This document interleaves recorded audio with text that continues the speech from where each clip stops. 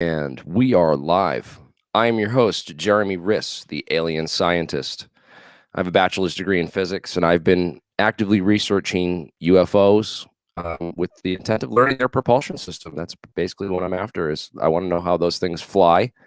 I believe I've studied a lot of cases in UFOlogy and identified a lot of stuff, and really interested in just the whole dynamic of movements. And this is a huge important movement, and it's a political movement. It's probably the most significant thing that's ever happened in my lifetime, and as far as I'm concerned.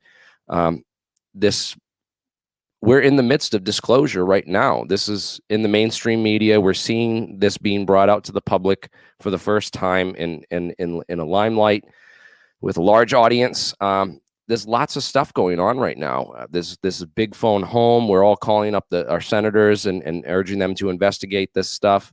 I heard that the Inspector General's office just got involved in the probe into all this, because this is a serious issue. If the government has recovered alien vehicles or metals or technology that came not from Earth, we need to know about that. That's significant. It's important, and there's no reason that I can justify for keeping that classified as far as national security is concerned.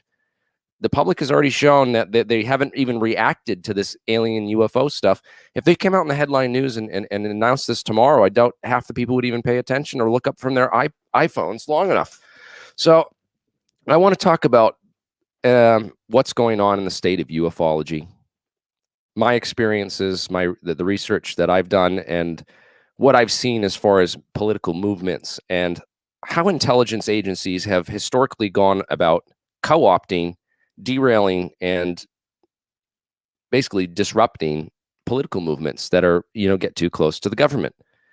And I want to talk about that. So I have a guest that's going to join me on today. This is the Solar Marshal. You guys may remember him from past streams, and we're gonna be talking about the history of, the big players. So obviously, right, Dan. You have to expect in a controversial subject like this that there are going to be bad actors and people that are in this community who aren't here for the research. They aren't here to push the ball forward. They're actually pretending to be, part of this community, pretending to be pushing the ball forward. But in reality, they're working for another agenda. And I want to talk about those agendas and some of those techniques in a little bit more detail. Sure. The first technique I'd like to talk about and bring up is called the red herring. Okay, so a red herring is basically, the idea came from this idea that they'd have fox hunts, and if you took a herring and drag it from the back of the horse, and it would the dogs would start following the scent of the herring instead of the fox, and so they could basically it's a trail that's let out to make it look, to attract your attention, to distract you, and lead you off on another path. That's called the red herring, and that is one of the most successful and most well-used techniques in intelligence and counterintelligence. The red herring has there's a lot of different adaptations and versions of these types of, the other one's called the bait and switch, where they bait you with the real information. They say that, oh, we've got it, it's coming out, and then they switch it and give you some disinformation. And it's a bait and switch scheme. They hold something out, the box out in front of you, and they say the box contains this, but then when you go and open the box, it's not really the same thing. And that's kind of like a red herring, but that it's more like presented to you and that as the legitimate thing. So it's a version of the red herring, because the red herring obviously would have a different smell than the fox, whereas the bait and switch would have the same exact smell as the target that you're looking for. So the people that know enough not to get distracted with other things. And I want to point out that there's something called Operation Mockingbird. I don't know if too many people, a lot of my audience is probably familiar with Operation Mockingbird, but it was basically started by the Dulles brothers in intelligence to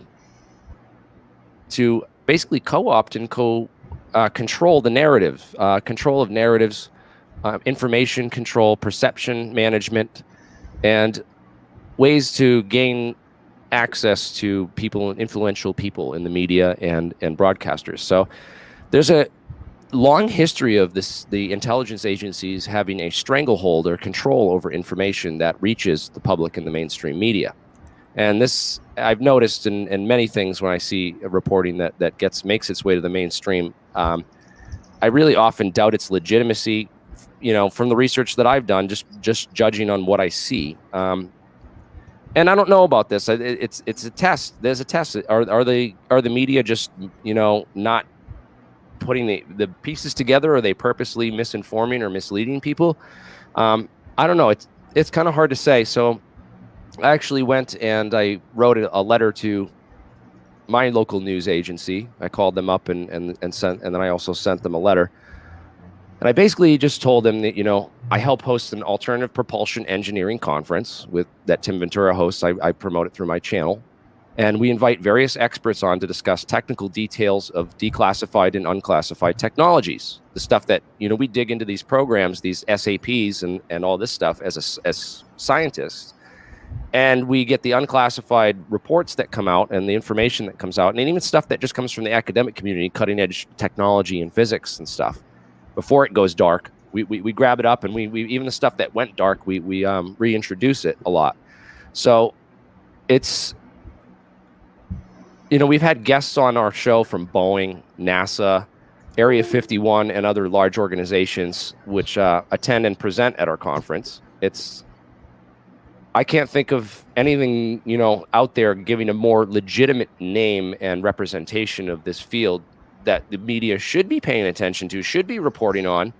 So I wrote a letter to them, telling them all about this. I said, there's a Senate Select Intelligence Committee Task Force, this UAPTF report that's going to come out in June 28th. And it's expected to be a bombshell news story. And I'd like to be a panelist or a guest expert to come on the media and discuss this further and explore it further on the program be a guest expert to kind of give my perspectives and information and knowledge on this subject. Because I did actually provide it. I prepared a 2-hour UAP briefing for the Senate Select Intelligence Committee's task force.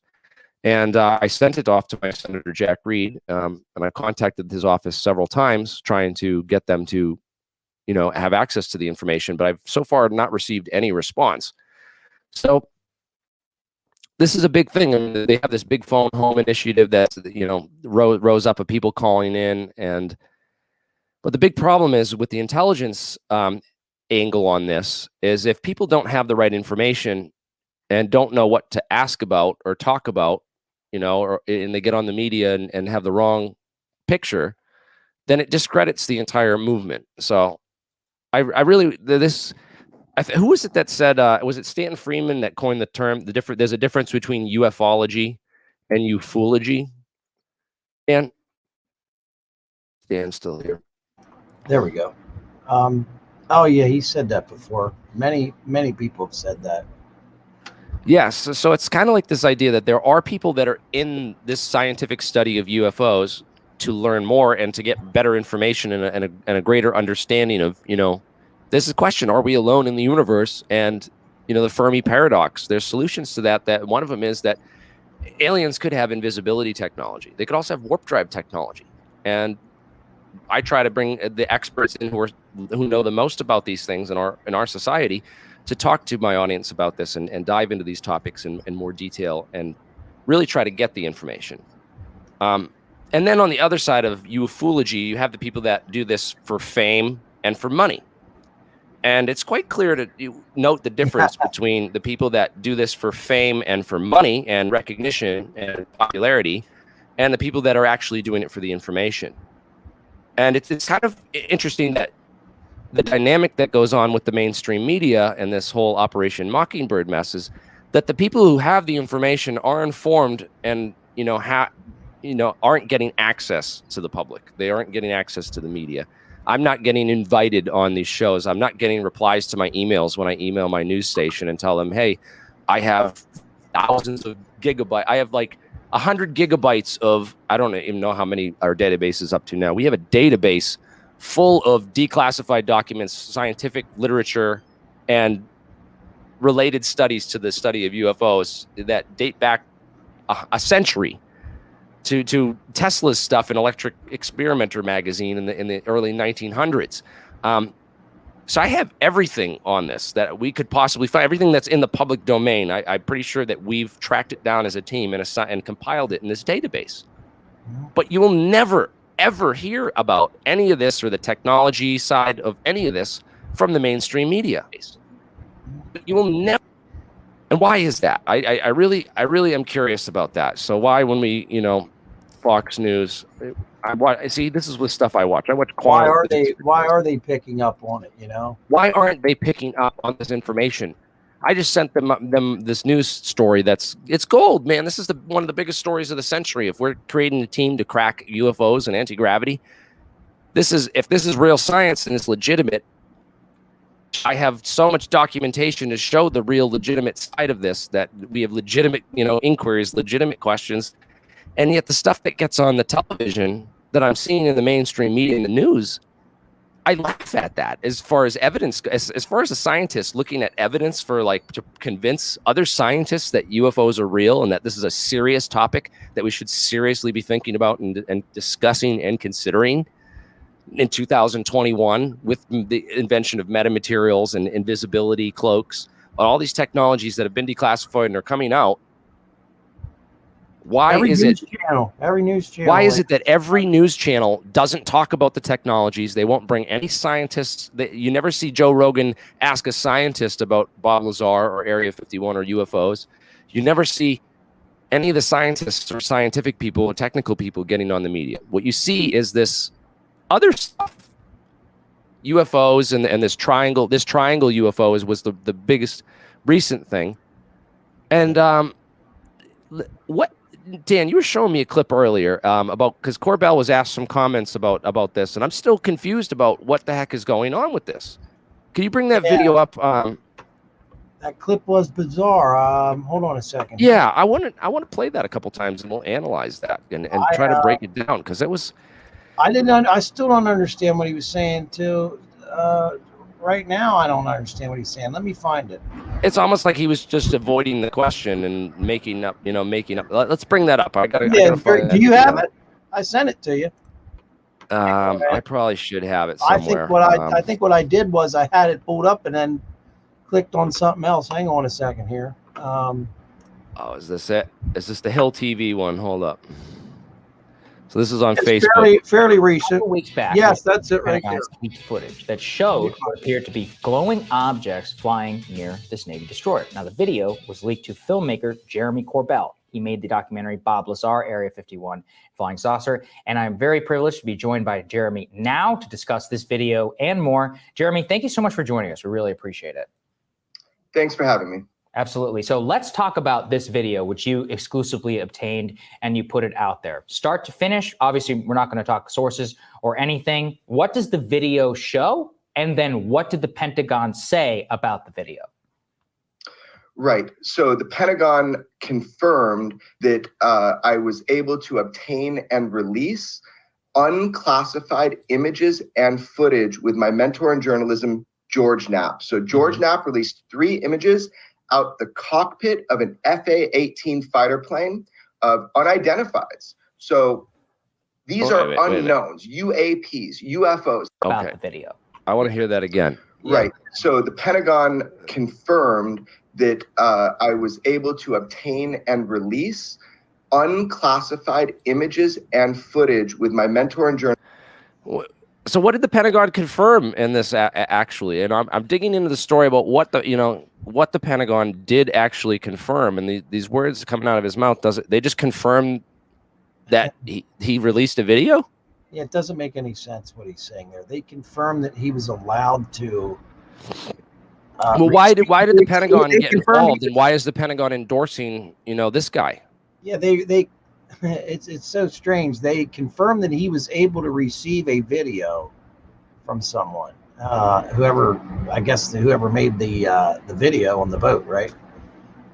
I don't understand why they're involved in it either. I don't. Why even confirm anything? Confirmation, the confirmation of it. What does anybody else want to take a crack at that? That kind of blows my mind, and the Pentagon statements are equally as unclear and evasive. It's just like, oh, this is, like, how did this, what is this film, and why is the Pentagon putting it out through Jeremy Corbell to the media? And then why is why is there just all I see on Twitter is it's like the skeptics. It's like they put out a straw. All right, so I'm going to go back to these. Not like Andy Puther's response down there. So let's talk more about these intelligence techniques, because these intelligence techniques are important to understand and spot and identify when they're being used.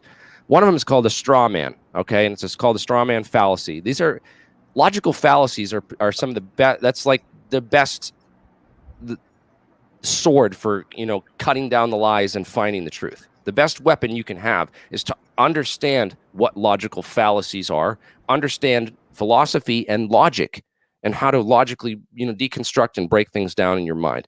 So when you start understanding what fallacies are and how people, create these illusions to delude themselves in their own mind, you'll start understanding like how these techniques are used against you as a person psychologically as weapons. Right? So they've weaponized this. The straw man fallacy is to distort or misrepresent someone's argument in order to make it easier to defeat. Okay? So what they've done is they put out Jeremy Corbell, not Jeremy Riss, the physicist. They put out Jeremy Corbell, the UFO researcher, with this video, and he represents all of UFOlogy. He's, George Knapp is his mentor, and he is the quintessential representation of our entire field within the media. And then he brings on this evidence to present, which is a very, weak and easy to defeat piece of evidence. In fact, Mick West is blowing up Twitter and all these other shit. He just destroying that video with the bokeh and showing that those stars have the triangle effect too, and that it appears when they do the lens thing, the zoom out and the zoom. Maybe that's why the Pentagon's allowed it, because they, it's a bunch of bull. Exactly. That's the only explanation I can find for this as a logical, rational person who's been researching this and investigating it for 17 years. That makes the most sense to me. That the Pentagon is working with, obviously, I don't know. I can't think of any other reason, but this is called a straw man fallacy. It's important to identify, because what they'll do is they'll present someone as, oh, this is the idea of a conspiracy theorist. So the Alex Jones, right? So Alex Jones is the quintessential conspiracy theorist, and he's kind of taken that role of the straw man in the mainstream media, so that they can basically be like, look, it's just irrational to ever question official mainstream narratives. Whatever the government says is the truth, and you're a freaking crazy wacko like, Alex Jones if you question official government narratives and you question, this official dogma. That's the representation that's being used. And we have a right to question our government. We have a right to ask questions. We have a right to be skeptical of everything that they tell us. In fact, it's our duty and obligation to ask them questions and be skeptical of this as Americans. So the straw man fallacy is an important one to learn about and identify. The other one is it's similar to the straw man. It's called throwing out the baby with the bathwater. Okay. So the baby with the bathwater, and this one came up in Jeremy Corbell's debate with Stanton Friedman that he did in 2016. And the don't throw the baby out with the bathwater idea is basically saying that, well, just because some parts of Bob Lazar's story isn't true doesn't mean that, the government isn't really engaging in these types of top secret programs. They don't have UFOs in a hangar somewhere or metals or some of these other things, And that's the whole idea, is that, you throw out the baby because, all right, well, we can prove the baby, some of the things don't make sense with the story. The educational credentials was one that Stanton Friedman had brought up and a lot of people focus on. So, and the idea is throw the baby out with the bathwater. It's the idea of that we're going to tarnish the baby and the dirty bathwater and throw everything out that's along with it. And that's the idea, is that, it's basically muddying the water. It's another version of it is called muddying the water, right? So they fill the water with so much mud that nobody knows what the truth is. And nobody has the time or patience to even sift through it or try to make sense of it all. It's just easier to believe what you're forced spoon-fed and not have to think critically about this. They've really polluted YouTube lately, and Google. They really polluted everything. They've polluted it, and they've also done this algorithmic shadow banning. So, like, I won't get above 200 subscribers on a stream like this, but yet these people will have 1,000 people watching them or more. And I have 100,000 subscribers. There's no reason that this is my notifications for these videos. I posted them, you know, earlier, a couple hours ahead of time and stuff. I'm going to try a day ahead of time. They're not reaching my audience. I have 106,000 subscribers. YouTube just says, all right, well, if we don't like, you know, what you're saying, we're just going to make sure that your message doesn't reach the audience. And the message that we want to reach the audience will reach the audience. And we can do it with simple algorithms and just say, oh, well, it's just the algorithms, you know, just that people don't like you because, you know, why? You're talking too much truth. And people don't like the truth. It's easy, comforting, you know, lie is much easier to swallow than, you know, this idea that we have to cross-analyze and think about things and actually, you know, do critical thinking. So those techniques are all important to spot and understand. The throwing the baby out with the bathwater is one of the best ones. But I just see this as, you know, they put this guy out there in the mainstream to be the face of UFOlogy and to get him on Tucker Carlson and all this. And then he just presents this evidence that comes from official Pentagon sources, but it's so easily discredited and debunked. I mean, we have declassified FOIAs from Bigelow Aerospace with tons of information on scientific technical level that it's not fit for TV because most people can't understand it, half the science or half that stuff. And that's a big problem when I get into with, you know, everything in this field. But anyways, we got a super chat, $50, man. Keep going, man. Don't argue with the straw man. Keep going with facts and science. Absolutely, NM. Thank you so much for that. We need to focus on the facts and the science. Avi Loeb's a scientist talking about aliens. This is what I want to talk about: the good players, you know, the organic players and the inorganic players, the players that are, you know, being used as useful pawns or tools on a greater stage.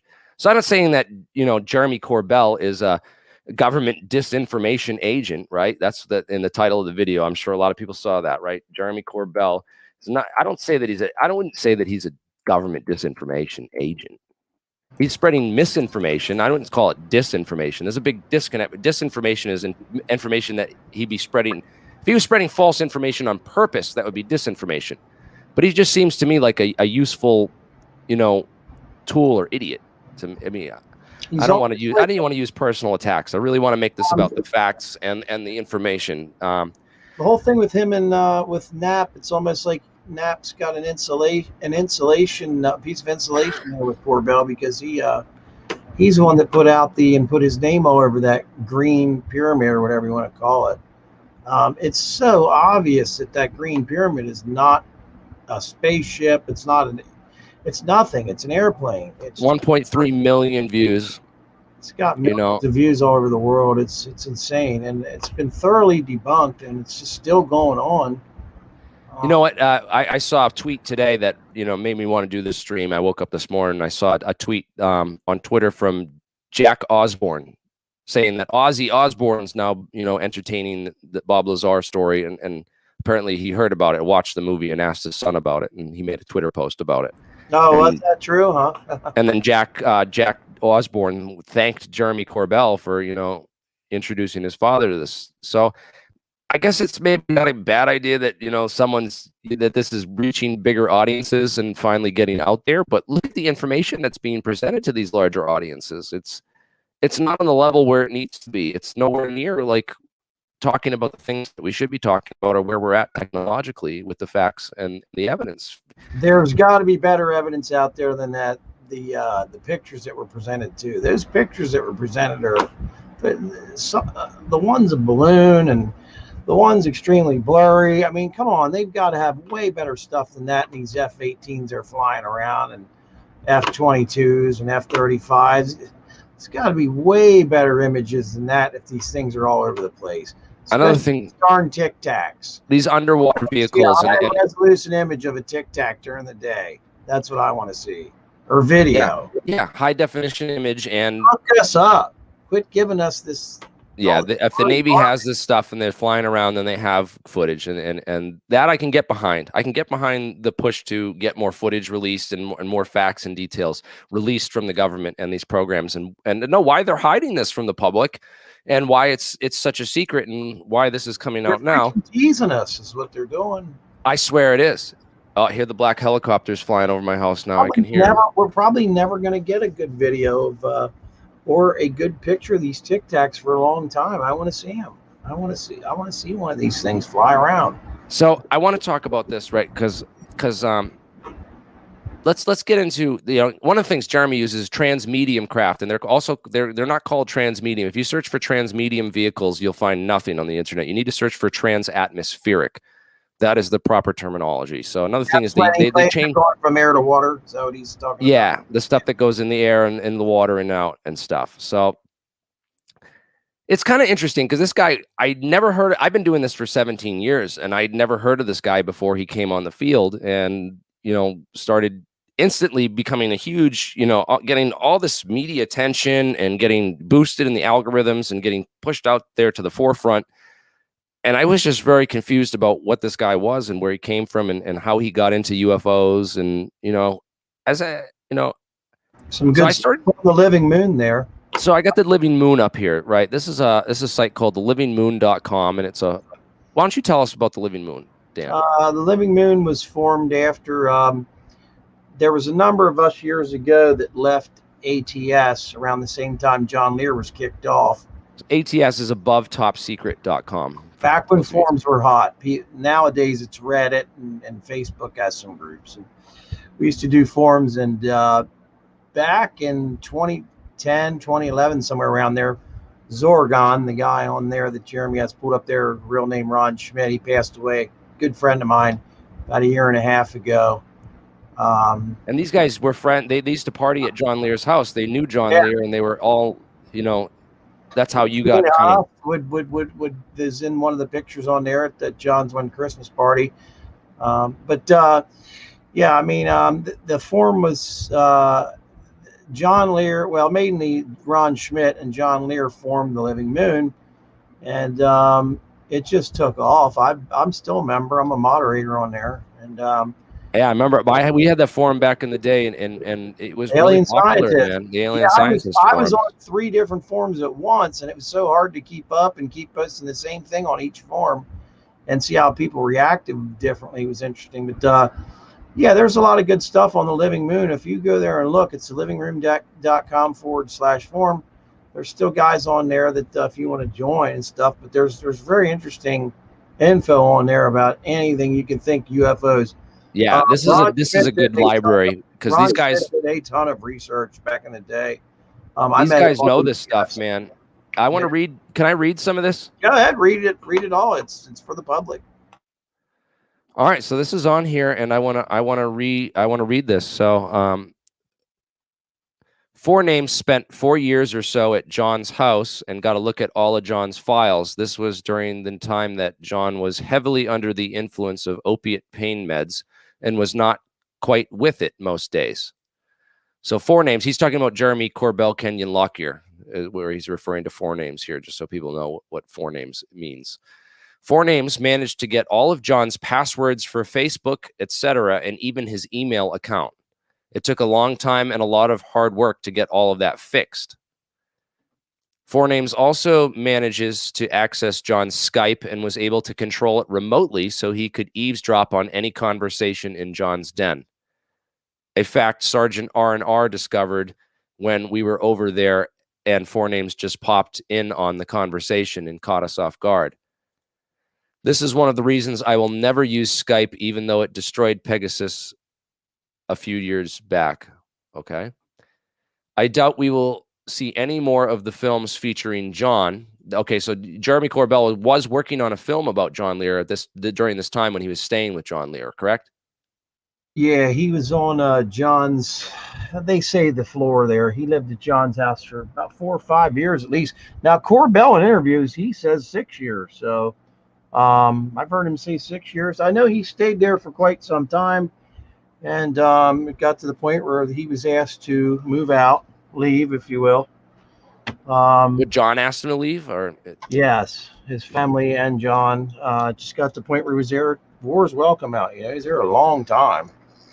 And yeah, he moved on, and somehow he got the Bob Lazar gig, the Bob Lazar film afterwards. Took a few years, but that was definitely his into the Bob, why he got the interview with Bob Lazar, though, is of, through the connection with John Lear yes, and Huff. Yeah, he met.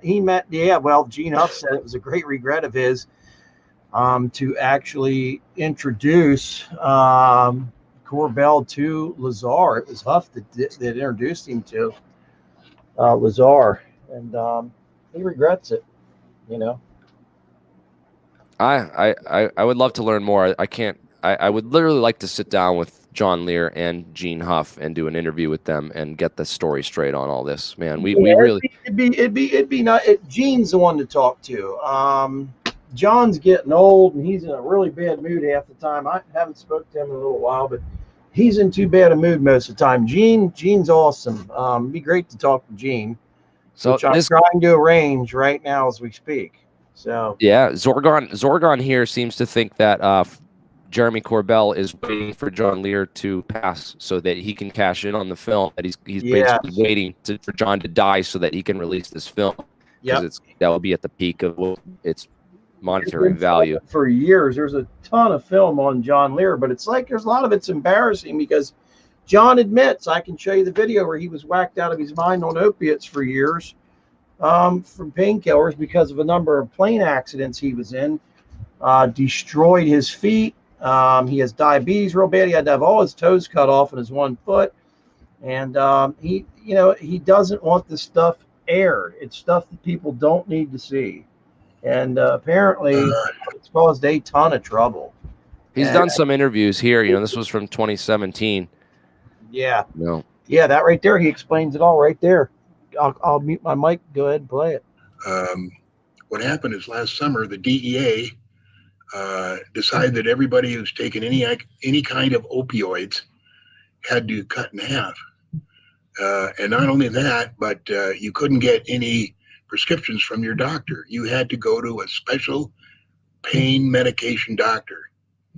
So on May 31st, I went to the new doctor prescribed by my insurance company, gave a urine sample, and went home with a prescription. 2 days later, the doctor calls my wife, Marilee, and says, they can no longer accept me in the program because I'm using methamphetamine. Now, if you know how ridiculous that is, it's absolutely insane. Not only was I alleged to have used it, but I was using over 10,000 nanograms per milliliter of it. And it was obviously spiked. And it's a very long story, but I finally got him to apologize. And now we're in a major lawsuit. And it's going to turn out real good for me. But anyway, what happened is when they spiked my urine sample, it was because I was costing them too much money. I had had a couple of operations and problems that over the past 8 years, I had run up, I think, over $500,000, and they couldn't do that. And they didn't want that. So they either had to kill me or try to get me to do myself in by spiking my urine sample, which they took then to the pharmacy, and now the pharmacy can't issue any pain medication because I'm allegedly taking illegal drugs. And then 2 days later, the company wrote me a letter and said that because I'm taking illegal drugs, I can no longer be on their roster. So after. So I want to get into that because it's hard to follow and stuff. What do you think about that? There was a big news article Knapp wrote about it, literally about John Lear and the pain thing, and they spiked his urine with meth. Now think about that. Old man Lear was supposedly had 10,000 nanograms of meth in his system. Now, there is a rumor I'm not going to get into, but supposedly a family member, I'm not going to say any names, supposedly a family member was possibly like putting it in John's sandwich and all this stuff. There's all these crazy things going around. If you've ever heard of any of the stuff that's going on in John Lear's like personal life over the past several years, it's completely insane for a guy. Yeah, read his Facebook posts if you're interested. It's totally insane. It's so out there. It's unbelievable that this is going on with a guy at 78 years old and his wife that he's getting divorced from. It's just crazy. But that's a whole nother story for another year. Yeah. But at any rate, yeah, I mean, you have a circus going on out there in Las Vegas, literally. And that circus is still kind of going on in some aspects. Be fun to be a part of it, see what's really going on. But yeah, out there in Las Vegas, you got Bigelow, you've got Corbell, who is actually Corbell's actually in California, but he's pretty from what I understand, he's in and out of Vegas all the time. You got Corbell, George Knapp, and Bigelow, and it seems like Bigelow plays a big role in whatever happens out there with these pictures and all that. And I wanted to bring something else up really quickly. Remember, people, Robert Bigelow took over the reporting agency out there, which was called MUFON, and now it's called what, Jeremy? I'm not MUFON, sure. No, MUFON was the Mutual UFO Network, and it was basically a reporting agency that kept track of reports. But Bigelow, not only did he get, not only now that Bigelow took over MUFON in, I think it's still called MUFON, right? But it's is it still called MUFON? Okay, there's still an organization, MUFON. I don't, in that was Vegas. Okay. And then it was run by that Jan Harzan guy who got wrapped up with some kind of we're just pedophilia or something weird. All I know is that Bigelow took it over in Vegas or in Nevada, and think about what's out in Nevada. That's where all the testing ranges are, everybody. So maybe what's being reported to Bigelow is his own ships. I mean, or maybe they showed him what is out there. Maybe he's the modern day Howard Hughes. Here's what we're looking for. You could release this, but you can't release that. Maybe he's the filter for the entire state of Nevada. Wow, I didn't know Jan Harzan was arrested. Wow, that's creepy. You didn't know about that, man? He got arrested on some like child porn something. No, I did not. He used to. He was posing. He was trying to have sex with a 13-year-old. Like it was one of those Chris Hansen's, No, I did to catch not a predator's things or something. I did not know that. He used to run the UFOC, I believe. Yeah, it's really shocking, man. It's a black eye for UFOlogy, man. It really we're talking that get this conversation out into the public. And Alien Girl, I want to give a shout out to. She says whatever Jeremy and Knapp found, it started a conversation. It started a conversation. Yeah, it did. I wonder what that conversation is and where it will lead us in the next year, in the next couple of months, because there is this huge conversation taking place. But what is the conversation and where is it going to lead? Because I watched this video 1 week ago from Fermilabs, and what Fermilabs had to say about UFOlogy and this and stuff is and their talk about anti-gravity. It just was like, wow, this was like they're taking this conversation and basically using it to discredit us. So this is like the baby with. Yeah, it'd be admirable if Knapp and Corbell said, "Hey, look, this obviously this green object is a plane," but they don't think so. They think that thing. What's weird thing about Knapp and Bigelow are really tied together. Knapp, Bigelow, and Reed seem to be at the center of all this stuff. They're connected to ATIP. They're connected to Jeremy Corbell. Yes. They're connected to TTSA. All this stuff. Harry Reid into UFOs is what there was an interview with him the other day with Harry Reid on. I don't know if you saw it or not with Knapp. And if you didn't, did you see that? Knapp interviewed Harry Reid the other day. Yeah, yep. I'll have to check that one out. Harry Reid was on there the other day. Oh, wow, huh? I saw that one. This was from a year ago, but there's a recent one? Yeah, it's brand new because Harry Reid has cancer, and wow. he has cancer, and they talked about his cancer treatment, stuff like that. I've never seen him look that bad, Harry Reid. He looks terrible. Oh, there it is. 1 week ago. So good. Yeah, yeah, it's really interesting. I'll post that in the live chat so people can go check that out. Yeah, I know that they've started a conversation about it, but the problem is that it's a bad conversation. And then to talk to scientists, me as a scientist, to try to talk to other scientists or my politicians to wake people up about this, is I now have to work twice as hard, because not only do I have to give them the information, I have to pedal backwards through all that misinformation to get them to like back to a point where I can actually throw legitimate stuff at them, and they won't get distracted with all the red herrings and all the all the false bait and switches that are going on out there.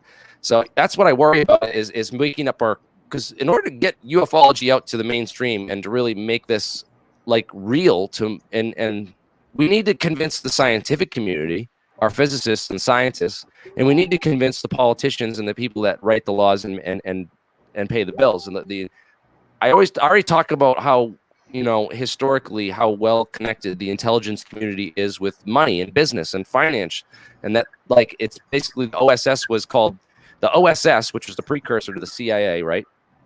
Oh, yeah. The OSS was the Office of Strategic Services, right? Yes, I think it's OSS. Yeah, that was the OSS, but one of the nicknames for the OSS used to be called the OSO Special, because the only people that got into the OSS were people in the military whose fathers were bankers or lawyers or politicians or doctors, and basically the richest kids from the military got put in this intelligence group. Yeah. What about the you'd have to come out of Yale or somewhere? Yeah, you have to come out of Yale or There's one a of these. really good movie about it called the oh man, Matt Damon was in it. What is that movie called? It's Matt Damon, Robert De Niro, The Good Shepherd. The Good Shepherd, yes. Oh my gosh, that's true. That's based on a true story. That is a phenomenal movie if you want to see about the CIA. Yeah, that's a really good movie to watch. The CIA and the history of the OSS. It was with Matt Damon, and who was Matt Damon playing? What was the guy? What was the agent's name that Matt Damon played? Was it? Go ahead. The guy's name. Oh man, it's a popular name, and darn it, Angleton, right? James Jesus Angleton. No, oh, you mean the guy they based his story on in real life? Yeah, the guy in real life. I thought you were asking what the name of the guy was in the movie, because the name of the guy in the movie was is an interesting name. It's a name that I know. I got to go watch that again. But anyways, it's really this good. guy was James Jesus Angleton is definitely someone you want to research if you want to know the history of. He was Skull and Bones, right? Angleton, right? He was because the guy they base that off of, he was Skull and Bones. Oh, that's right, because he went and graduated from Skull and Bones in the movie and everything, and they had that party and everything. Yeah, I think there's a guy that George Bush is based off of, and his dad. Goes back, the Skull and Bones goes back to 1800 and something. Yeah. Oh yeah, this is. I mean, George Bush's father and his grandfather were in it. Scary. Alex Jones went there the other week and was beaten on the door. Did you see that? Yes, I did see that. He went all day up there, and he didn't kick him out. They had well, that's the thing is they had a bunch of people, calling him like, yelling Sandy Hook stuff at him. It's just like. He really ate it with that and discredited himself and everything else that he's ever done. He's done. He's so done. It's sad, man. I used to enjoy watching him before the whole Trump thing took place, and he was entertaining. He's like a hype man and a pundit and stuff, and he got so much information wrong. He became a serious Republican, and he got so much information wrong, and the facts mixed up, and he was just a sensationalist, and he wasn't really a good researcher. It's all about the money. I don't give a shit. I mean, he is about getting the information out there, but I mean, when he claims the world's going to come to an end and all this food's going to get really expensive, then please buy my stored. It was scaring people into buying his stuff. Oh yeah, a year's worth of stored food at cost. Didn't his wife divorce him and throw him under the bus and say that he was just doing it for the money? He didn't care about that it wasn't true what he was saying, and that he was just doing it to get. He's a professional wrestler. Is the best way I can. Explain it. And he acts like one, but his wife claims they were making $50,000 a week out of their house. Why he needed any more than that, I have no idea. Can you imagine making $50,000 out of your house? That was in the late 90s. In the early 2000s, he was making that much. So, I mean, why did he have to take it to where he did? I don't know. But there's stories about Jones as well, you know, and what he is. His take on all this stuff with the so is this true? Everything's very interesting. From the live chat, the Vancouver guy says Corbell has always been about self-promotion and making money. His company is literally registered as a fake news entertainment company. Is that true? Where can you see that at? If Yeah, you I'd like to. website. Do you have a website or a link, man? Please post it. I would love to get some more people in here to share information. I'm sure. What is his website called? Extraordinary Beliefs? Or something? Yeah, extraordinarybeliefs.com. Pull it up once. Yeah, somebody said, laughing my ass off, Alex Jones is the biggest disinfo agent here. He could very well be, yes. He could very well be. I wouldn't doubt it, man. It just seems to me that these people that they promote are these personalities are. Yeah, I would like to interview Corbell on here. I sent him an email. I sent him an email. You know, I sent him a link to the StreamYard. He's got the StreamYard link. He has never thrown me off his phone or off his Facebook, even though I was harsh on Bob Lazar a long time back. And I'm not harsh on Bob Lazar anymore. I let the Bob Lazar thing. If you believe it, you believe it. If you don't, I believe some parts of Bob's story. I don't believe other parts, and I just leave it at that. He's never kicked me off his show, even though his Facebook, even though he's thrown everybody else off. I know. You, Steve Cambion, who all else? A lot of people, but I would like to talk to Corbell, pick his brain, and see what's really going on.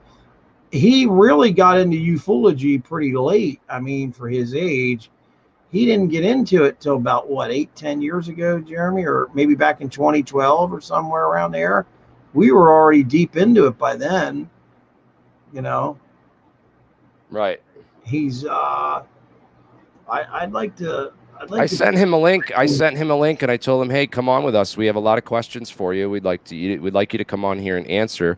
The thing with Jeremy Corbell is that anyone who questions him or asks or starts being skeptical, he blocks them. He just blocks you. He's I think he might just be narcissist about his opinions. I mean, if he believes something, he don't give a damn about it. Like I'm saying with this green pyramid, there's no doubt in my mind and many other people's minds that green pyramid is nothing more than an airplane that flew over, and you can see its lights exactly like the navigation lights of an airplane.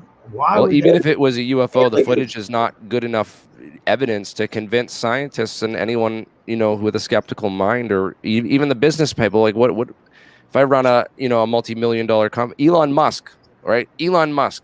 Is this getting Elon Musk interested in this subject? No, he doesn't. He even kind of joked around that. I mean, if you show that last video that Mick West did, he shows that the one pyramid is actually Jupiter, and the other one is a star. There's three of them. And I just wish those guys would admit that, hey, look, we've been had this time. Why won't he join? Like, Mick West seems like a perfectly, reasonable debate to have happen. Why don't we see a debate with Mick West and Jeremy Corbell? That won't happen. He doesn't the truth. I always say the truth does not fear investigation, and it doesn't fear debate, man. I think Corbell learned some stuff off Bob Lazar. If you think you might be wrong about something, don't do it. Don't interview or don't have the conversation. Bob's very slick that way, and that's been known for a long time. If Bob thinks he might be wrong about something, he's not going to get involved. Speaking of Bob Lazar, I hope to get Gene Huff on here sooner or later. Gene Huff, I'd really like to talk to him. It's possible. There's talks going on, right, Jeremy? There is. We've been in a couple emails back and forth with Gene Huff himself, and he said, cool. Hey, maybe we could link something up with Bob Lazar, and maybe even get an interview with Bob Lazar. That would be cool. Really bad, by the way. What's up with that? You can't hear me? You're breaking up extremely bad. Can other people outside tell? It's like he needs to reset everything. You're breaking up badly. Really? Can you hear me now? You're way better now. Yes. You're way better. That might have been the mic. Speaking of Lou Elizondo, there's just something about that guy that comes off. I guess it's his training. I mean, my goodness, the guy is a counterintelligence agent. So, I mean, I guess. What is up with that picture you sent me? I tagged him on Twitter and I asked him what's up with the badge and how old was he in the picture and some history. Take a look at that. What is up with that badge? I honestly don't know. Boy, I got dark all of a sudden. That's okay. It's like it's a shield, obviously. Maybe we can get some experts in military badges and police badges. And I mean, this was when he was allegedly in the military. Was he a cop at one time? Yeah, I know. That looks like that doesn't look like any military badge I've ever seen. But then again, I don't know much about military badges. Is anybody out there in the chat? Anyone has any information on this? Maybe we can get the info from Lou himself. That would be great. Branch of the military was Lou in before he went to work for the CIA or whoever the hell he went to work for? Who did he actually work for, Jeremy? Who was his boss? The Department of Defense, but what division? I know that he headed. He claims he headed the ATIP program. That Harry Reid says he headed the ATIP program, and then he didn't head it. You know, I mean, then the Pentagon says he didn't head it, and that there was another. You know, that was somebody else, and so it's really.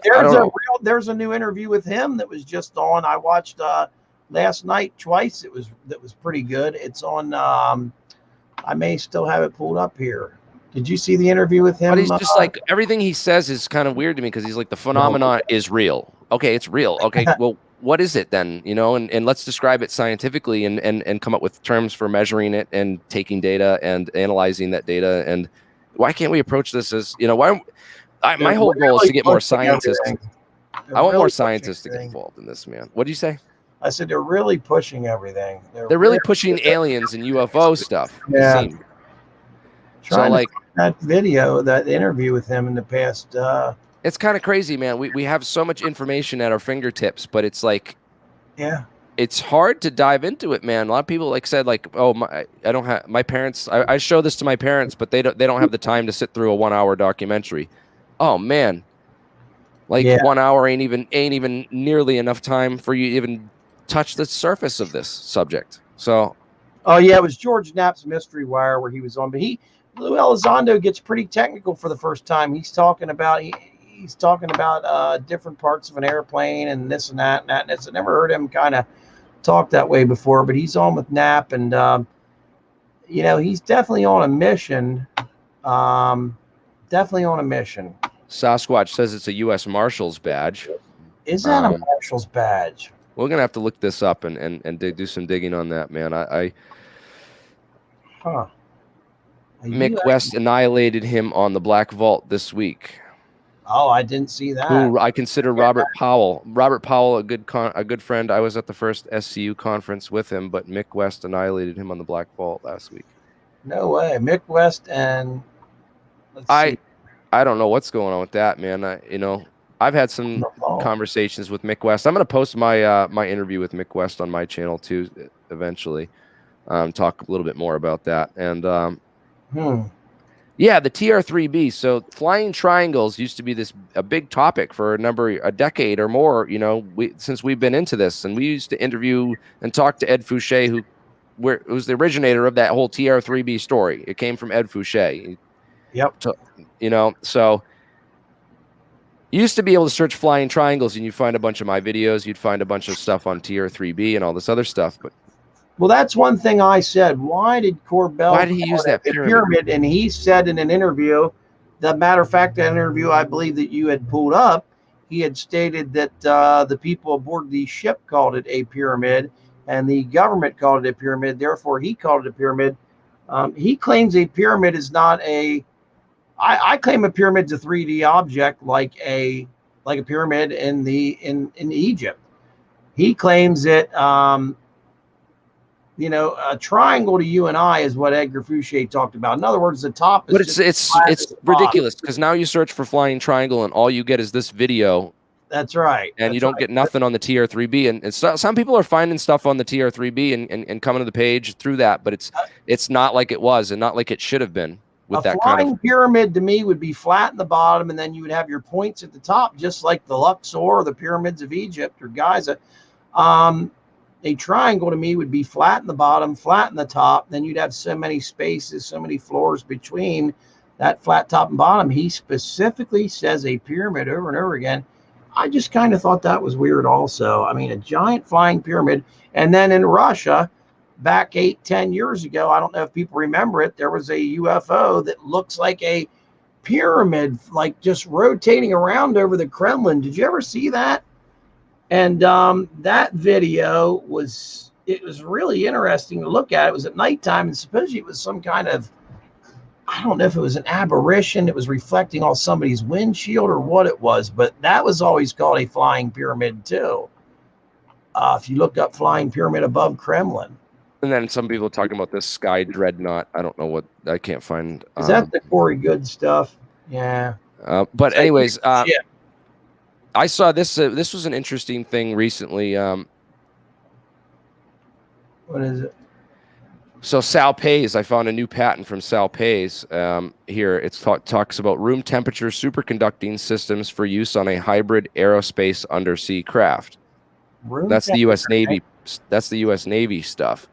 So I try to make it an effort to talk about, you know, the technologies that are out there that could potentially explain these sightings and these craft, because I think personally that they're either ours, and if they aren't ours, then they're another foreign government's technology that is utilizing this technology and working off it. This technology is real. It exists. It is not an imaginary thing.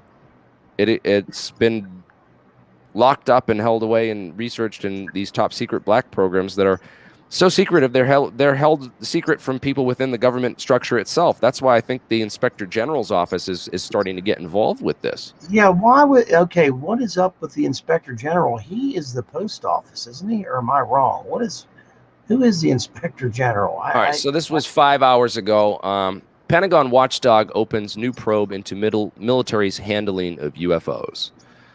So the probe comes as Congress awaits the public report due next month from a host of national security agencies on the issue.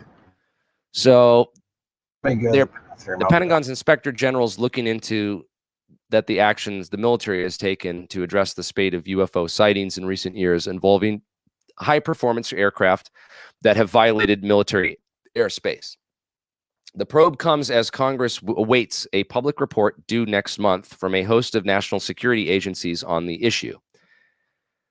Yeah, what is up with that Inspector General getting involved in this? And as people have pointed out, the Inspector General has more authority to get information than even this UAPTF, you know, the UAP task force. So our Senate doesn't even have the investigative powers or the resources that this Inspector General has.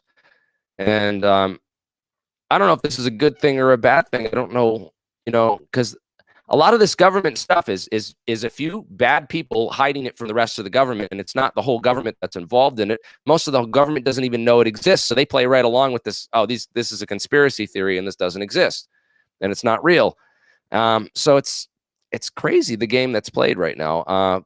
But the technology, I think, is real. This stuff is a little bit off. I'm not sure about these PZT ceramics and the poor metals. As I pointed out, I think they changed maybe some of the material science stuff of this to make it harder for other scientific groups to reverse engineer and hack the science. But as I pointed out, there's other ways to create room temperature superconducting systems with other technologies. And I've mentioned those in other shows and talked about them. And you're happy to email me if you want to know more information about those technologies. That's all over my website. This is what I do, alienscientist.com. For those of you just tuning in, it's been 1 hour on the show. We are here talking about the mainstream narratives, what's going on, what to expect in the future out of these things, and how we need to act politically and organize as a effective group within Eufoology to bring disclosure and break this mass media embargo on the truth, and also break through to the scientists and the educated, skeptical people about this, information, so that they too can have access and to real good information. And we have the database. I'm going to be putting more stuff together on this, and I'm going to be setting up more ways for people in the community to get active and involved with this soon. So I'm working on it. I'm a one-man operation. I don't have CIA funding or, a whole marketing directive, working with me and for me. I have to do this all by myself, literally every step, and like take from the other people that, can approach me and give me information. So it's really hard for me to get this information put together by myself, but I'm working on it. I'm trying, and we're going to get all this. We're going to get more stuff out to the public, and we already have that UAPTF drive full of all the documents that we have a bigger drive right here with just full of tons of stuff, and we have we have a smaller drive that's just for UPF tasks. I heard the one guy talking about his marketing team and how these newer guys that just come out of nowhere, how their marketing team wants them to approach things, and I'm just like, your marketing team and your image team. How do they have a team, dude? I don't have a team. I am the team. It's a new channel, and I'm just like, your marketing team and your image team. And I thought the guy was joking. He was not joking at all. And I'm just like, what the fuck? Excuse my language. Oh yeah, that we did. First swear at the top of the hour. Sorry about it. Came out of nowhere. But it just freaked me out when that person said that they have a marketing team and this and that and that and this. And I'm like, what? And he was serious. He was not joking. It's another UFO channel. It just literally came out of nowhere. Not going to mention names. The image he said about their image and this and that. And I'm just like kind of laughing at first because I'm thinking, I know the first thing I'd say if you're trying to change your image would be to do one certain thing.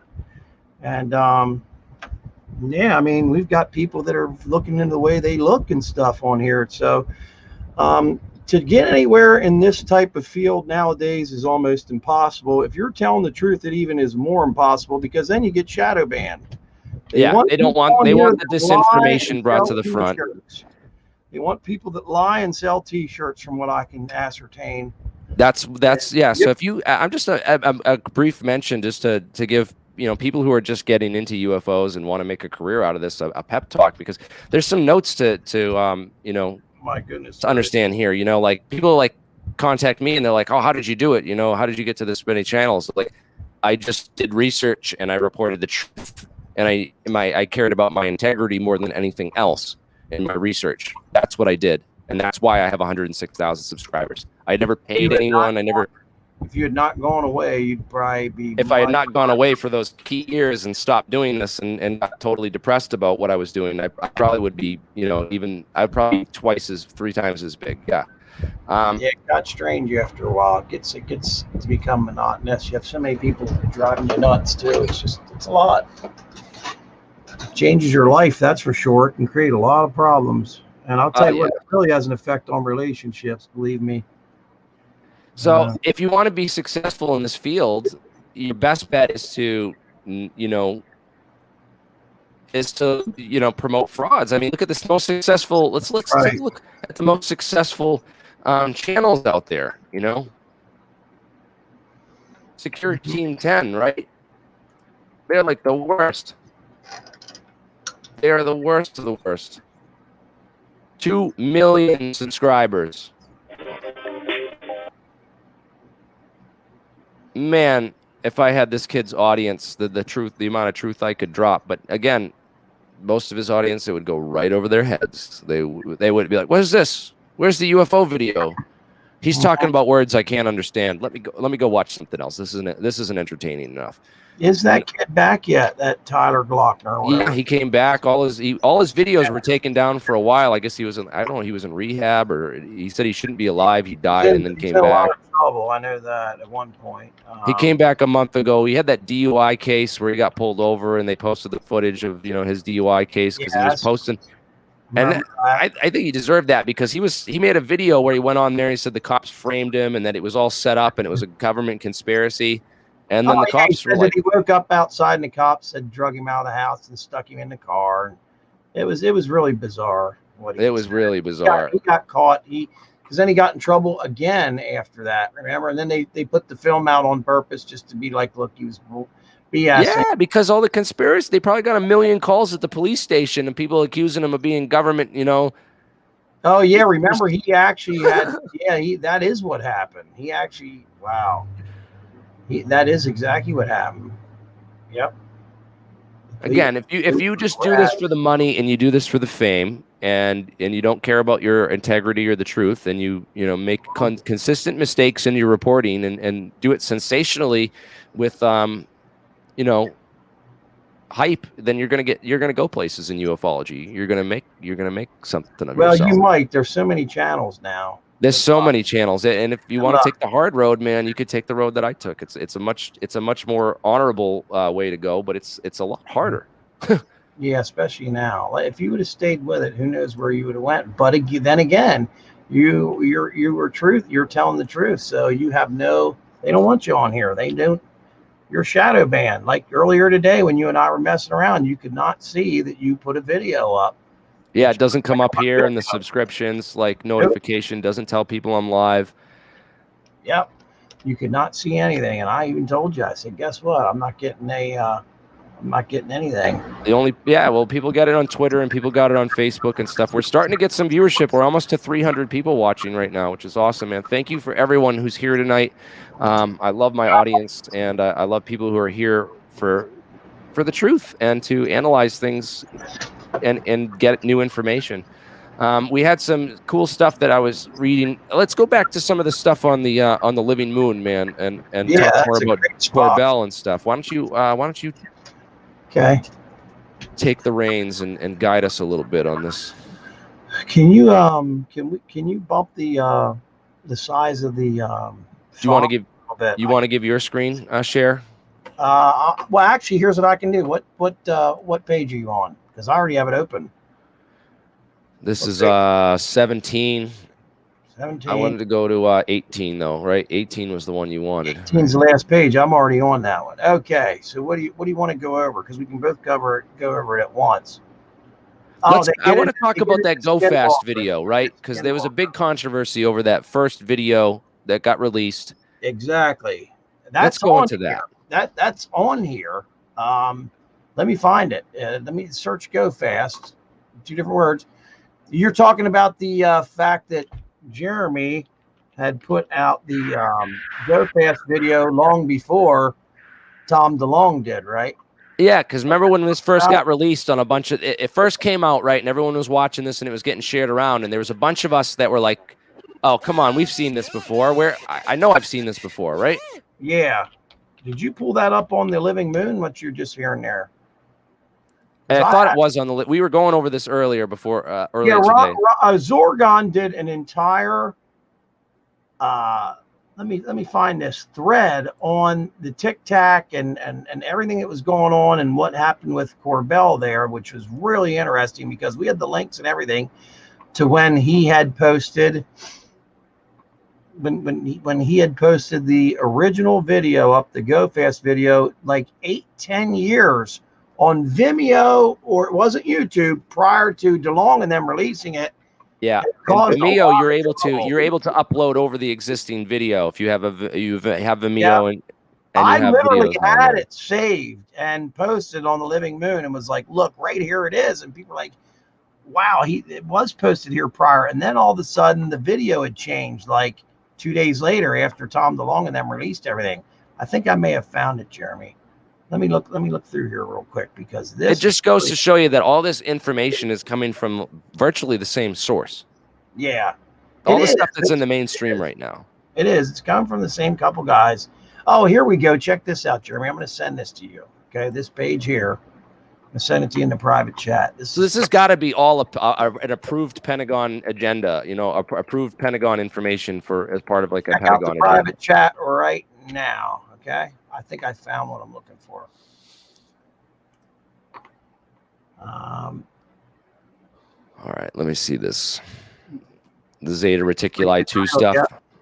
Yeah, Bob Bigelow, Bob Lazar, and Gene Huff. Yes.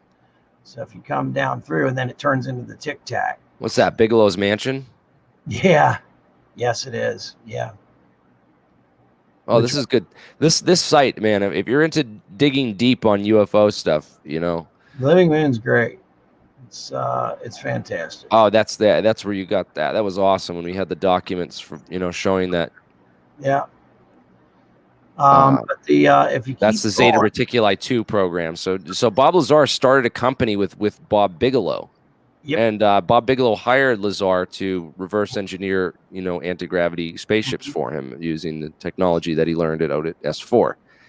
Yeah. And Bob says he fired, Bigelow says that he fired Lazar because Lazar over some furniture or something in that latest Snap interview. Bob was storing furniture in the place where he was supposed to be working on UFO technology, which I never heard before. That was a different one. That was different. You can show that link, maybe. I don't know. People probably already seen it.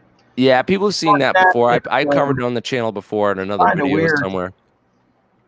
But yeah, that was weird because he I says don't like believe it. I it believe just it's sounds so cover-up. weird that he let him go because you hired this guy because of it to work on physics and stuff. And the story that I had heard that is that I don't know. I heard a different story than that, but That he had a couple of scientists evaluate his skill set, and they didn't meet the skill set that the scientists wanted. yeah, And, yeah. I heard that these scientists came in and they were like, "Well, what's your background in in physics and stuff, and how much physics can you do and know about?" And they threw a simple differential equation at him and said, "Hey, can you solve for this?"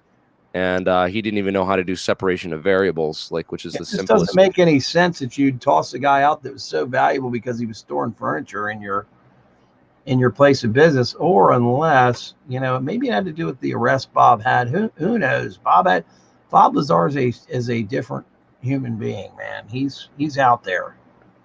He's in trouble for some stuff. I'm not going to bring it up here. I don't want people in the chat getting pissed. And everybody What knows. was the name of it? Wasn't the honeysuckle. What was the real name? Just tell us that. Wait a minute.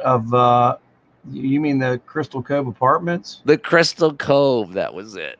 Yeah, he had he literally had two apartments that were joined together, and he cut a hole through the wall, and you could go from one apartment to the other apartment. You weren't from the inside. He had it going on. Bob definitely had things going on in there, but I was thinking he was part of some intelligence op because the Johns that he was getting were like people that were black. he He was had cameras blackmailing on everybody. He had cameras on people.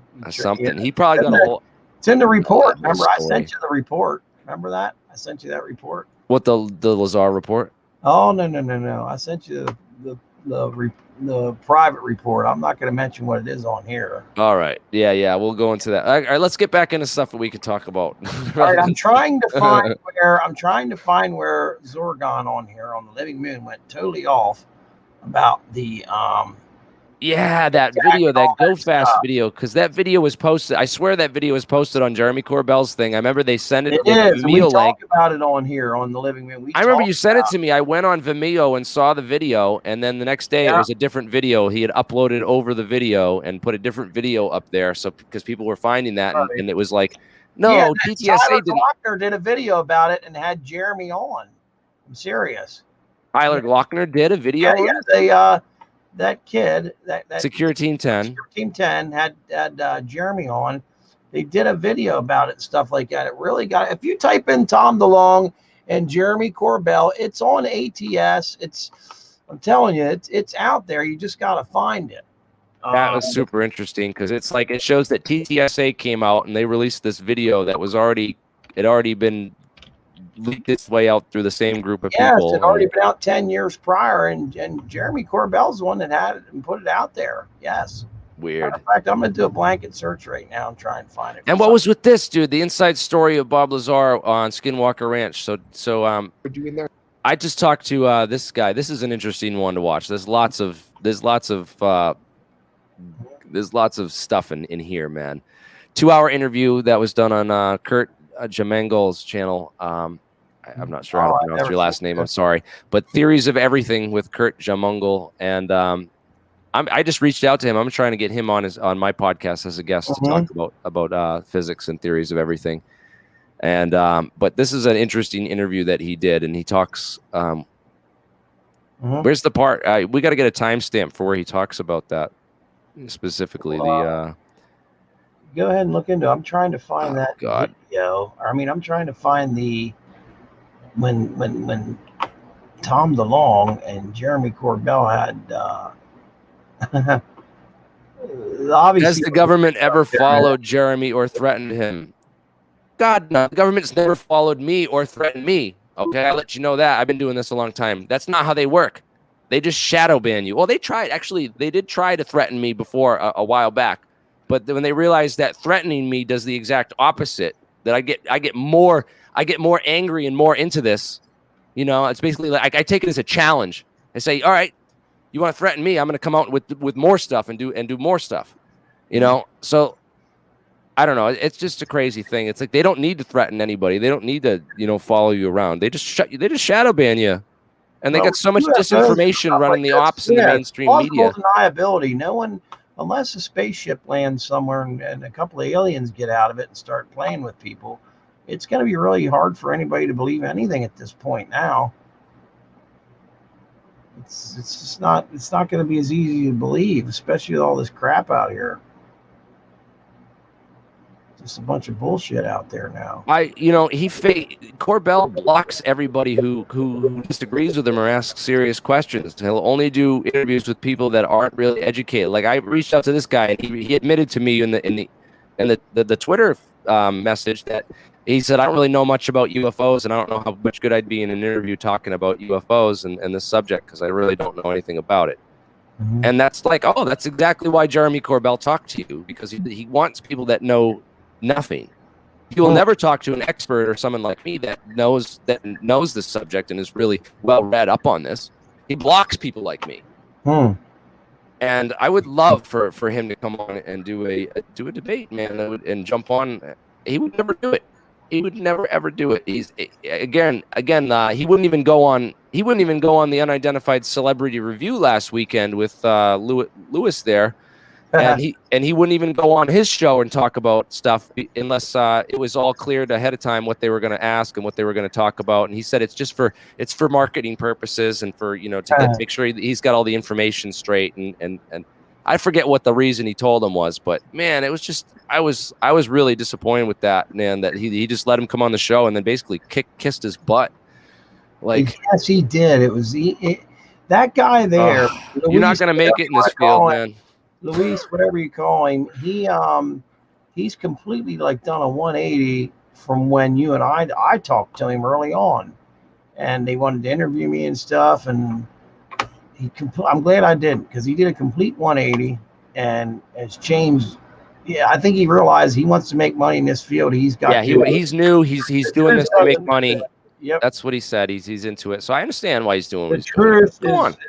I'm not gonna hate. I understand. You got to start somewhere, man. And if you and to build your channel and get an audience going, this the only way to do it is just to basically just be it's Operation Mockingbird. So if you want to be part of you want to be part of the mainstream, you just have to mock. You have to do Mockingbird, be like a mockingbird, and copy what all the mainstream people are talking about and saying. Right? That's right. That's the easiest way to be mainstream, is just being a mockingbird, copying what the mainstream people are talking about and what the mainstream people are doing, and do that.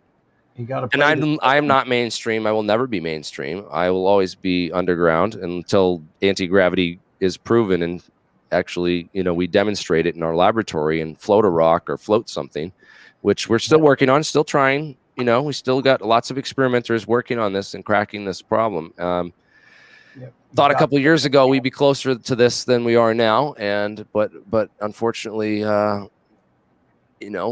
this is the way it is, and it's not an easy problem. And if you think you know more about it than us, we want you on the show to talk about it. So I can't believe how they get this stuff to disappear. It's not that the information's gone. I'm looking for it. It's just surrounded in garbage. I can't find what I used to be able to find. I'm trying to find that video, the Vimeo video, at least a conversation about it, on how he had that video up 10 years before the TTSA brought it out. And man, it's just, you can't find it. It's just, it's worse than trying to find a needle in a haystack on the internet. This is insane. I used to be able to find this stuff in a second. I mean, now I can't. They've hidden it with it. They've realized that, it's gotten me so frustrated that I'm ready to just throw my computer. That's been our best tool is the search engines, man. I used to be able to find everything instantly. You got to use DuckDuckGo or one of these other. I got rid of Google a long time ago, man. I still find a lot of certain stuff on Google too. It's not like crazy, but there are certain things where it's just like it just gets disappeared, or like it just gets dominated with other search results. Right now that I can't tell you how frustrating this is, and then it's on the living moon somewhere too, and I can't think of what freaking terms to use on there to find it. It's just what, the go fast thing? Yeah, you know what? There is one I didn't use. Hang on a minute here. That's really weird, because it's almost like I don't know. I've been skeptical. Name have an E or not? Does Tom DeLonge's last name have an E at the end? Yeah, DeLonge with an E. And what has Tom DeLonge been doing anyway? I haven't heard anything, from him, Nothing. It sounds like everything's shut down and that's it, right? He's just like, all right, I'm going back to being a rock star again, and I'm done with this field. He's kind of disappeared, didn't he? He hasn't been on the radar, man. I'm blocked. He blocked me too. So a lot of people have blocked me on here because I'll get drunk and start talking shit to people and stuff too. Not as bad as Steve Cambion. No, not as bad as Steve Cambion, but God, Steve Cambion.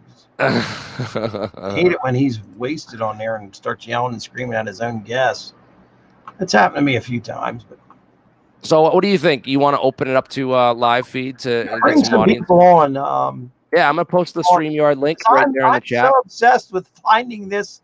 I have OCD, so I'm so damn obsessed with finding this story. I know you're getting stuck on that. You can't focus on nothing else. Oh, dude, I'm losing my mind here. I just can't believe it. I can't freaking find it, and I'm trying not to swear, which is really difficult. Yeah, bring a couple people in. Yeah, so I just posted the StreamYard link. That's an active link, so you guys can join the chat and come on and have a discussion with us. Welcome to Jeremy Corbell. If you're watching right now, join us and come give us a piece of your mind so we can have at it. I want to know more of how you lived at John Lear's house and hacked into his Facebook accounts and got into his computers and got into his Skype and were using this to spy on him. I want to know more about that. These allegations that I'm reading, I just want to know. I'm curious about. Yeah, that's on the Living Moon stuff. Remember? Indeed it is. Yeah, that's the page you had pulled up. I'm gonna turn this off. Yeah, people. I don't hate on anybody. I'm just saying that. No, this isn't about hate, man. I like I said, I wanted this to be. I told you before we started that I wanted no insults, no personal attacks, no name calling. I just want facts and information because that's what people like, and that's what they come here for. They don't come here to see me rant and rave and call this guy, say he's a liar. Don't say anyone's a liar. Show that. Yeah. Show it. If they're a liar, use their words and use their actions. And if they're, again, you have to. It's better to show these things, and we're just not. This is about evidence, and it's about evaluating evidence and evaluating and doing good research and knowing. I just can't believe that I see the way the disinformation is really working. It's just absolutely contaminated everything. They have such a control over it. Unbelievably hard now. I can't believe. I am really shocked that me and you, with the amount of viewers that we're pulling and getting this out, I'm really surprised we haven't been approached yet, or more recently anyway. Because I know we've had some things in the past where it's like, what did I just get? Did I just get attempted recruited? What was that? I haven't had anything happen in a while, and it's very weird. I'm ready not into it like I once was. You're the guy they'd talk to, not me. Oh yeah, I'm doing this conference where we're bringing NASA scientists on and people, people from the, who used to work on these programs for the government to come out and talk about these technologies and really get, scientific discussions going on this subject. Yeah, that's the stuff that I believe they're most afraid of. That's what I think they're trying to dissuade with what they're putting out. The message that they're getting to the mainstream audience is something that regular scientists will look at and be like, "This is ridiculous. This is just, this is just more news in the media trying to sell sensationalism." You know what I mean? Yeah, that's what they think it is, and so they don't look. These scientists, they don't look into this stuff beyond that triangle UFO or pyramid video, right? They don't look into this beyond that. Why do they call it a pyramid? I don't. That doesn't make. And the other thing too is that I'm into UFOs, but I don't really care about UFO videos, and they're so easy to debunk nowadays because most of them are like CGI. Remember, I used to really look at every video. That's how I got to be able to debunk everything because most of it's garbage. A lot of it is, man. I remember computers. You can really do anything nowadays. I remember the first big. Remember the UFO Haiti video? Yes, that was amazing. I can't even find it now. That was the first. That was the first big fake that was done with CGI that got like super popular, right? Until the guy that did it came on literal national TV and showed how he did it, and it was once he showed how he did it, it was unbelievable. I mean, yeah, there's a bunch of them. Here they are. This is it. Well, guys pointed out really early on. They said, you know, like, oh, it's got to be the. All right, don't watch this idiot. Where's the video, dude? Here's the video. Yes, so the guy pointed out. It.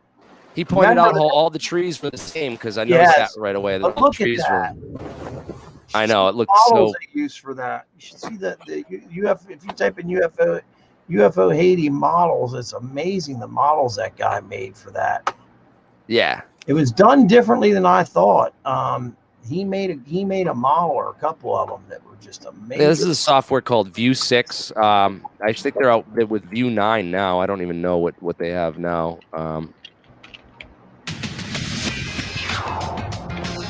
Oh, what is that? That's the View. All right. So yeah, that View 6 software was used to create a lot of these CGI hoaxes and stuff. And nowadays there's just that started a whole generation of just, you know, and now that's what UFO research is. It's people arguing over whether this is real or not, and you know, and we're not getting. We're still arguing over that one, aren't they? There's still there's tons of people right now probably arguing in the chat right now over this. So, Eric Davis declined to come on my show. He said he wasn't interested in presenting at our APEC conference either. So that is unfortunate, but you know, we have lots of other excellent physicists who are perhaps, you know, more credible than Davis, who come on and talk about the same kind of stuff. So we don't really need it. Sorry. We'd love to have you on, but we don't need you. So that'd be cool if you did come on, but we're doing fine without you.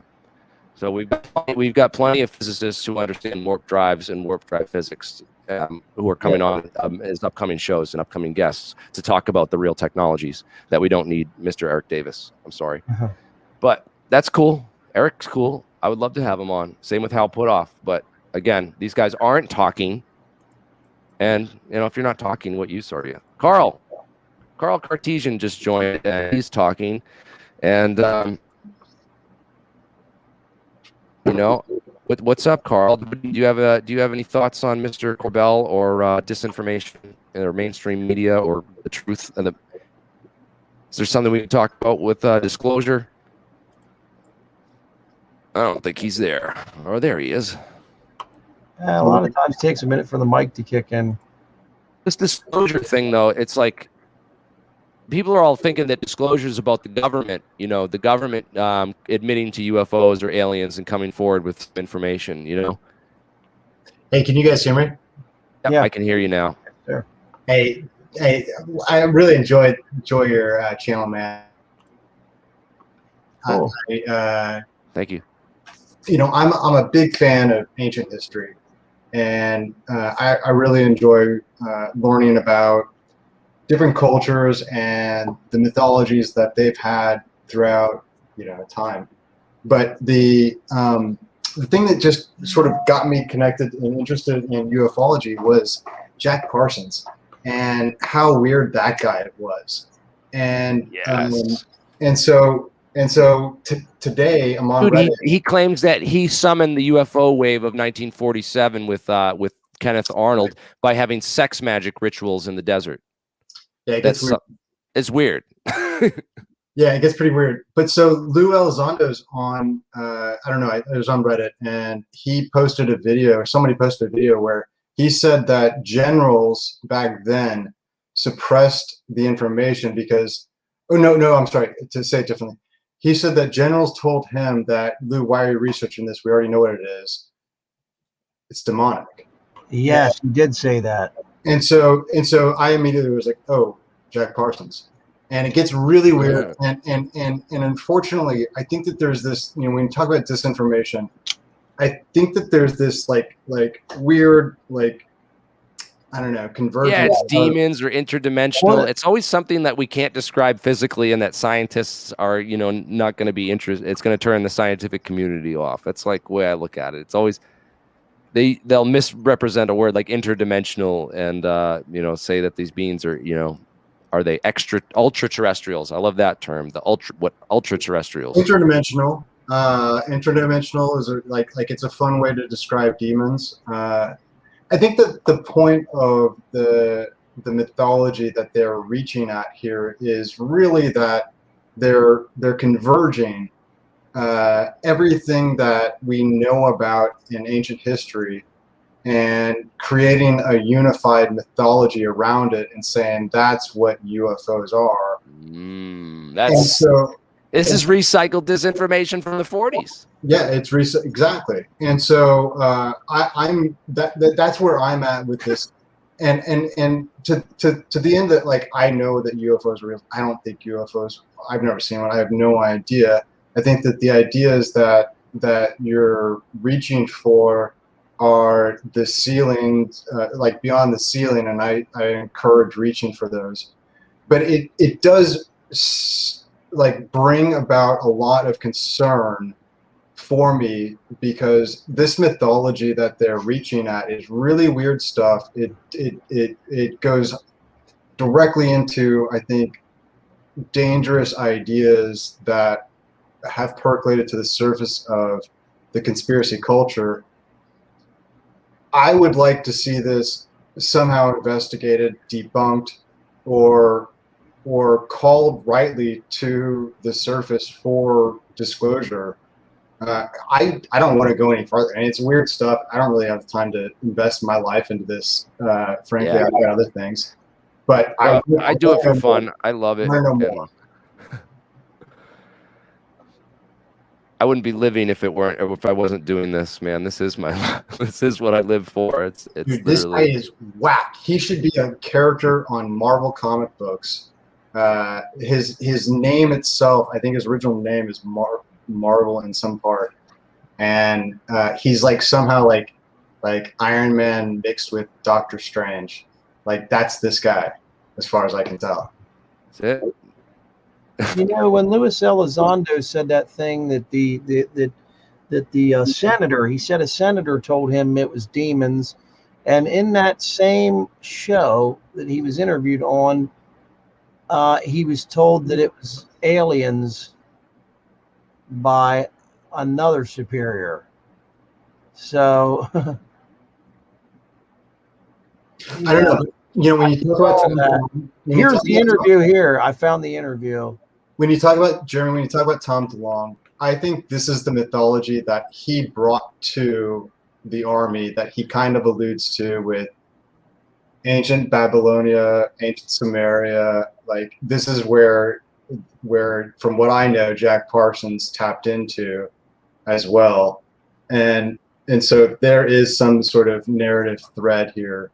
Kind of seems like this might be the sort of occult side of it. That and the Collins elite. I don't know if you know anything about that, but that's kind of. Yeah, so the Collins elite. Let's why don't you tell my audience about that, the Collins elite are. All right, so so it's a funny story, because the Collins elite, the name has nothing to do with the group. The name has to do with the place, I think, in New York that some evangelical priest was from, and because he had this weird job, he was called the Collins elite. Anyway, the group was basically set out to pursue Jack Parsons because he made claims about opening up a portal that brought in aliens in 1947. And I please, like, I'm gonna be wrong about this, because I just this is today's like sort of like rabbit hole, but the idea is that people got concerned about Jack Parsons because of his position at JPL, because of his esoteric behaviors. They went off and were like, okay, we need to watch him. And the Collins elite developed theories, I think, about what he did, and tried to explain in the UFO phenomena in terms of Jack Parsons. Huh.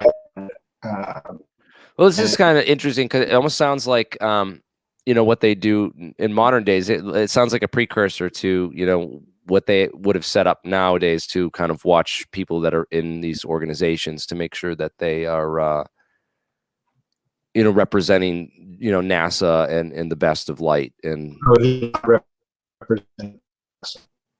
oh, sorry, I can't. You faded out there, man. It's okay. I've had bad internet connection all day long. I'm still here. I got this Elizondo interview on. I'm trying to find these two clips. That's something pretty obvious. What's up, guys?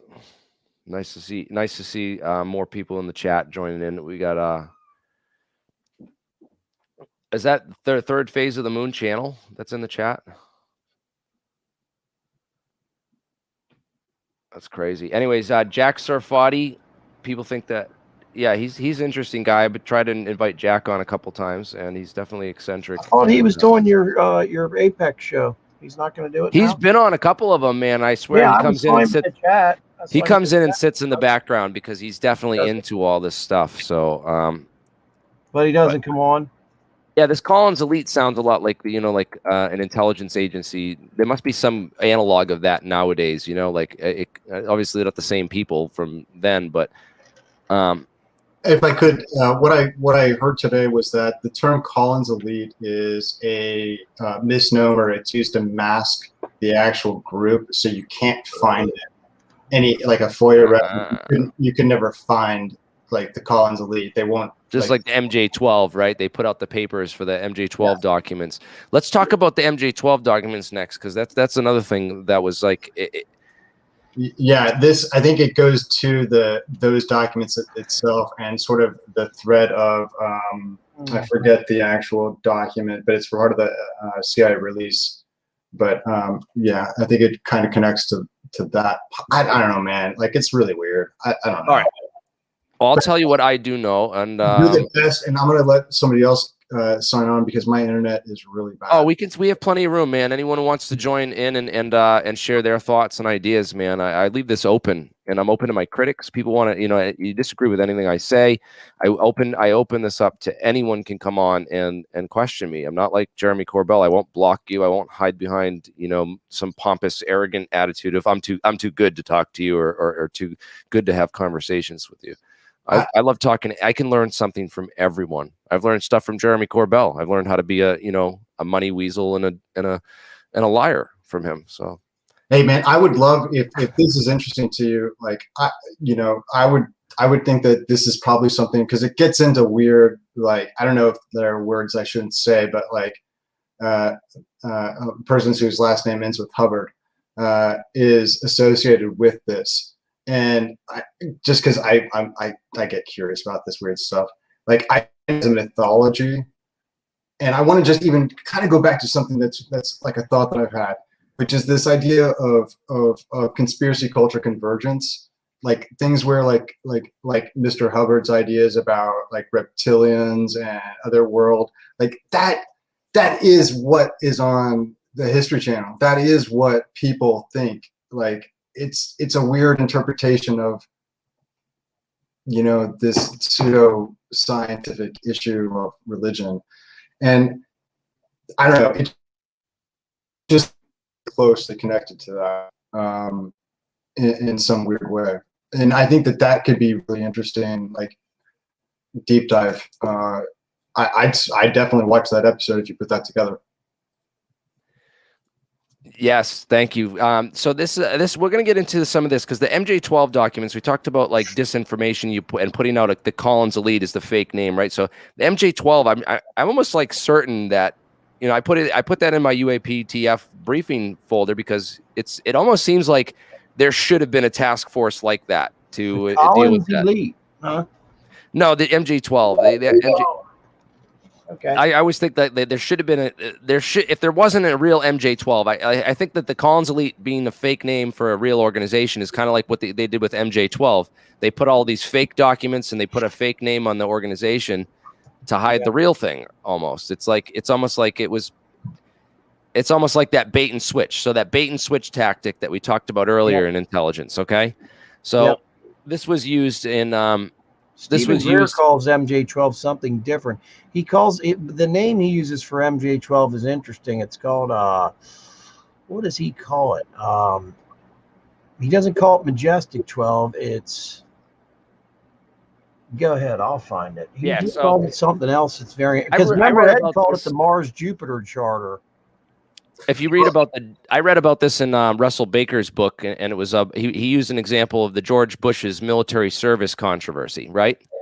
So George Walker Bush skipped out on his service at the National Guard. Allegedly, the story that I heard is that he was running cocaine on a CIA flight back from Colombia and got so high that he could barely landed the plane, and then after that episode, he was too afraid to ever fly again. No and way. that he went AWOL from the National Guard, right? So when he was applying, we were running for president or governor, I forget which, but it was coming out, and they were digging into his past to try and find dirt on him. And there was a reporter working on this story about his going AWOL from the National Guard. It was during the 2004 presidential campaign. So what Karl Rove and the Bush's strategizers in the intelligence community did is they released a bunch of fake documents showing that he went AWOL from the National Guard, and they released this to the press, the guy that was working on the story. They went and scooped the real documents, got rid of the real documents. They said that someone had gone in there and taken the real documents out and erased it from the files on it. But what they did is they basically put out these fake documents. The media ran with the story. Then they came and they debunked all the fake documents. So that way, when the real documents came out with the real story, and it was very similar to the fake story, the media didn't care anymore because it had already run the news cycle and it had already been debunked, and nobody cared about the news anymore. That goes on today so much. That goes on today. This is a brilliant intelligence tactic. Yeah. Okay, and you can look this up. It was done by Karl Rove. He's a genius strategist on how to do these. He's a Republican strategist. He's been around forever. Absolutely, and they know this stuff inside and out. Yes, so they knew that they could come out with that they make a fake document that's similar to the real thing. They come out with it, debunk it, and then when the real stuff ever comes out, nobody will care. Think about how easy it would be for them to debunk certain UFO stuff, because plausible deniability plays effect in there too, as compared to a story with George Bush and the cocaine thing. But people would also say, come on, George Bush flying cocaine around. Well, I typed it in, the Bush cocaine chronicles comes right up.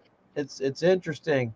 George, one of the things, if you want to look up more on this, anyone who's skeptical and wants more information, you can look up the HRG group, which is called Zapata Offshore. They built the first oil rigs during the first oil rig was built right off the coast of Cuba, and it was used by the CIA in Operation Zapata. If you look up CIA's Operation Zapata, they used Zapata oil rigs for a staging operation for the Bay of Pigs invasion. Okay, so this was George Bush's oil rig. It was George Bush's company. And if you want to know where Zapata Offshore's headquarters was in South America, it was located in Medellin, Colombia. Yeah, I was going to say Medellin, Colombia. Yeah, it was in Medellin, Colombia. Escobar, so right? if you want to learn more about George Bush's ties to the CIA and cocaine smuggling, then that's all you got to do is research that a little bit. Wow. But yeah, I'm trying to find this one document. That's why they put Bill Clinton in office, I think, too. Everything. Oh yeah, but Bill Clinton was running. Bill Clinton, right? If you watch Mena, Arkansas, right? Mena, Arkansas. That's where Barry Seal was a CIA pilot, and he was smuggling all the cocaine into taking Mena, Iran-Contra and taking the Iran-Contra's guns and shit down there and coming back with cocaine. Yeah, it was all in the book Dark Alliance by Gary Webb. That's a true story. Pablo Escobar up. Nobody talks about this, but it's a true story. It's called Dark Alliance, the book by Gary Webb. If you guys want to read that. Who shoots himself in the head twice with suicide? Gary Webb was shot in the head twice, but supposedly a lot of people think the CIA killed him for exposing their somebody killed him operation. I don't know. I don't know anything about this, but everything that you're saying about these documents being, false flags for, future, proving wrong is exactly what I think that they were trying to do with the Collins elite. And so in terms of the Majestic 12, I think that the explanation that they were trying to come to for the Collins elite had a religious connotation for what these ancient aliens had as a motivation for the human soul and how that correlated with religious beliefs of these generals. And there was conflict between what the Collins elite wanted to suggest and what these generals wanted to pursue. And as a result, that's why, I don't know, it was a religious issue that these generals had. But it seemed as if there was conflict in some capacity between whatever that Collins elite disinformation campaign could have been. And I don't know, it gets weird. It gets to be like there's like, you know, two internal groups fighting over about what they wanted the situation to be. I don't know if that resonates with you guys though. No, it kind of makes sense in terms of, yeah, that I'm still on this. I'm still thinking about this stuff. I had a couple thoughts I wanted to finish. Yeah, bring that up. That is very fascinating. We don't have to talk about UFOs the whole time. This is great stuff. Bring up Barry Seal and all that. I love that stuff. Yeah, this is I've studied a lot deep of that state stuff, deeply. man, and this is real. This is real stuff. This Sure really is. happened. And Tom it's Cruise very played well him in covered a up. movie a couple years ago. There was a movie called Operation Air America. Have you guys ever heard of that? No, I didn't know that. Who's So in it? Air America. Where is it? Where's the sea? There's a John movie. Lear It used to be John on Lear here flew. John Lear Charlie flew for Air Sheen. America. with Charlie Sheen in Air America, right? This was Great movie. Great movie. And in the movie they have No a way, scene. I didn't know that. Hold We're on, not Charlie Sheen, yeah. look that up. Yeah, Mel Gibson and Robert Downey Jr. I have. I'm going to look it up right now. I have every movie you can possibly imagine. I gotta have it. Let me find it. Yeah, this was released in 1990, and it was a comedy. And these guys are pilots, and they're talking about this guy was going to expose the whole thing, and they were talking about exposing it. Right, this whole they stumbled upon the CIA drug operation, and they were going to expose it. And then they were taking the flight back home to go and expose it. And when they landed, they got busted with the cocaine, and the CIA blamed it all on them and said it was them doing it. Listen, guys, I got to get back to work. The fact that it's oh, cool, man. No worries. This is cool stuff. But Barry Seal was the pilot for the CIA. He was running the cocaine in Amina, Arkansas, and dropping it in the swamps of Louisiana on the way, so that when he landed, he didn't have the cocaine on him. And they'd have transmitters, and these guys on swamp boats go out in the swamps and recover the cocaine packages. And it was all being run by the CIA. Bill Clinton was involved, and you can look up a whole bunch of stuff. It's incredible. Yeah, it's Bill incredible Clinton, when you get into the state it. side of it. The secret state side. Thank God for the internet, man, because we would never know about any of this stuff if it weren't for the internet. And they've done so much to try and cover it up and hide the truth, man. It's really ridiculous. But they have covered everything up, and it's funny they're putting movies out because these people are all getting old and dying. There is a rumor that George Bush Sr. is still alive. I laugh about that when he definitely died a few years ago, and there's rumors about it. Someone else is supposedly still alive. One of the Rockefellers. Their brains are supposedly connected to computers. I heard the one that Jeffrey Epstein's still alive too. Yeah, their brains are supposedly connected and uplinked to like a cloud and all this stuff, and they're actually still alive.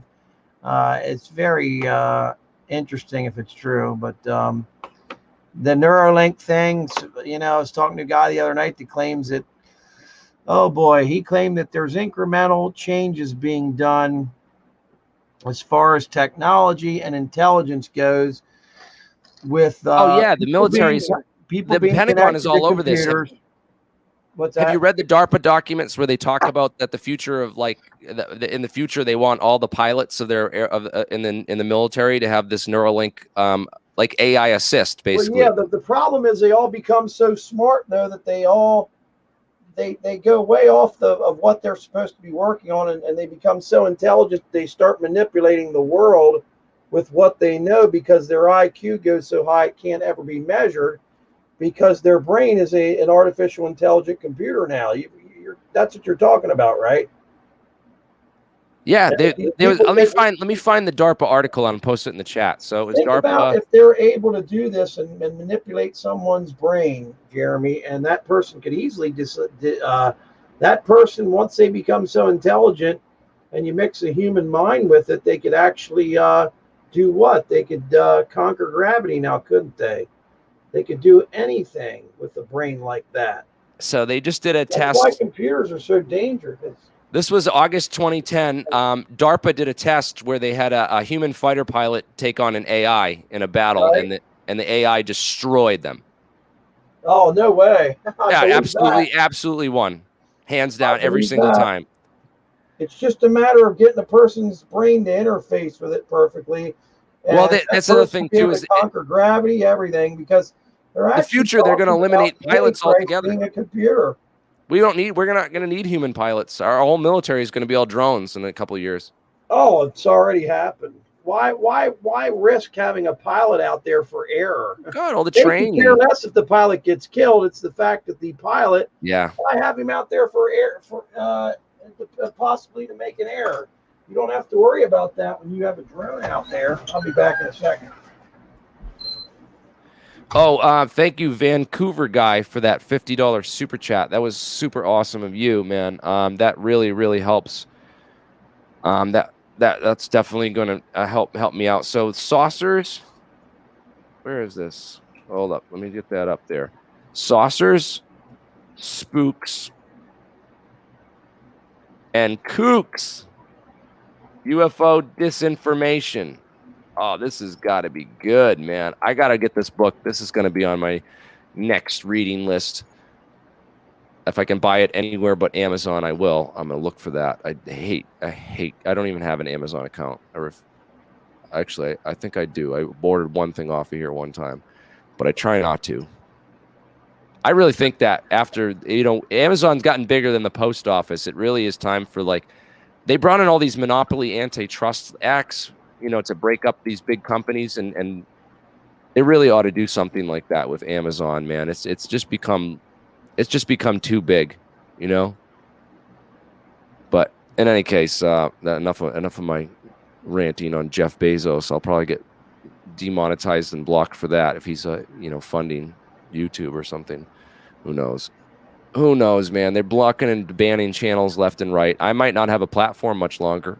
I'm trying to keep it as neutral as possible and trying to, just abide by the, community guidelines as best as possible so that we do not get, the algorithmic shadow ban's already bad enough. It would be terrible to be deplatformed entirely. Because, anyways,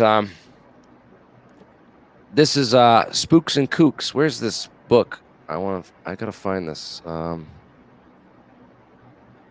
that. Spooks and Kooks.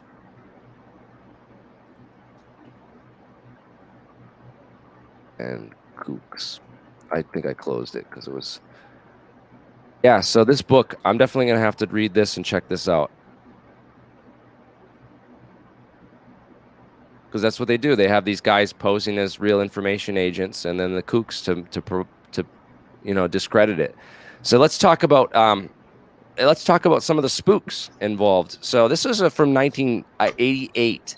It's really hard to find this video now. It was called the UFO Cover-Up Live, and it was this was on TV. That's gone now.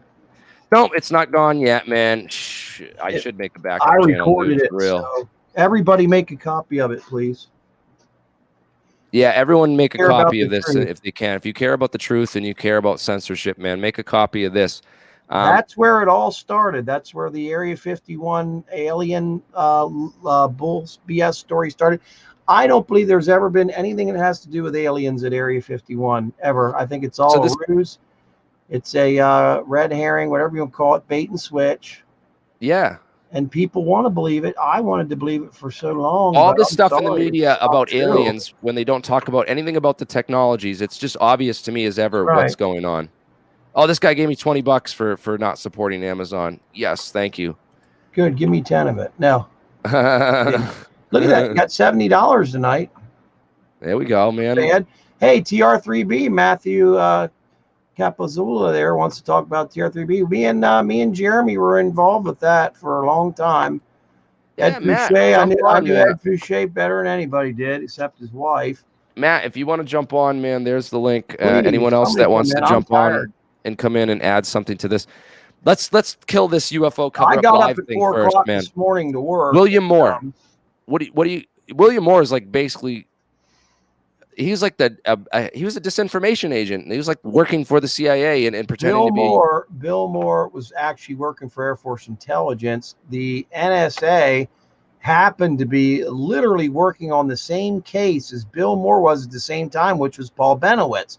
Paul Benowitz stumbled across, the only thing I can think of was a drone at the time that was very advanced, very, very advanced, maybe more advanced than anything we see out right now, believe it or not. And what happened was because a lot of people don't know the details of the story. It gets really interesting. Paul Benowitz's sons contacted Bill Moore after Bill Moore had, they knew Bill Moore was disinforming and causing problems. And they said, look, leave our father alone, or we're going to off you or whatever. We're going to do something terrible to you. And he was like, look, I haven't done anything to your father in quite some time. What are you talking about? They're like, come on, you're in the house across the street from us now. He's like, no, we're not. Bill Moore starts looking at the house across the street from Benowitz, and another government agency was literally in there watching Paul Benowitz. And here it was the NSA, and they were involved. The Air Force Intelligence didn't even know that the NSA was involved at all, and was watching them and watching Benowitz. That's how crazy things got. So what he saw in film, because remember, he filmed it. He was filming it. He had a camera back then. We're convincing him that it was filming UFOs and they was filming aliens, when he was in fact filming top secret government military aircraft testing. Yep. And Paul was a pilot, so he would fly his airplane up over the Dulce Archuleta Mesa. I'm not going to say the Dulce base because I don't believe there's a base there. He'd fly his craft up over there, his airplane up over there. And you know what they did? They dumped out all kinds of spare parts that they had, like a Hollywood designer or someone, designed to make it look like something from a really badass spaceship or something that we designed or came from space. And they put this stuff all over the place and scattered it all over the place to make it look like a UFO crashed here, because Paul had claimed he saw something going in and out of that one part of the mountain. And sure enough, didn't he take pictures of it? You might be able to find those pictures today online. I've seen them before. And that's how confused they had Paul Benowitz. And Paul Benowitz ended up, it's terrible. He ended up going insane. He ended up killing himself over all this stuff. He would tell his family that he was being injected and taken out of the house. And this actually gets sad. He was being taken out of the house, he said, and abducted. And what was going on was this, and this really sounds crazy. This brings up an entire new topic. He was being injected, all right. He's being injected with like propofol and heavy sleeping agents. And one time when he was abducted, he reached up and grabbed a hold of what he thought was an ET's face, and it was a mask. It came off, and there was a big Air Force goon under there that the mask came off, and there was an Air Force guy in mask. Yep. So it's the Air Force dressing up like aliens and abducting him. Yep. There's other, actually, it was the NSA. Nuts. I'm sorry. The NSA did that, not the Air Force. The NSA. Yeah, the NSA did that because it gets confusing. And that's like the Men in Black. That's like Men in Black stuff, man. It's crazy. So what if there are people out there that are being abducted by our own government? I mean, that's worth looking into. It. All you got to put do that, is do it to 10 people. I'm going to make a note of that, because that needs to work my way into my final report summary. That's super important, because if that's true, what he said, and it was the NSA doing this, that's something the Inspector General ought to be looking into. That's something. Well, look it up. Google it once and see if you can come up with anything. Type in man abducted, and man pulls mask off. Hey, thank you for everyone who's just tuning in. I am the Alien Scientist, and we are discussing spooks and kooks. The context, thank you for the $5 super chat. Love your work, man. Keep fighting the good fight. Colin Grant, this is amazing. This is a record $200 super chat. Let us know when A you set up guy your... gave you a $200 super Yes, chat. I can't believe it, Are man. you gonna give me 100? I'll give you Damn. 100 just for showing up. And I know Why you're you not gonna give me working right now. 100? Oh, I'd appreciate I'll it. give you $100 for 50, the... I'd be happy with that, bud. That's $50 Wow, an Jeremy, hour, look how man. much money you made tonight. This is more money than I made more money tonight than I make at my regular job if you count it hourly, man. This is... I'll do this every night for $50, man. I'll be here 7 days a week. $250, $270. You made $300, man. I set up. I much rather give you all the money than having YouTube or whoever take a huge chunk, man. I appreciate that. Middlemen are the worst. Dude, you made $290 so far, man. Wow.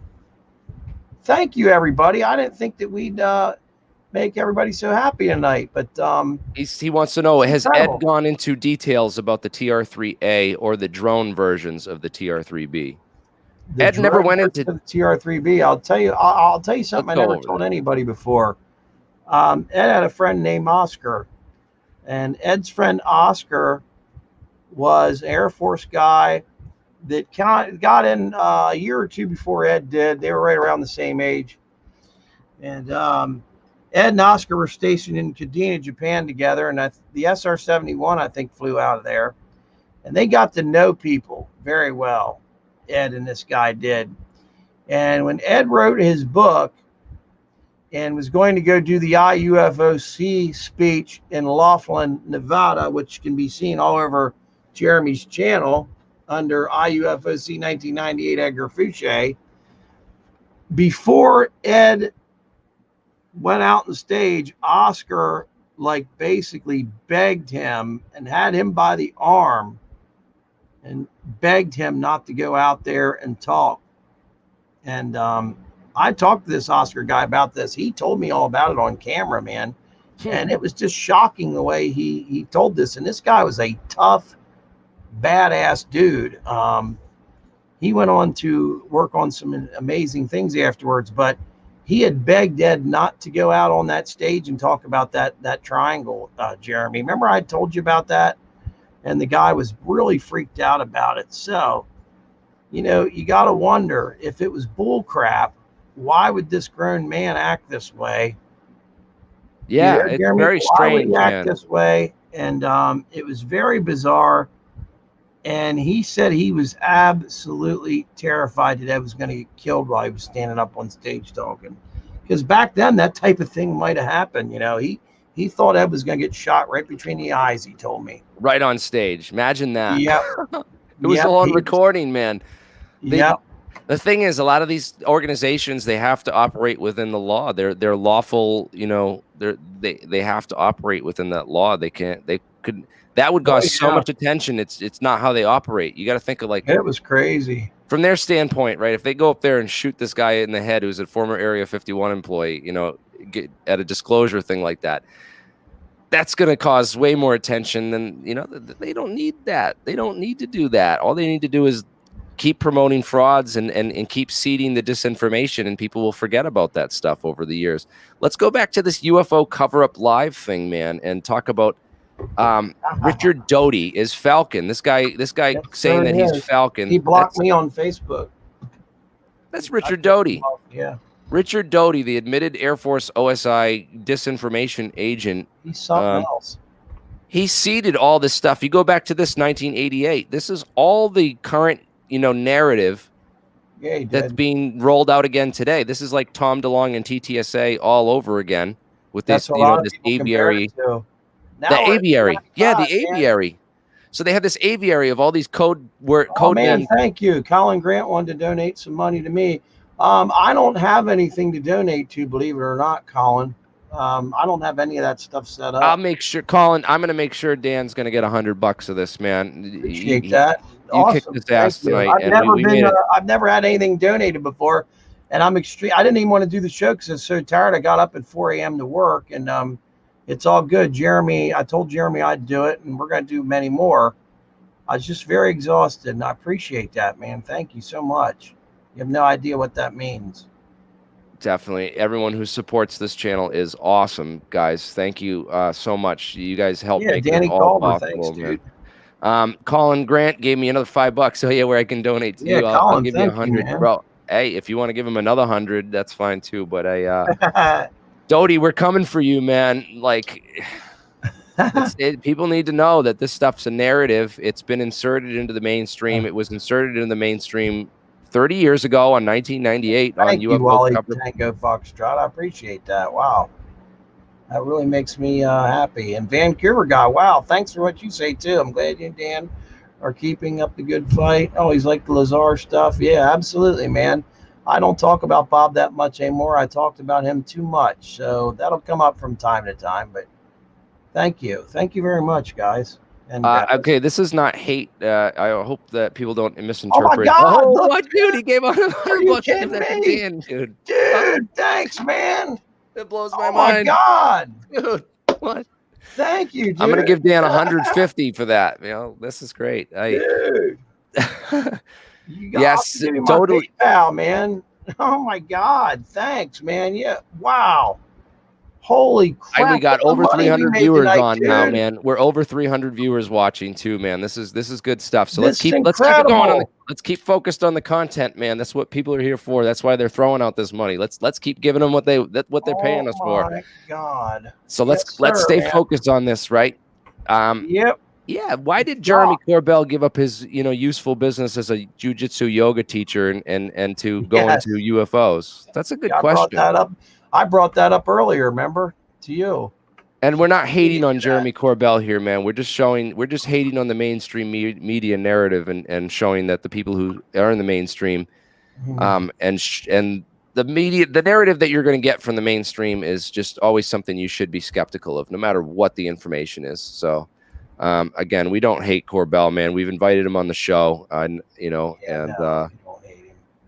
I think it's great that he's bringing the information out to a larger audience, and because now he's giving the media at least something that the media can touch and handle, that's not too hot to handle. So it's starting the conversation up, and I just hope that people who are interested, and don't get turned off by this conversation, that they come and find the truth. You know what I mean? So it's not about the people, guys. It's about the information. It's never been about the people. Exactly, Simon. It's not hate the lies, not the people. Okay, we're not here to bash or hate on Corbell. We're here to hate on his information, and that it's not. We're here to expose that information's not having the desired effect it should. And we're talking about disinformation and the idea that, when this came out and when people saw this, they're like, oh my God, this is the government. It's the truth. Finally, it's all coming out. This is disclosure, right? Look at Falcon's on here giving us disclosure. And then it turns out the guy is Richard Doty. And he admits to being an Air Force OSI counterintelligence operative who spread lies for the government as his job for years and years. And that all comes out. That's what we're here to talk about, is that people who, it's not about the people, right? We can't hate Richard Doty for doing this. No. You understand that there's people that don't have, that need to do this to survive, Yeah. They see an opportunity to make a ton of money and be successful and get their face on all over television and be famous. There, you'll find a dozen idiots just lining up to take that role. So it's not about the person. It's about the information. That's exactly right. He spent his time out there at the Air Force Base in where they send everybody to be trained at. Where's that at, Jeremy? It's in New Mexico. I still can't get over this $300 super chat from Colin Grant. I know. Oh my God! Thanks. Thank you so much, dude. I'm sorry. It's incredible. Thank you. I hope you can afford it, man. It's incredible. I'll never forget you, dude. Hey, if Corbell reaches out to me, I'm sure he's watching. I sent him an email and I sent him a link, so I guarantee he's watching everything I say about him, ready with his lawyers to sue me if I, say anything that's libel or slander. But I guarantee you, I'm too smart for that. It's not going to happen. We're end up getting sued because we got super chats tonight. Yeah, right. He wants some of the money. He put my name on the thing. I want that money, right? Always follow the money, yes, because it's incredible, man. This will help feed my cat for years. Yes, thanks. That money. Darn right, man. I can't believe it. I'm so excited about this. It makes me feel like all the shit I've done over the years is worth it now. Dude, I'm telling you, this is just the start, Dan. We got to keep doing Maybe this. we can do this. Maybe we can pull this off. And I've been crap tonight. I've just been tired is all. Yeah, man, maybe we can do this. Wouldn't this be great if we could make a living doing this? Hear that, Leo? These people are giving me super chats so I can feed you treats. I got to get some treats and feed the cat a super chat every time. I'll feed my dog, man. I got a little dog now. Remember I told you a friend of ours is dog that. died. Dude, did Lazar get He paid died. for the movie? Because everyone says that Lazar didn't get paid, and then we had this whole Yes, thing. he We were digging into it, and you had said that like he had got the money. All they would have to do to pay him for the money so that it didn't get traced is just buy a bunch of stuff from United Nuclear, and then he'd just tell him not to ship it. Then you just send it to his girlfriend. It's not. Oh his yeah, wife. Joy They're White. not married. Okay, how about this? Okay, Mickey Rourke, when he was slurring through the Bob Lazar video, whatever you want to call it, the Bob Lazar documentary, he's the guy that narrated it. Okay, if you can call it that, he was paid $65 grand. So think about what Bob was paid something. Believe me, he was paid. If Mickey Rourke was paid, why would you pay Mickey Rourke to be intoxicated and slur through your movie? Everyone said that. Get the guy from Star Trek. What's his name? He just turned 90. Shatner. Get William Shatner. Right? That'd have been a way better, person, man. Much better. And he would have did it for 60 grand. Maybe even 25. So Who knows? we got another $20 for cat treats. He did it for free. Are you serious, dude? Cat and dog treats. All right, dude. Just pay me in dog, not dog. Doge. We want Doge, not dog. No. I never had a dog in my life. Doge hit 60 cents today, man. It's crazy, dude, what's going on with these crypto markets, man. I really hope we take over the Federal Reserve Bank and all these bankers. What happened today again? What happened with crypto? Doge hit 60 cents. It's like what's Doge? Doge was started out like it was like a cent per share, and now it's it's another one of those cryptocurrency coins. It went from 1 cent a share to 60 cents a share already. Yeah, in like a couple of months, because that's nice because people can actually afford to buy that one. People you can buy a couple of $100 worth of that, no problem.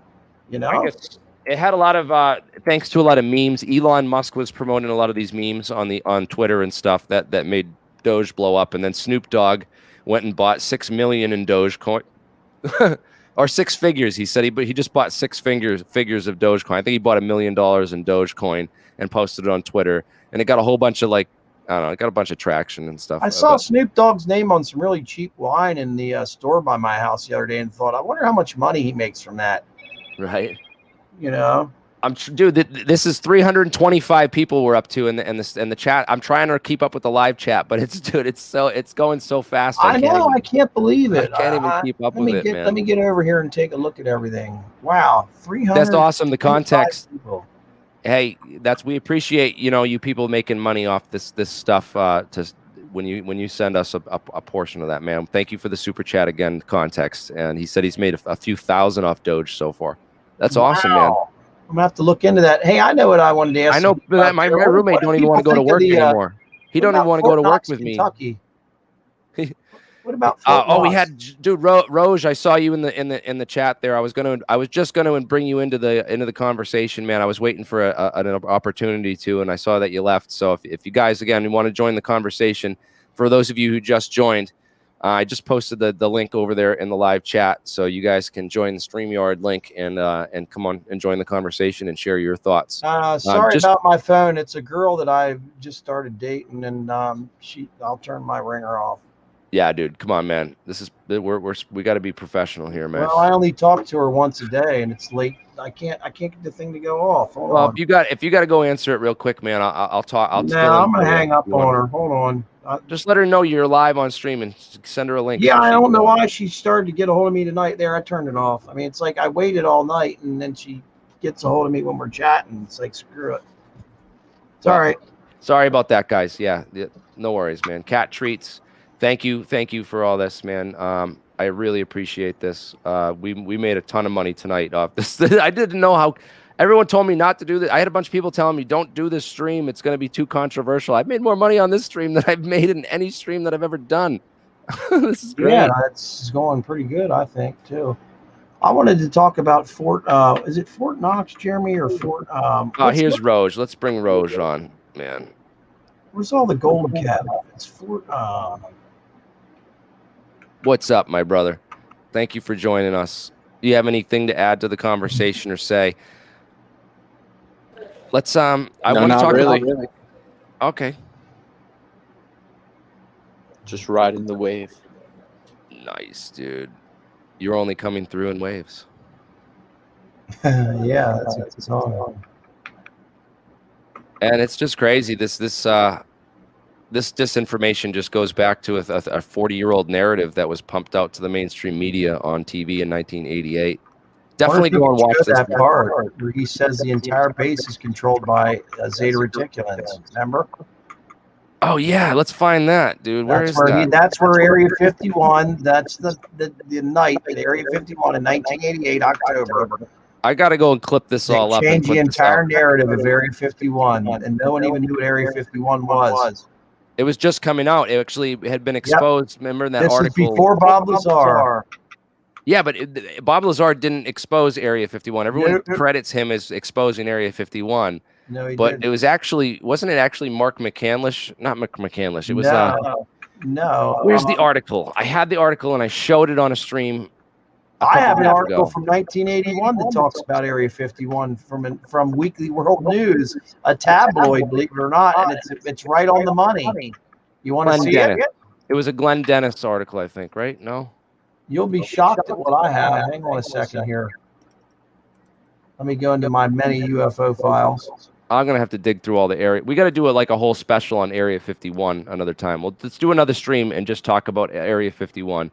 I want to try to get that security guard on that Victor talked to the other week. Fred Dunham. We got to reach out to. I want to get T.D. Barnes on here for an interview, man. He's like, he'll do it. Barnes is like at the top of my list. If anyone knows, T.D. Barnes ran the security at the Area 51. And he's head of the Road Runners organization. He still is. Hey, check your messenger in a couple of seconds. T.D. Barnes. Let me share that article. Why not? Roche?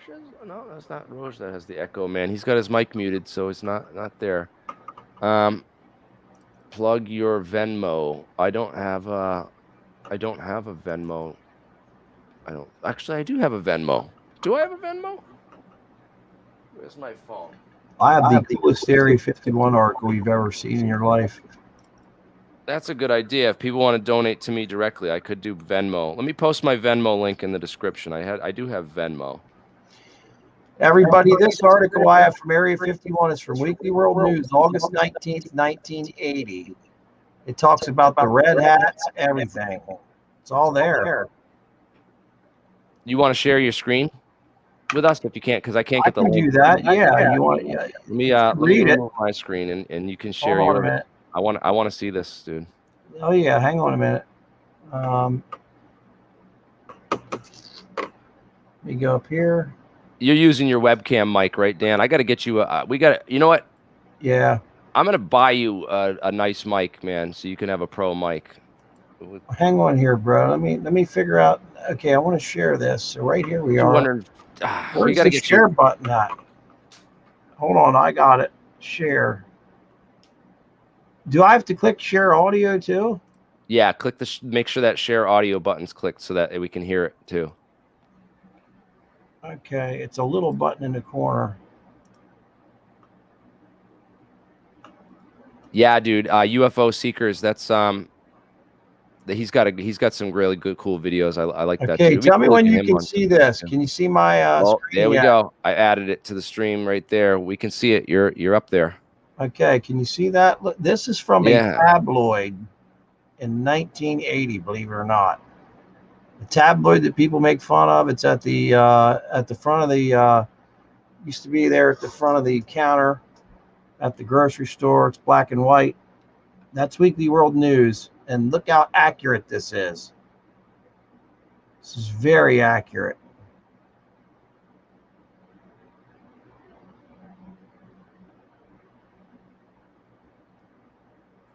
Well, you got time to read it? Can you read some of it? Yes. America's biggest secret kept at a hidden air base. Deep in the barren Nevada wilderness is the most closely guarded secret in America, an incredible military base that's like something out of a James Bond thriller. This base is so secret that even the Pentagon refuses to admit it exists.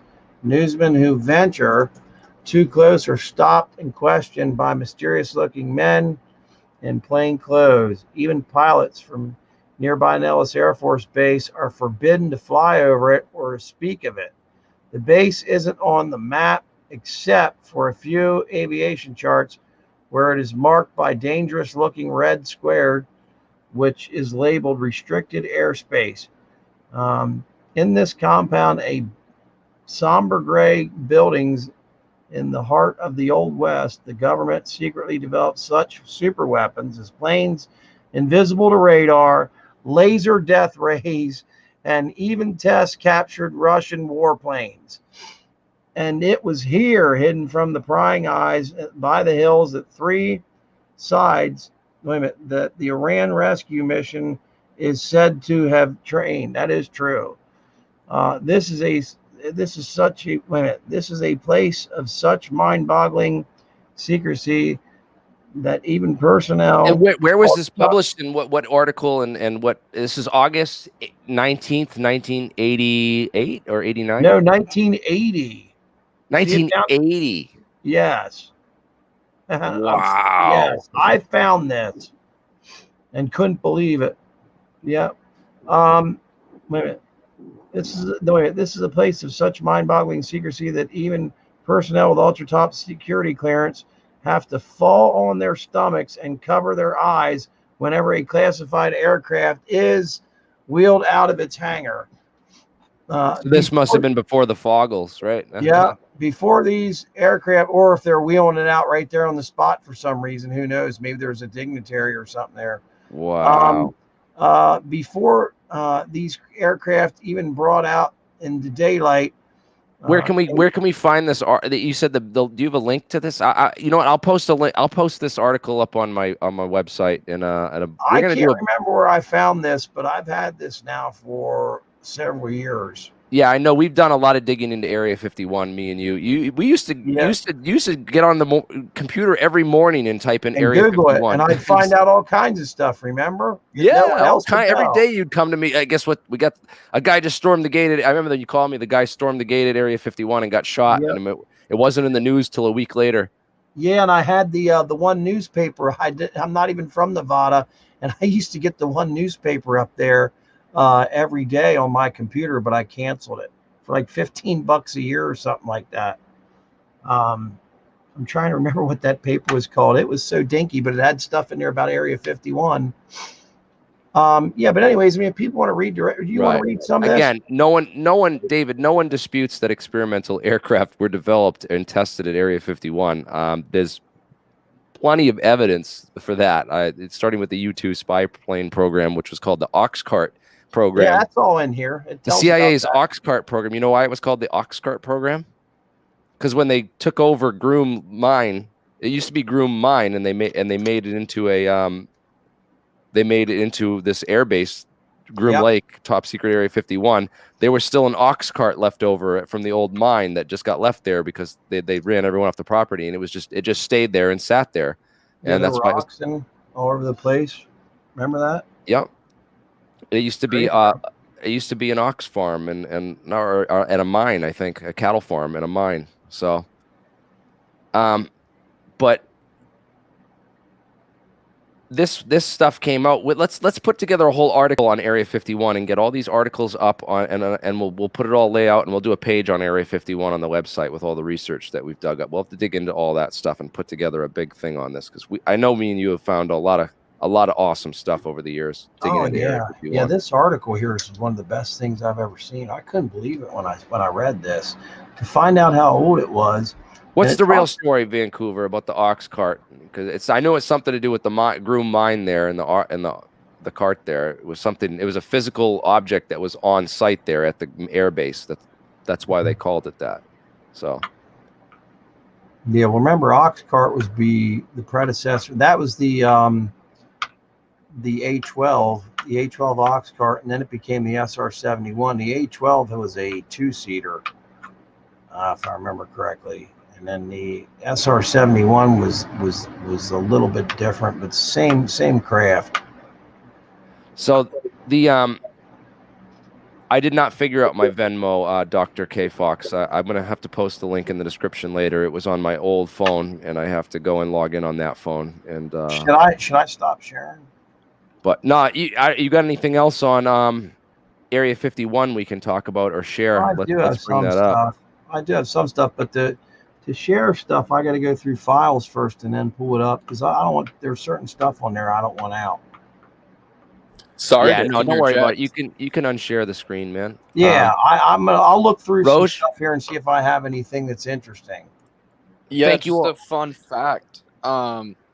In that movie Men in Black, Tommy Lee Jones, picks up the tabloids, and Will Smith is like, "Why the hell are you reading those things?" And he's like, "This is where all the stuff is." So just a funny little connection between that tabloid and this. There's really good things in the tabloids, believe it or not, about this type. Well, used to be about this type of stuff. I don't know about anymore. The tabloids used to be the place to go for good UFO stories. I'm looking at another tabloid article about flying triangles right now in Belgium. But everybody knows about the Belgium wave. And this is from, this is old here too. This is from the 80s also. Or no, this is from Thursday, April 6, 1995. We got to get Esoteric Gold on too. I saw him in the live chat. Esoteric Gold is going to come on and very soon and talk about some of his research. Man, he's a very knowledgeable guy. Great to see you here in the live chat. I hope you're still hanging around and didn't take off too soon. But you're the man, and we will be getting you on soon to join us and have a conversation about some of your research. And this guy he's done alchemy. He's transmutated elements. And yeah, I remember that name. Where have I seen him at? It's crazy stuff, man. I can't wait. And Steve Cambion's chat, I believe, Esoteric Gold, right? Yeah. And sorry if you think I'm not trying to ignore anybody, man. I'm trying to do research, handle the stream, and read all these comments in the live chat while we're all live, man. Because it's MIB was a great flick, man. There was lots of interesting stuff hidden in that movie for people that are into UFOs and aliens and stuff. Oh man, I just found a drawing. It's pretty incredible. I don't know if I want to show. This is supposedly what the aurora really is. Oh, there goes my camera. They're drawings that are out at Groom Lake. I can't remember who gave them to me either. They're old. Check this out, Jeremy.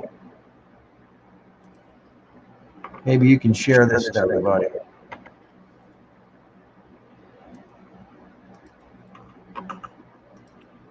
I'm trying to find my...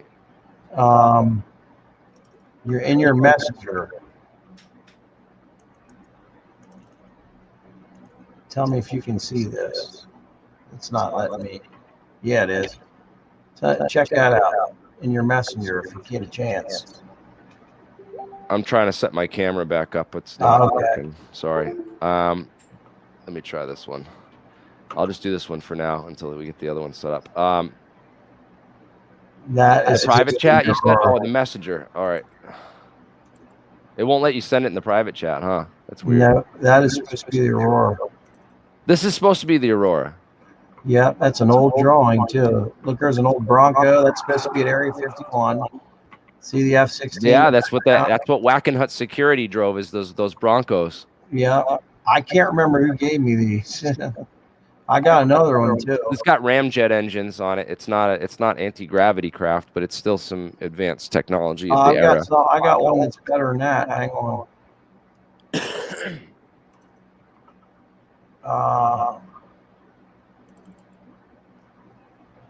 See the aurora, it's very possible that it was a parasite vehicle, that this other giant craft took it up, and it was two parts. And I don't know if people ever heard that story before. I'm going to show you a drawing of it. Let me show you a drawing of what it supposedly was.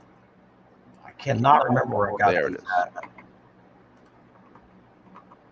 This will entertain everybody at least. Check this one out. This will really blow your mind.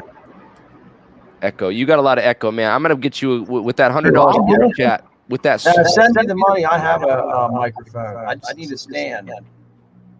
I got to get I'll that get a set up, stand. man. I got a good mic, man. I just need a stand. That's all. Trust me. A little stand costs what? $15. I got to get a hold of this Fred Davis guy and talk to him. We need a professional crew, man. This has got to the level where disclosure is like, it's ready, man. Like, we don't have to wait for the government. This is like this whole thing that they're putting out in this narrative, right, to the public, that to convince everyone that we have to wait for the government for answers, that we need confirmation. You know, like Jeremy Corbell says, I'm not looking for disclosure, I'm looking for confirmation. No, bro, that's not. The disclosure already happened. There's so much declassified information out that if you just get into this now, it's going to take you the next 5 years to dig through all this stuff. I agree. Disclosure has happened. Disclosure's already happened. It's not about if you're just sitting around waiting for confirmation for the government to say, you know, this is what it is. That's like that's basically saying that, oh, I don't believe anything unless it's the official narrative. Dude, the truth is never the official narrative. I hate to break it to you. Yeah. But the truth is always underground. It's always hidden. It's always in the underground, which is, you know, if you want, it's just so crazy, man. I sent you another drawing. Check that one out once. What do you how much do you have in stock that the holy crap, you just got another $100. Another $100 super chat. So all right, so if you really want to know about Bob Lazar, I've done a lot of research into Bob Lazar. Actually, we have both done. We've wasted years of our life digging into this case. So, you can go. I put a bunch of information together on this website right here, and I don't really like to say the name because it's like, show it to him or give him the link. Definitely, he just gave you $100, and then you gave me $100. I have to bring it up because people that want to research Bob Lazar and get into the facts of the case, I have a lot of interesting stuff here on this website. I still want to talk to Bob Lazar and talk to Gene Huff and interview all the people that are insiders on this case and really get the real. I want to get the full picture because I have bits and pieces of the story put together in a narrative that I think I understand the story.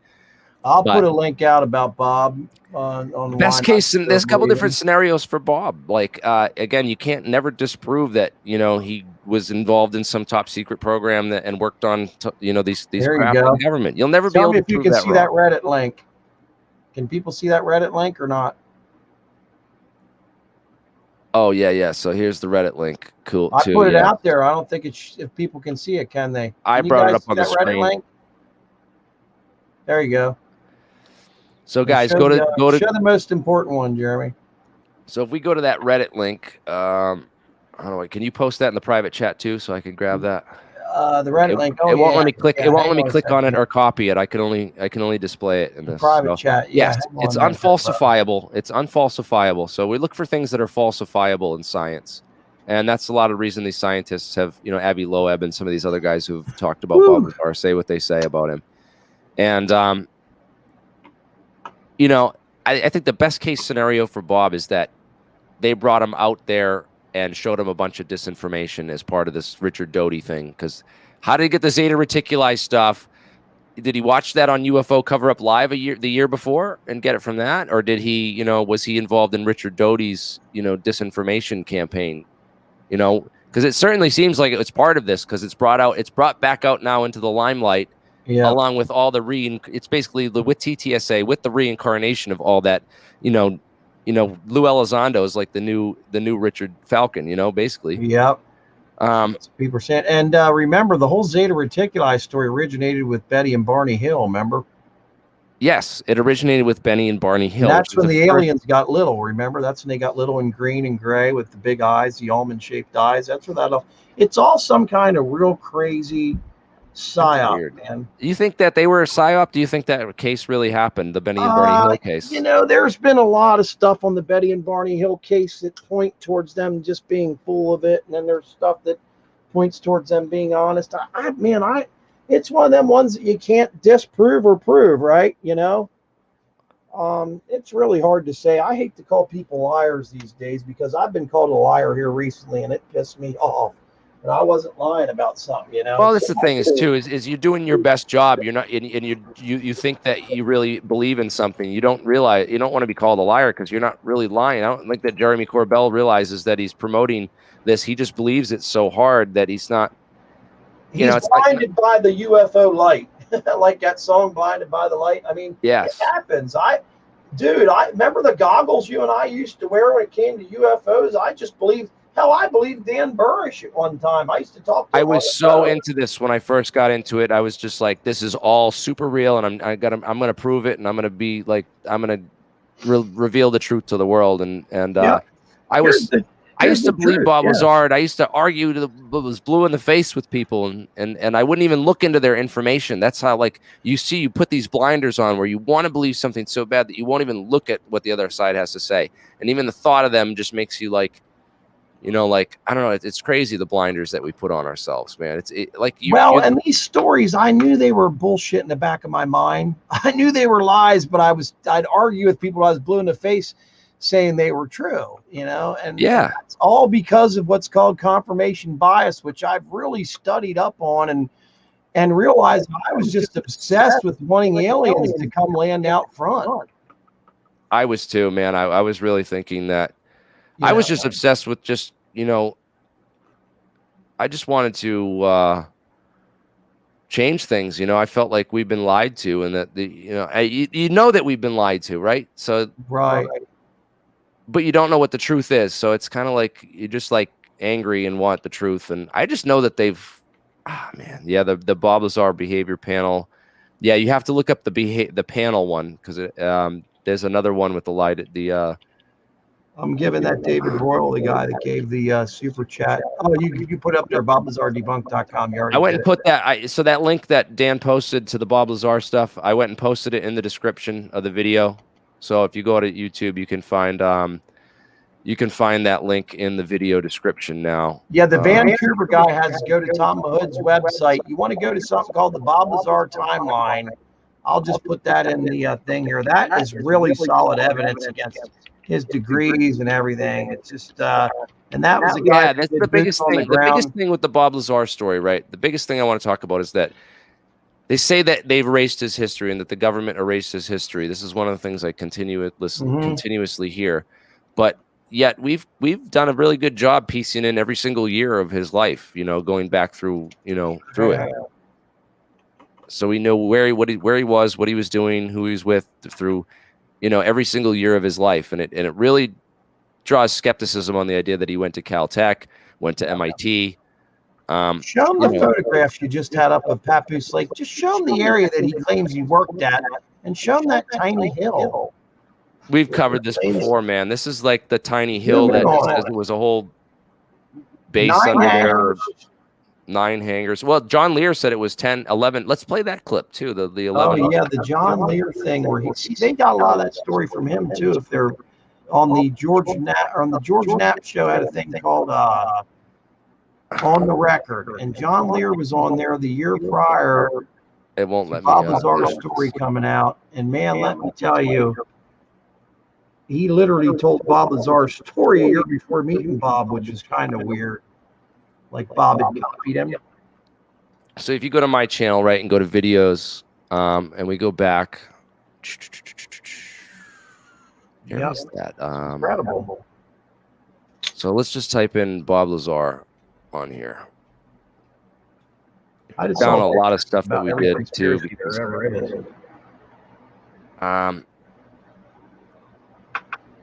where the heck is the video, dude? Yeah, dude, I have a microphone right here, a real nice one. I even have an amplifier to run it through, a mic amp. I just need a stand. I have an SM57 that just see through. Where is the one, dude? I can't even find it, dude. Did you record it? Oh, boy. All right, so hold on a second. Go to mysterywire.com. I mean, go to MysteryWire on YouTube. No, I got it right here. Okay. That's where the George Knapp has all that stuff. Where is this? Oh, it's got a copyright claim on it from Corbell. Oh, man, tell him what he did to me. What did Corbell do to you? Okay, I had the ultimate like Bob Lazar YouTube list. Oh and I yes, had we had that. You videos. had that YouTube playlist. It was every Yeah. good video debunking Bob that we had ever come across over the years. I had them And all you- timestamped too. I had all the timestamps and everything, right? You were sharing it everywhere on all his videos and all his messages and all his posts, and people were starting to read it and they were like, "Oh my God, this is crazy!" And I never knew this stuff before. I left my Bob Lazar playlist open on my page with my name on it. That's why I go by this alternate name now, because of all the stuff I've had taken. So it was brilliant. Literally, certain people had all these Bob Lazar videos taken down that had all these clips in where he was contradicting himself and just stuff wasn't right. I mean, it was easily debunkable and it would make people scratch their heads and go, "Oh my gosh, I don't remember him saying that." And it would be in the videos, right?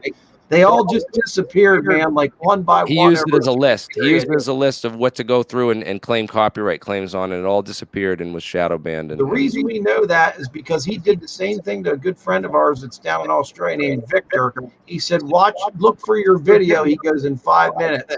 And he must know somebody at YouTube or something or Google, because that video disappeared 5 minutes later. I mean, it takes a lot longer than that for a copyright strike to go It through. takes like 24 hours at least.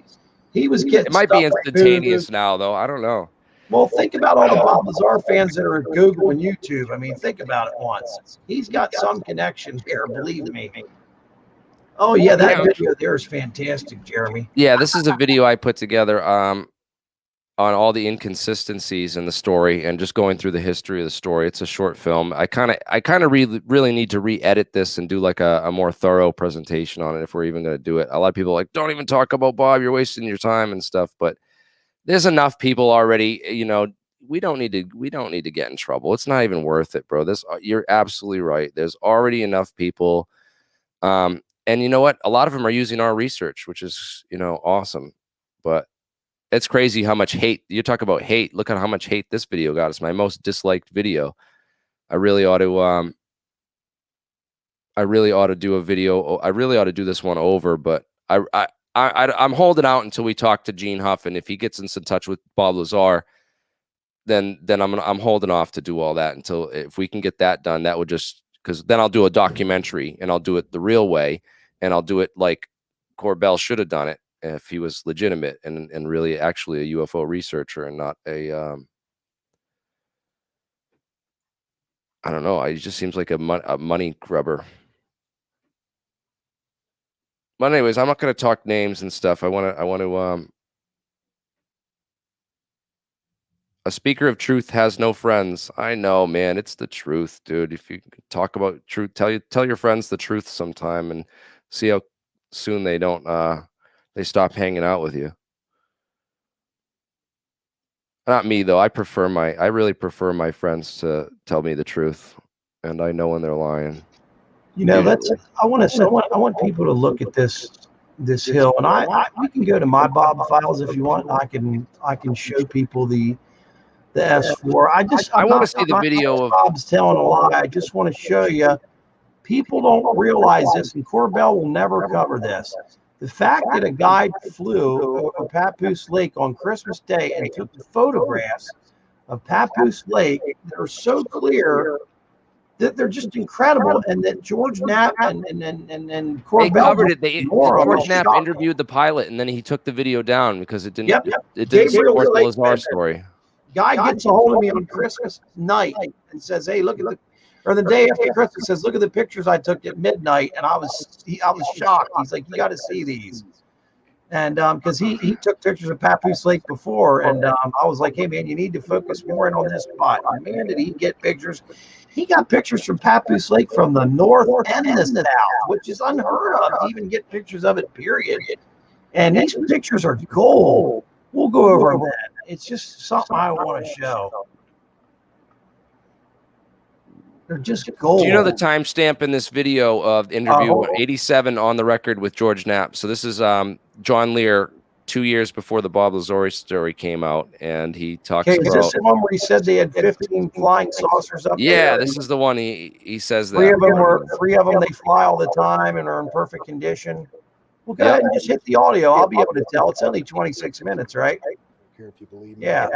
It landed. I didn't see it because we were confined to quarters, and I know people who did, and I'll give you the names. If you ever see them, tell them you know me. And Boy, Lear was sharp back then. since then, I ran into one of the security police who was within 10 feet of the saucer and actually saw the 3 aliens get out and go up to General Gordon Williams, who was the wing commander at that time.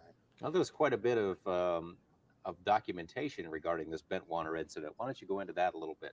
There's the. You want to go forward? Go to 9. Well, I can't answer that question. I don't know. And mouths with very thin lips. And there was a rare group reported to. They recovered 4 beings, and one of the surgeons that was That's the Roswell. drew that picture and came up with some of these. I think that he would say, "My fellow Americans, I come to you before you tonight with an announcement of great importance." Oh, he's doing the disclosure. That's real. This is real stuff, man. This was good back in the day, but John Lear was really sharp back then. I am convinced that UFOs exist because I have seen one. Jimmy Carter says he saw one. He was running for Senate back then. So, but he didn't tell us, did he? He doesn't. The pressure is enormous on these people to cover this stuff up. How absolutely, they get ridiculed and Pilot called a invented kook. The wheel, invented fire, and everything took off. What was the key that did that? I don't know, but it causes one to think. You mentioned a couple of abductions. Yeah, it's called Prometheus. It's like they don't want to give us fire. They don't want to tell us about the tech. That's why the technology is so covered up. And it's literally like John Lear's older stuff is way better, man. He definitely got infiltrated and they like took a hold of him hard after this. This is, I think, when like this was like predates a lot of that stuff, man. This was back in the day before John got into all the super crazy theories and really was very sharp back then. Very sharp. I remember watching him argue on ATS and stuff, and it was an art form, and I really admired him. I was like, wow, this guy's amazing. And yeah. And then I got to know him, and he knew everything, and there is to know about UFOs. I learned a shit from that guy. If people study science and the whole physics of the element 150, I don't know, the whole thing the people say is where Lazar's at. He obviously knows enough to run United Nuclear and do some scientific stuff, you know, and he obviously comes off like an educated, smart guy. You know, he wouldn't have been able to pull this off. Nikola Tesla was not educated. That's all I'll say. No one ever said Bob Lazar is stupid. The guy's extreme. Yeah, the guy's smart, man. I never said he was dumb. I would love to meet him. I have a feeling he's an incredible electronics technician. No, he seems more like a chemistry guy, man. He got a lot of chemistry knowledge and stuff from that neighbor of his. Yeah, I mean, people think that we're just total anti-Bob. But Knapp, yes, this is a damn guy. Knapp is a common denominator in all of this. He funded TTSA. Knapp gave money. Yeah, he didn't fund it. He put money. He gave them no, he didn't fund it. Sorry. Oh my God, I'm going to get sued now for saying that. He was a sponsor or a donor for TTSA. It turned out. A lot of people were. They had a bunch of people donate their money. It was stocks. You know how many millions? I forget what it was. But people lost money too.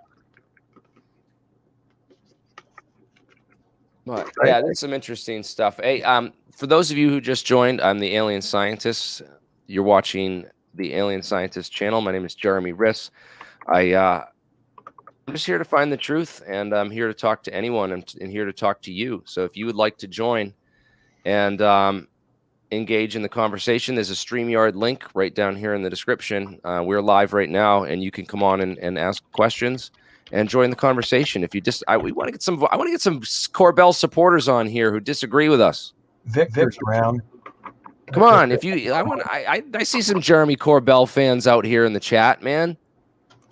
Come on in. And some Lazar fans, people like, come on, bring it on. If you guys, you know, like you want to talk, the link's right there. Join the. You see a guy named Victor out there because he's around. Victor, are you around?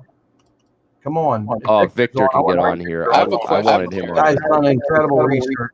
Yeah, Roach has got a question, man. What's up? So I was watching your favorites playlist the other day, and if you haven't seen it, Jeremy's playlist of favorite videos is really good. And there's this one video of this lady who worked with Warner von Braun and said that the last stage of militarization is that they will say that, you know, leak all this alien stuff and use it as a platform to militarize space. And I want to know, like, what your thoughts on that. Well, that's what Greer's on now. Stephen Greer made an emergency announcement, right? Go to Stephen Greer emergency announcement. He did a whole thing on this where he's basically saying that this is all this stuff that the media is coming out with, and the presence of disclosure and aliens in the media is just to prep us for, you know, a coming New World Order takeover and an alien invasion. Basically, it's all tied to coming together like a sandwich, isn't it? You know, I'm skeptical of this idea too, but you know, I did promote that 10 years ago because Carol Rosin did say it. It didn't come from Greer. He didn't just pull this up and he didn't just make this up and pull it out of his butt. Carol Rosin was Werner von Braun's spokesperson and understudy. She was an understudy, right? Yeah. She was there's a lot of people I worry about, you know, like Richard Doty and these other guys that infiltrated Disclosure Project and just flooded it with disinformation. There's a few legitimate people on Disclosure Project, but for the most part, yeah, I think they really did a number on a lot of those guys. Even some of the legit witnesses had a lot of you could tell they had psychological programming or things that were inserted into their, you know, training that were there put there purposely to discredit them later if they were to ever talk about it. But Carol Rosin, she worked for Werner von Braun. Werner von Braun, if you don't know who he was the father of the modern rocket project, and he was a Nazi scientist. Brought over to the U.S. in Operation Paperclip, where the CIA brought over basically all the intelligence people from the Nazi regime and recruited them and brought them over. Werner von Braun was involved in that, and he brought all the V2 rocket technology to the U.S. and developed the United States space program, the Saturn V rocket, and all the original NASA. There's old NASA videos that were done by Disney that you guys should definitely go watch, that are on YouTube, with von Braun talking about the history of the modern rocket project, the development of it, everything. It's amazing, knowing what this guy did. But one of the things that existed around the same time, and I'm pretty sure that I've done some research into this because I think his stuff came from Rand Corporation. Because Rand Corporation was this.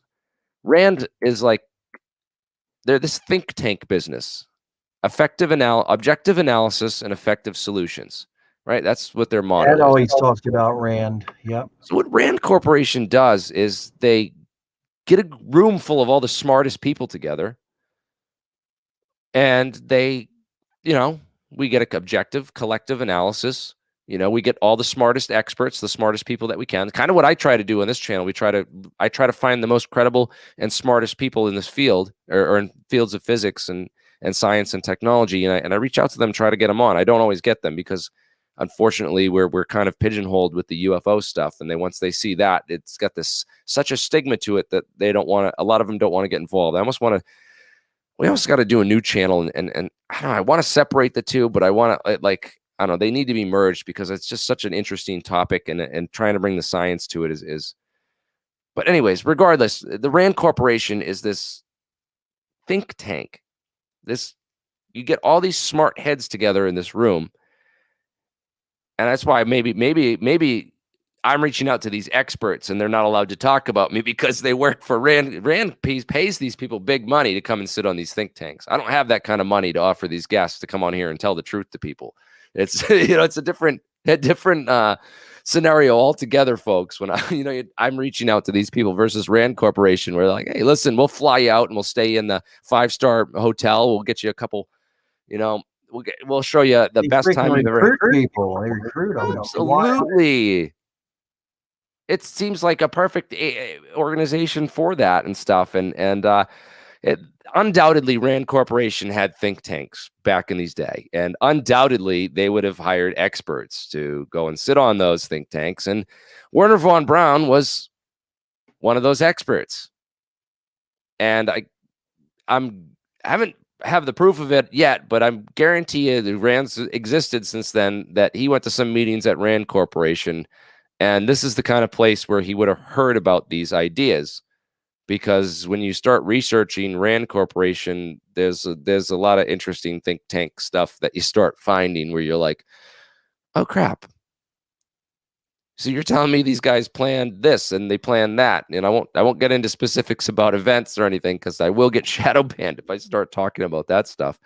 But God, who people are Lazar supporters, man. Get me someone who believes Lazar on here, man. I don't know. Maybe it's not worth talking about Lazar, but here's a link to the live chat, guys. Join the stream, join the conversation. We got 300 people watching. One of you guys got to have a dissent. We can't all agree, and I don't want to all agree. I want to have people, saying, "Oh, a handful of people believe him on here. They just maybe they don't want to. They probably don't want to come on and try and take us on in a battle. I guess it's like a rap.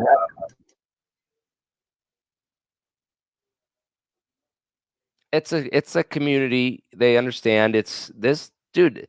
So there's all kinds of people in this community. There's this guy I saw recently, and I don't even want to get into it, man. It's just like you find these people that he studied marketing and he studied a bunch of classes, and then he's trying to sell stuff in the UFO community to UFO people. And there's a lot of that. There's a lot of those kind of guys out there where it's like you don't. Oh man, I know who you're talking about. He sent me a friend request. He blows me up all the time with this thing, and he's like, "I talk to aliens and they communicate with me." And he's trying to sell artwork. He says it's from aliens, right? Yeah, it's crazy, man. It's like, dude, just because there's a lot of dumb people in UFOs, artwork from aliens, right? Doesn't mean we're all dumb, dude. Yeah, exactly. See, exactly. If they talk to you, Jeremy, they won't ever work again. That's why they don't talk to you, Jeremy.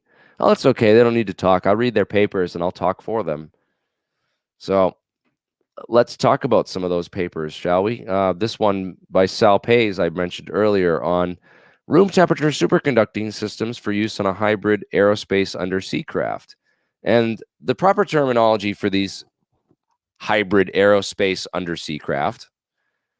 One of them is transatmospheric vehicles. Transatmospheric vehicles. And another one is supercavitation, because they use a supercavitation phenomena to basically remove the water. And this is done with lasers.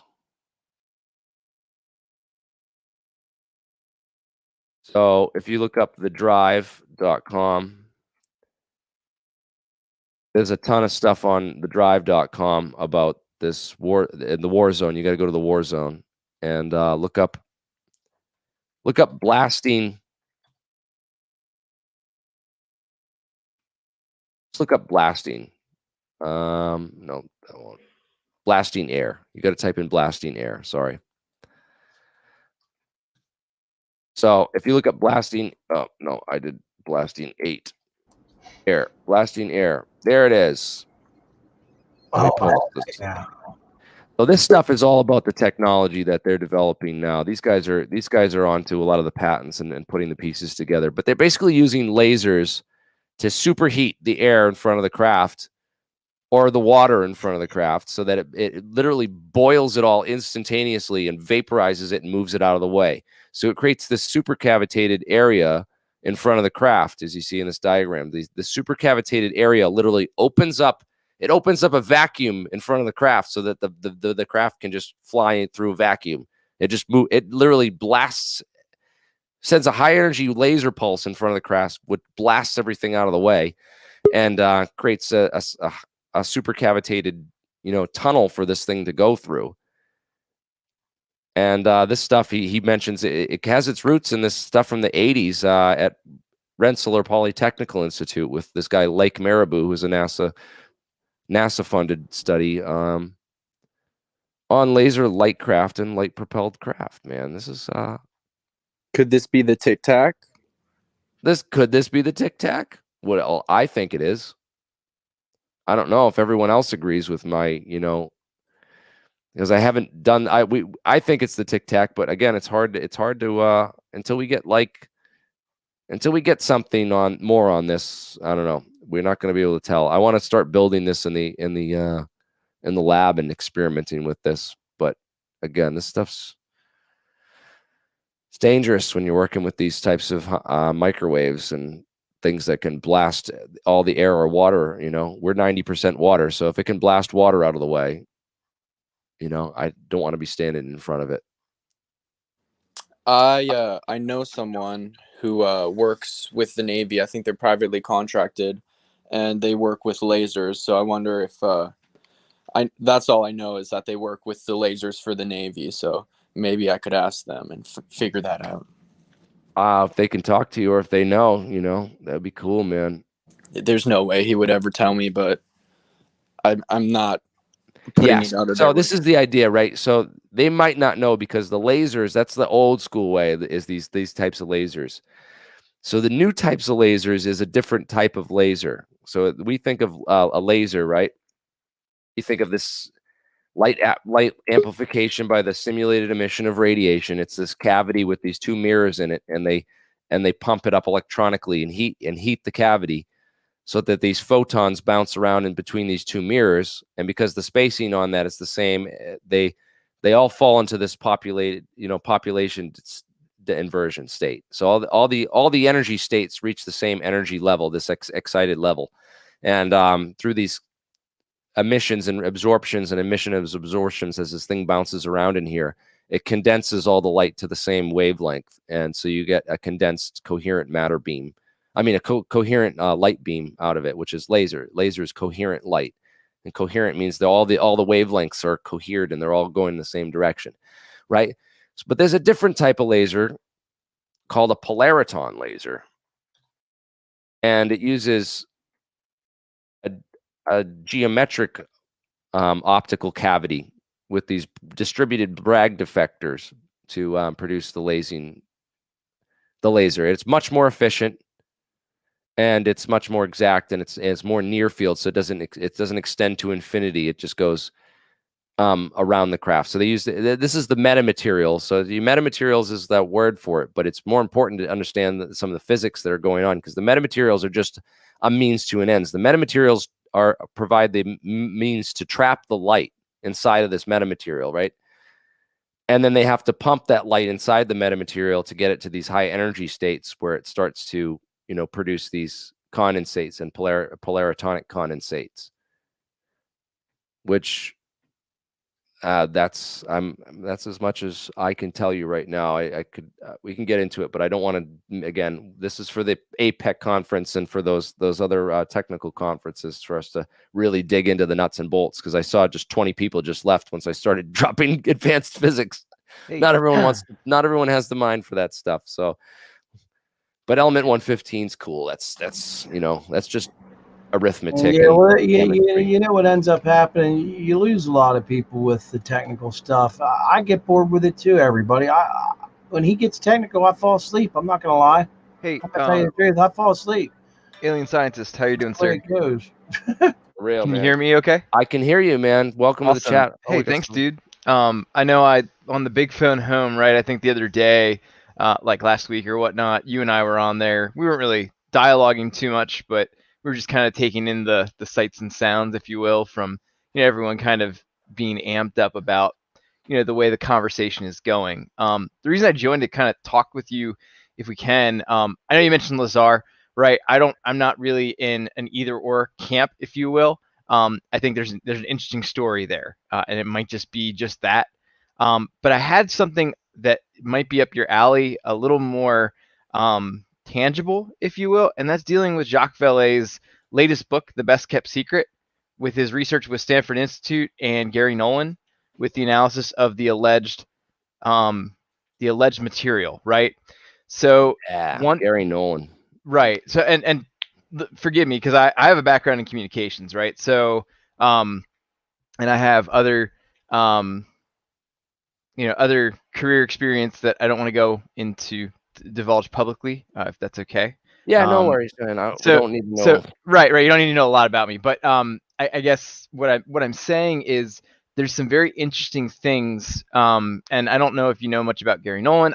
I know very little about him, and I'm not here to try to debunk him or and I'm not saying I think from the little bit I've heard from you, just on your different shows, your different podcasts. I mean, if there's bunk there, we gotta. I mean, if there's Sure. bunk there, there's bunk. But I mean, he seems like has a real lab and he's doing legitimate science. Yeah, he's a cancer biologist as well. Like he's legit, in my opinion. And then Jacques Vallée, of course, dating back to the 60s and 70s, right? It all depends. He's done some of them. This is the difference between UFOlogy and UFOlogy. Jacques Vallée is UFOlogy. He's taken a scientific approach to this. Of course. He's done a good job, man. So then we're on the same page as far as we can have a conversation about this. Yes. So the film James Fox put out, The Phenomena, I think it's called, just recently released, right? And I liked the film personally. I thought it was good. It was trying to put a little credibility, or a lot of credibility actually, behind the topic. And in that film, whether have you seen it actually? I don't think I've. That was in The Phenomenon. Yeah, I saw that part in The Phenomenon. So it was the idea I bought it. that. Yep. So it's the idea that there's a potential, something was engineered, right? It could have been ours, could have been something else, but it's been engineered at the atomic level, which the Department of the Army came out. I believe that was back in like 2015 or something like that. I think it was with the drive, or there was some article that dropped about being able to engineer at the atomic level, right, with like 3D printing. I remember that was like a big talking point, even though obviously we are aware that technology is well beyond that point. At this point, we're just kind of coming into anyway. So yeah, well, I'll go on. I'll get into that in a second because there's different levels. That's called electron tomography, I believe. Okay. It's not 3D printing, but and if I say something wrong, I don't want to claim that I know exactly what I'm talking about. But different levels. So I'll find the slides. So back to the best kept secret. So the best kept secret was to release today. Okay, that was the analysis that Gary Nolan and Jacques Vallée and another researcher, Dr. It's American Cosmos. So American Cosmic. I wanted to bring in, like, obviously a lot of credible conversation here. Diane Walsh Pashkulka, right? So I don't know if you've read that book either, but she has a PhD in religious studies, and she's out of, I think, Virginia University. And she actually was kind of part of this journey, kind of, I guess, an understudy with Jacques Vallée. And where it gets interesting is she acknowledged that there was this idea of ultra material, metamaterial, exotic, whatever you want to call it, right? She was on Lex Friedman. Correct, sir. Yep. And actually, too, when I was finishing up my undergrad, I sent her my final paper on representation of extraterrestrials in media. Right, and it was kind of looking at it from like it was looking at a contextual analysis between different texts like film, literature, folklore, but then it was also looking at it as far as the current conversation. And I brought in Jacques Vallée's research, especially in the 90s when he was talking about like Close Encounters of the Third Kind. Just very interesting. So the reason I bring her up is because in her book, she identifies that she met the Invisible Fight Club, which Jacques Vallée, in one of his books, he identifies the Invisible College, which is the sect of individuals that are researching behind the scenes the phenomena or what have you, the technologies that may or may not. I pointed out, John Archibald Wheeler, I believe, was part of that original Invisible College. Okay. So, but she identifies through working with Jacques Vallée, and she actually got permission then to tour the Vatican archives, the 35 miles of underground ground. I have to talk to this woman. So I talked to her. Oh, I didn't. I'm sorry. Forgive me. I didn't. You got to to send me a copy of your paper too. I want to read that. If you'd like, I will make that happen. I don't have it published, mind you, but I will send it to you. Anyone who wants to send me stuff, my email is right here. Continue. So can I continue though with the interesting piece of this? So she went on Lex Friedman, talked a little bit about her background, talked a little bit about this interests her, this idea of religious studies and the phenomena.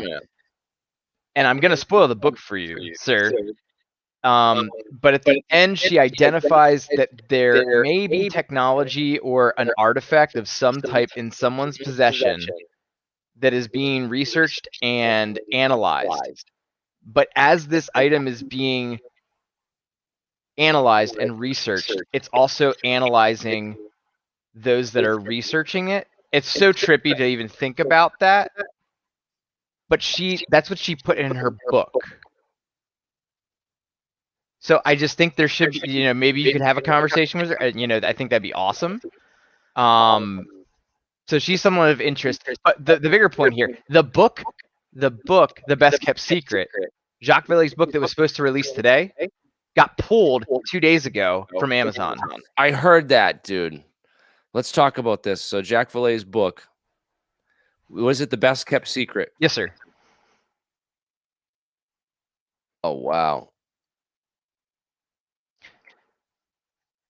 And I just went over tonight to the what is it, the UFO celebrity review, just to kind of hang out there and just see, what they're saying on there. Again, yeah, definitely. I like those guys. No, I like those guys. I was just, I criticized them where I criticized some things, Yeah. Well, we all should be critical thinking. We all should be critically thinking, how do we digest this topic?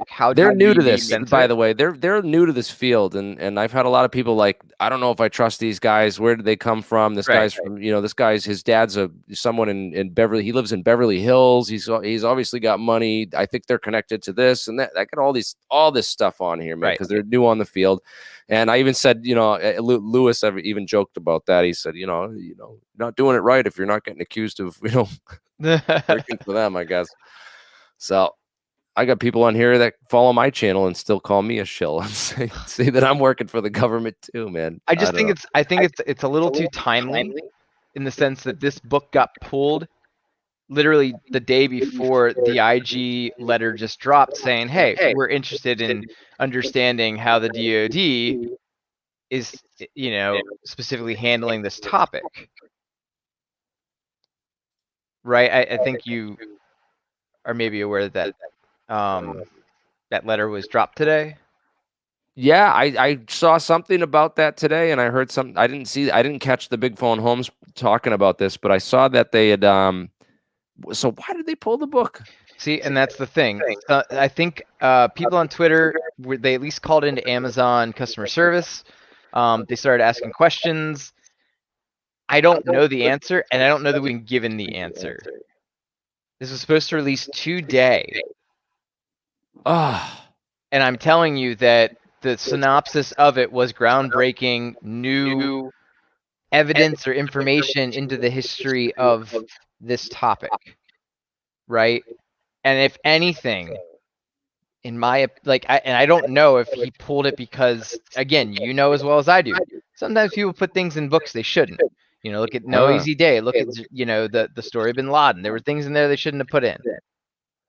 And there's sorry, yeah, right. I wonder, I'm just saying, why? This is interesting, man. Do you think? I mean, obviously, I'm just trying to be skeptical, devil's advocate. What if he did it just to for publicity? That's good book promotion. It's very possible. And you're absolutely correct. That it's like it creates this fervor that you want to gain access to this book.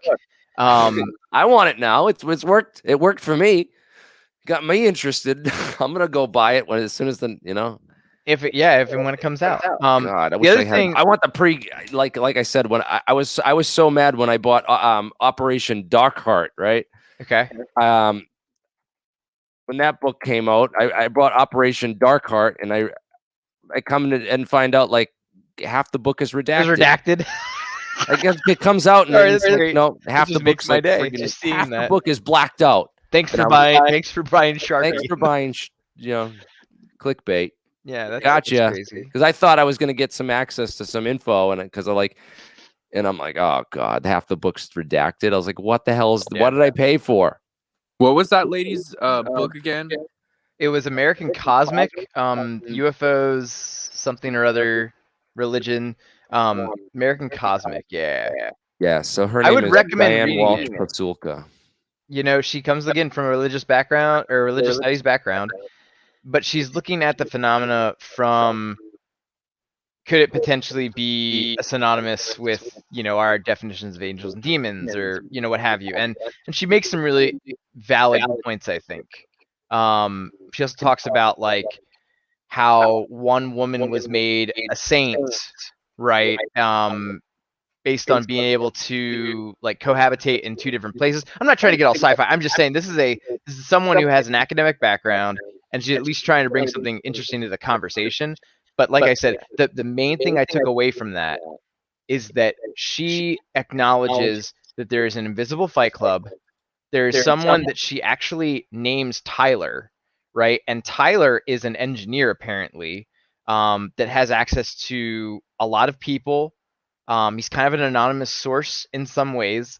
But the interesting thing is that she had to ask to get access to the Vatican archives, and she was trying to figure out a way to get Tyler access, the guy from the Invisible Fight Club, to the Vatican's archives as well. The interesting thing is that she didn't want him. This sounds weird. I'm just telling you, this is what's going on. She told him, hey, you shouldn't ask. I should basically go on your behalf to try to get you access. Well, Tyler decided that since that wasn't working out, I'm just going to tell them who I am. And he got access before she did to the Vatican secret archives. Oh man, I bet you you got to think the Vatican, right? So any kind of aliens that crashed, right? Or there's so much history.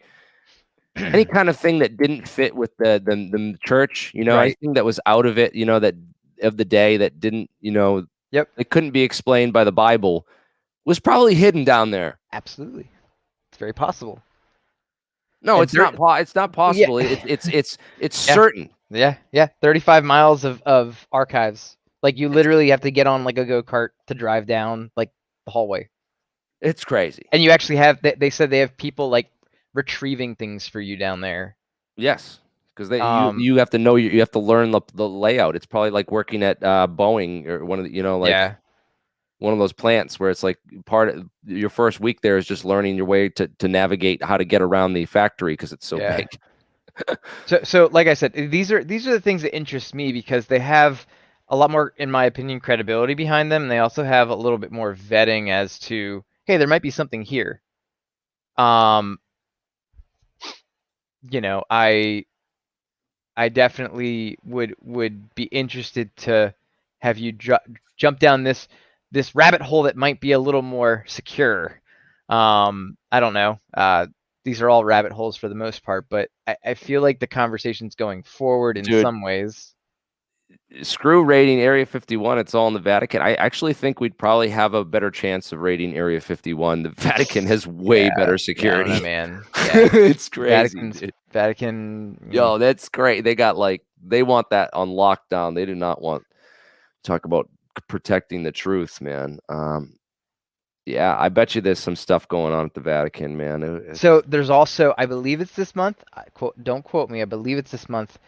The Vatican's supposed to be having some type of conversation / seminar on the possibility of life beyond Earth. You might want to look that up at some time. Like that, I don't know when that's going on or where that's going on. I don't know if it's over there or here on the stateside. Yes, it would be like raiding Mordor. That's a great analogy. Yes. That's amazing. Oh wow! Hordes and hordes of the One Ring is in the Vatican archives. We have to bring the One Ring. Oh gosh! Throw it in the depths of Mount Doom. It's the research material from All right, AR man, I tried to bring you on, but again, you can't have the stream playing in the background on live speakers. It helps to have headphones. So we're trying to bring more people in the chat, but again, Yeah, sorry, man. I don't want to. I can't ruin it for derail everyone, the conversation. man. I can't. That probably got just 2 people to click off just there because they're like, what the heck? All right, we got to wrap this up soon. Anyway, let's bring anyone else. Thanks, I man. saw Bernard on here. I saw a couple other people. You want to add anything before we go? Hey, can you hear me? Yeah, anyone, man. Can you hear me right now? Yep. You can, yes? Hey, can you turn off your stream? Perfect. It's echoing. So can you mute your stream like on the video? Whoa. Is that the one? Nope. That's echoing. I think it's Burn Burn Eye. So you can hear me? Is it still echoing or no? Yeah, so you have stream. You gotta wear headphones. Sorry. So I gotta put headphones on? Yes. Okay, I will remute here. Give me a sec. Yeah, same thing for you, AR. You gotta, if you're gonna come on, you gotta have headphones because what happens is I talk, it comes through your speakers, then your microphone picks it up, and it's just great. Yeah, so good. Now Bernard. Jeez, what does that mean, Mikey? Why don't you come on, Mikey? Come on, Mikey Germatra. No, man, thanks for having me on. And oh, go ahead. Does it work without reverbation? I think it's better. I can't hear myself echoing now, right? That sounds better. Okay, so there's an option in audio that says cancel out automatic cancellation of reverb. So make sure you click that, and then you don't have to use micro headset. Oh, I got to get on. Yeah, Mr. Kai. Sorry, I'm reading chats too. I'm trying to multitask. We got to get on Clubhouse and do some Clubhouse and talk about some of these topics. And yeah, definitely. I got to get on Clubhouse. I was originally I have an Android phone, so it was only for iPhone, and I couldn't get on there. So I don't know if that's changed, but yeah, I'd like to definitely. My email, I posted it here earlier in the chat. So definitely email me and get me into Clubhouse, and I want to get on there and start getting into some of that. Clubhouse is closed? What? I think I might be on there already on my friend's phone. We had an account made, and it's invite only. Yeah, I got to get an invite from someone who's already on there. That's right. But yeah, we should get Nassim Harriman. I've been trying to get Nassim Harriman on the show. I met Nassim Harriman in 2009 and hung out with him, went to dinner with him and his wife and a bunch of other people. So yeah, I know I definitely would like to get Nassim on and talk to him. He's an interesting guy, even if he's a little out there. He feels great for sure. Everyone calls him a charlatan in the scientific community, man. They're all like, the guy's full of himself. He's got more followers than freaking any of them, though. It's crazy. He's got a huge audience and a huge following. It's nuts.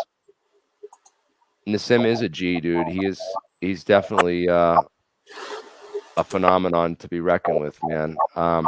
Hey, alien scientist, one last question, and I gotta probably take off. So obviously we've heard things recently with like Harry Reid, came out saying, hey, when I was a senator, I was trying to, reach into some of the programs, understand more about what's going on with maybe Lockheed or Battelle, right?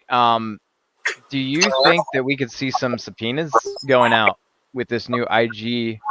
Like, so if there is something, right? If there is something to make people aware about that allegedly might be behind closed doors, do you think it's going to remain behind closed doors, or do you think that the IG has the authority to reach into the depths of something like that? And that might be a loaded question, but that's just something that I've been thinking about recently. Yeah, I wonder, because is it that the government is like, wait a minute, because there's like part of me that says like, well, what if this is like, what if it really is all in our heads that the government really doesn't have all these answers and doesn't know? I really think that there is some kind of college out there that, knows some stuff and is kept from the rest of us or something. There's has to probably exist. 3 or 4 or a breakaway civilization sort of thing. I'm not going that Yeah. way. I'm not going. I want to go. We want to go into like No. this. Don't know. I want the Inspector General's report, right? So what are they gonna? They're basically like, this is the government trying to investigate itself, and Yes.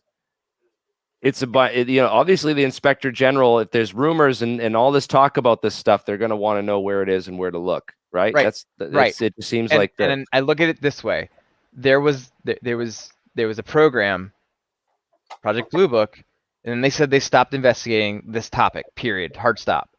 Yet we know to be true, there was curiosity and there was money invested into multiple types of programs that then also kind of overlapped one another, right? To study some of these things of interest. So again, I think that, you know, I understand where you have to have credible evidence to really try to inquire. But I also wonder here if we're going to actually, and I said this in the last stream that I was on, I said, I wonder if we might actually see Luis Elizondo make an appearance behind closed doors probably, but to provide personal statement to Congress, because tomorrow you have Joe Rogan hosting Chris Mellon, right? Former Secretary, Assistant Director, or former Assistant Secretary of Defense, I believe. He's on Joe Rogan tomorrow. Okay, he's adopting the threat narrative of we need to know what this is, right? But then again, SAPs couldn't even get into any of this while I was in his position. Like he literally the SAPs. Right. That's what he's saying. Right. You have Elizondo saying that Right. he couldn't even get access to that Right. stuff. So my point is here: you have Luis Elizondo, who's been in and out of DC this last year or two. He has a security clearance that got reevaluated. I don't disagree with Annihilator.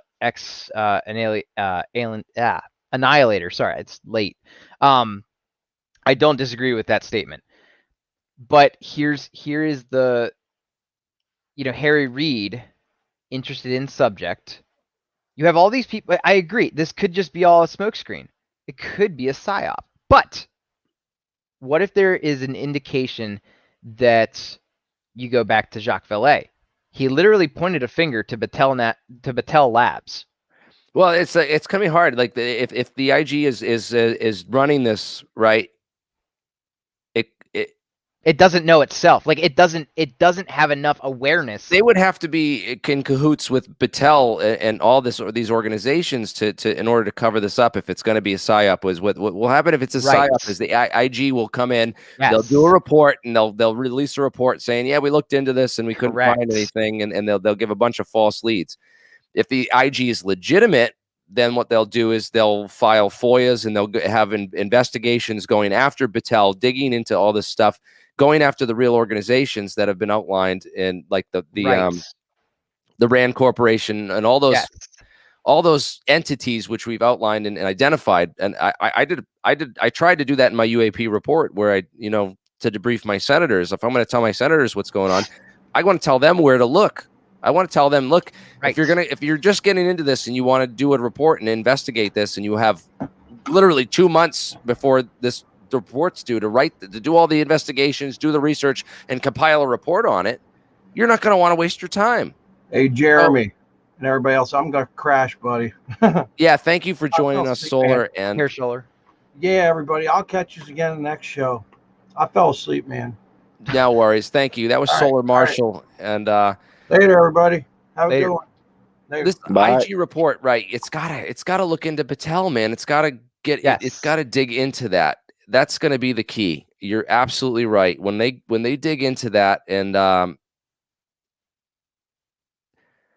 that's going to be the deciding factor on whether this is all like an organized, controlled op from the get down, or whether there's people in the government that legit don't know about this and are trying to find out and get answers, and they want answers now. But I go back to one other thing former ODNI John Ratcliffe said recently, and that was that there is information. He can't talk about it yet, but once that releases, he'll be able to talk about it more. My point is that if it's a psyop, and I do have I can't go into, I do have background understanding, right, from my prior profession. I have a basic understanding of a foundation of how that functions. Okay. Not necessarily for something on this scale, though. However, I'm dealing, more in my experience dealing with populace and or broadcasting and or messaging, right? Dealing with psychological warfare, not necessarily in the scope of the public agenda setting theory, right? And that's one of the things in my paper. I looked at it from the perspective of agenda setting theory: is how do you can you control the narrative and market the idea to your audience to begin to get them to think differently. And yes, and I'll send you my paper so you can read over that and see just what I came up with. But I do think Battelle, I think Battelle has something, or there's at least the trail that Battelle had workings with Lockheed or other places, maybe. Right, Patterson, they definitely did. Yes, it's documented. And did you know that? And the Material Command sent Battelle. They hired Battelle metallurgists for their Material Command research. So right, and so yeah. Again, this, I think there's enough people trying to point fingers, but you can lead the horse to water. You can't get him to drink. Imagine again, I can't imagine. Like, could you imagine if they subpoena it? Yeah, that's my point right there. If Vallee's book has more information concerning Battelle, I mean, that's a speculation, but I guarantee you this is causing a whole controversy because because Battelle owns so much of the they manage all of our national labs. They have such a stranglehold over all of our scientific information in this country. Correct. That it's a national security issue. Yes. It should be viewed as a national. It should be viewed as a national security issue. And this is what Eric Weinstein himself was saying, that the scientific community is so compartmentalized and siloed now that you can't even work and go forward with anything. And he even said on Lex Friedman, he said, when Lex Friedman said, "Hey, do you think that we have things?" And he said, "Assume that we're true."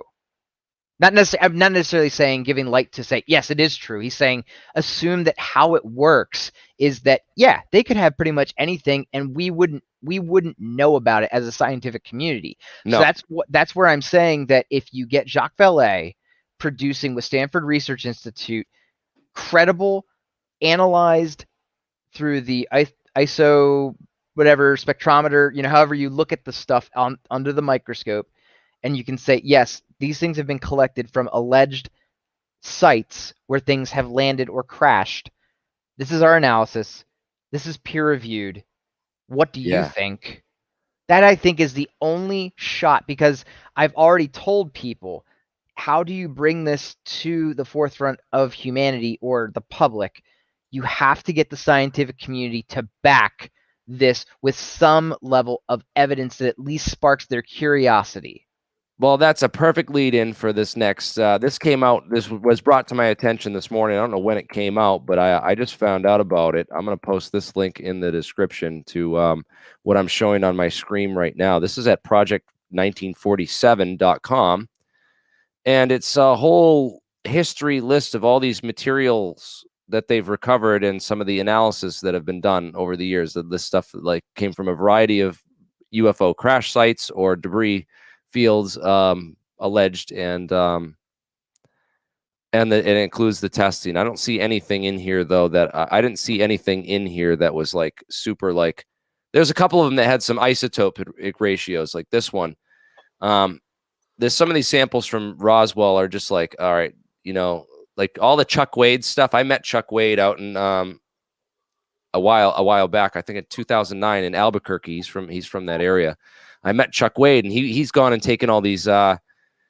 He's taken all the archaeology expeditions, right? So Roswell Archaeology Expedition, right? So they go and do these archaeological digs out at the Roswell site, looking for leftover pieces of metal and stuff, and they dig this stuff up, and that's awesome. And then he's analyzed it. So Chuck Wade is one of the guys. Yeah, he's got a whole website on so this one stuff. other thing, back to Battelle. So I just dropped in the StreamYard thing and then in chat. Click on that link. because if you don't know, that link directly goes to Battelle. No, not that one. That one might be the. No, that's different. Sorry, you're on something else. But my point is that the person that signed the famous FOIA requested letter that Jacques Vallée got that suggested, hey, there are people outside the government that have a very high level of orchestrating the research on this topic. Right? It actually then goes. It actually has an image for the actual letter that was marked secret at one point. Before it got declassified through FOIA, but that's the letter that Jacques Vallée memorandum. Yes, it is. You probably might be familiar with it then already. Maybe you're. Yeah, this is the first. He got it from Hynek's notes. Yes, correct. And, J. Allen Hynek, if you guys don't know who this is, and a lot of people are new to this stuff. J. Allen Hynek was head of the Project Blue Book. He was like the head government investigator for leading the scientific investigation into UFOs for the United States Air Force. And when he died, his notes and all his materials went to Jacques Vallée. And inside of that, Jacques Vallée found this Pinnacle memorandum, which identified several names of people, including the director of Battelle, Howard C. Cross, was right on the Pinnacle memorandum. And it identified this is the secret college. This is that secret college we're talking about, of these scientists that are, they are given access and granted access to these special access programs that the rest of us aren't allowed to know about. This is the start of it. And then Battelle, it's a crime against humanity, really. They manage all of our national labs, bro. They have the contracts. Go to the Wikipedia page on Battelle. National Laboratory Management, right here. You can read about all this. Is this documented? I had someone in the chat say, "Oh, they don't have any control over our labs." Yeah, right. Look it up, dude. Disclosure, make them publish everything. They've got so much stuff, and this just shows that the scientific community is this small, compartmentalized, managed group of people running these laboratories, and that they could have anything, and it could easily be kept out of the public mind, and it could be easily kept from the public. And it could be kept from the FAS, which is used by the intelligence community a lot. And this is why Epstein targeted the scientific community. Yeah, I mean, Epstein did. Why Sure. do you think there are some interesting things there with Epstein as far as being involved. He with was community. definitely targeting and grooming the scientific community for the intelligence agencies that he worked for. Right.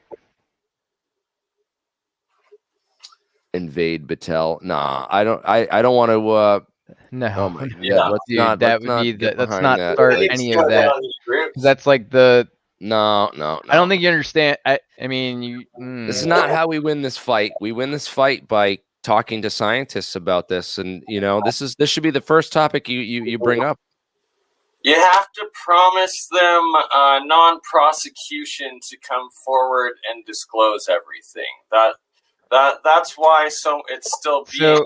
But you can't grant something like this immunity, because the second you grant something like this immunity, then something else takes its place. Something else gets pushed somewhere else to the shadows. You'd have to do full immunity or full prosecution. How do we get this disclosure? How do we get this before they can move it somewhere else?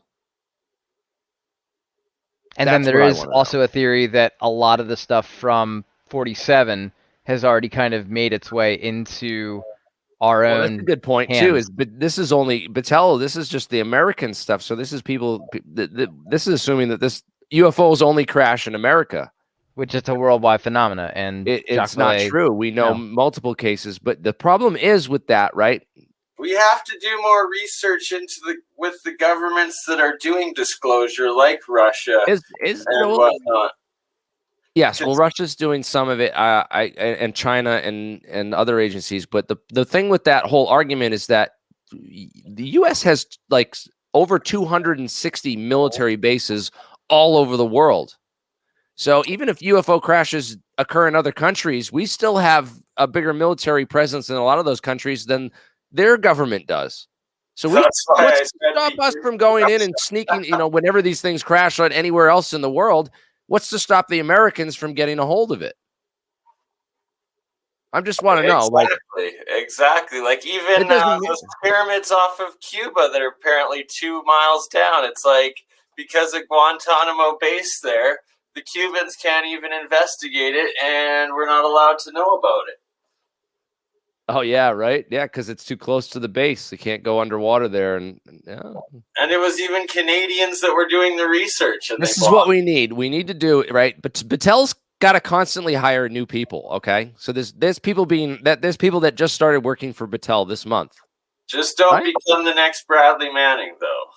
That's the problem with non-disclosure while working for these places. Yeah, you don't want to end up like Chelsea Manning. Yeah, you don't want to end up like you don't want to pull a Snowden. I mean, or not. I don't know. It's the thing is this. The problem is with that. There's protections for whistleblowers. So what a whistleblower is if you witness illegal activity, you can blow the whistle. Yeah, we need them. All of governments doing so let me ask a question. Luis Elizondo has yet to really come out and claim whistleblower status. I speculate with high likelihood we might see him kind of rise to the whistleblower status in the sense that so dealing with the public affairs office with the Pentagon and the Department of Defense, right? As recent as less than a year ago, right? When some of the information started coming out, it was, Luis Elizondo had no part in ATIP, right? He had no role. And then it went further of saying, he had no assigned duties with ATIP. So I think we've already established that he is the guy that was who he says he is. And the problem is that he tried to bring this to Mattis's attention when General Mattis was Secretary of Defense, according to Luis Elizondo. He tried to, and Mattis was being protected by constituents and saying, no, don't bring this to his attention, blah, blah, blah. And according to Lou, I'm just quoting what he said, and that people at the higher levels of leadership were questioning, is this subject something of the spiritual / demonic? Now, whether you subscribe to that or not, it's the conversation of where's the separation of church and state there, for one. Second, you're allowing your personal bias and something that you may or may not have any understanding about impact the ability to research something that needs to be studied. So I wonder if he has legs to stand on where he tried to bring it to the right people, to their attention, and didn't succeed to it. There's a lot of theory, man. We could go deep down these rabbit holes. I have an intelligence guy that I talk to, and he swears that Snowden is like an agent, and he's like he works for the Russians, and I don't know. There's all kinds of this is a deep rabbit hole when you start getting into that stuff. Again, Snowden worked for Booz Allen Hamilton, right? That's an interesting connection, right? So Booz Allen Hamilton, another company, they're a financial information technology consulting company, and it's basically this is the NSA. The NSA operates through these other companies. The NSA doesn't have a company. They don't really hire NSA agents to come work for the NSA. You work for Booz Allen Hamilton, and you're working for the NSA through one of these companies. Another note that they're able to just compartmentalize even more. What was the guy? Confessions of an Economic Hitman. Great book. Have you read that? It talks about this guy John Perkins talks about how he was recruited into the NSA and began working for Booz Allen Hamilton because of his wife and some connections that she had. And that was his introduction into this whole world. And he wrote this whole book on what they did and what his job was to do in all these countries as an economic hitman for the NSA, basically giving these huge loans out to these foreign countries for massive amounts of money to build up all their infrastructure. And they'd renege on the loans, and then basically it's a way to build up these foreign countries, but then put them into debt to the U.S. so that they're in debt to us, so that we build all our infrastructure, but then we own their country by debt. So then we say, well, we can forgive some of this debt if you just, vote why don't you vote this way on this next issue on the UN, right? Or do, so the UN has, like Pfizer's doing with what is it, Argentina right now over the vaccine. Well, we're not allowed to talk about that stuff. You'll get shadowed. You'll get really banned. So let's not. Yeah, sorry. Let's not get into that, man. I was talking on the economic aid aspect of it only, and how it's tied aid. I do think, if he saw something and said something, then yes, his actions are honorable, man. William Pixie. I don't really see I don't believe the case that he's one of the bad guys, or that he, was disinformation. Or Have you read his books? Just curious. I have not read his books. I would recommend reading his books. So I'll tell you, saw the leaks and the stuff on. Well, his books are interesting. I actually, when I was doing my undergrad, was doing a course called Cyberculture, and I specifically looked at, specifically at the NSA, Snowden's case, that whole situation, and it was just interesting, just kind of looking at, his actions, right or wrong. I'll just, one of the things that Snowden did, even before he was recruited by NSA or anything like that, did you know that he actually did a deer walk? So he actually looked through the file directory before we had a lot of security with like cybersecurity and stuff like that. He did a directory walk, and he did it at Los Alamos. So he actually accessed private memos that were going back and forth through Los Alamos's intranets. And he actually ended up bringing this to Los Alamos's attention, like reached out to them and said, hey, your security is very lax. These are some very private memos, not necessarily discussing, nuclear stuff per se, but it was dealing more with inner workings. And it's, so I don't know. It's just, it paints an interesting perspective. I will have to read his books because I have not, and just something to check out. I'm going to feign ignorance on that, so I'm sorry, but no, you're good. Again, we're talking about Snowden in this context because we're talking about he got brought up because we're talking about whistleblowers, Booz Allen Hamilton. The main context of that, if you just joined in, is that we're talking about Battelle. Battelle has been in existence since the 1930s.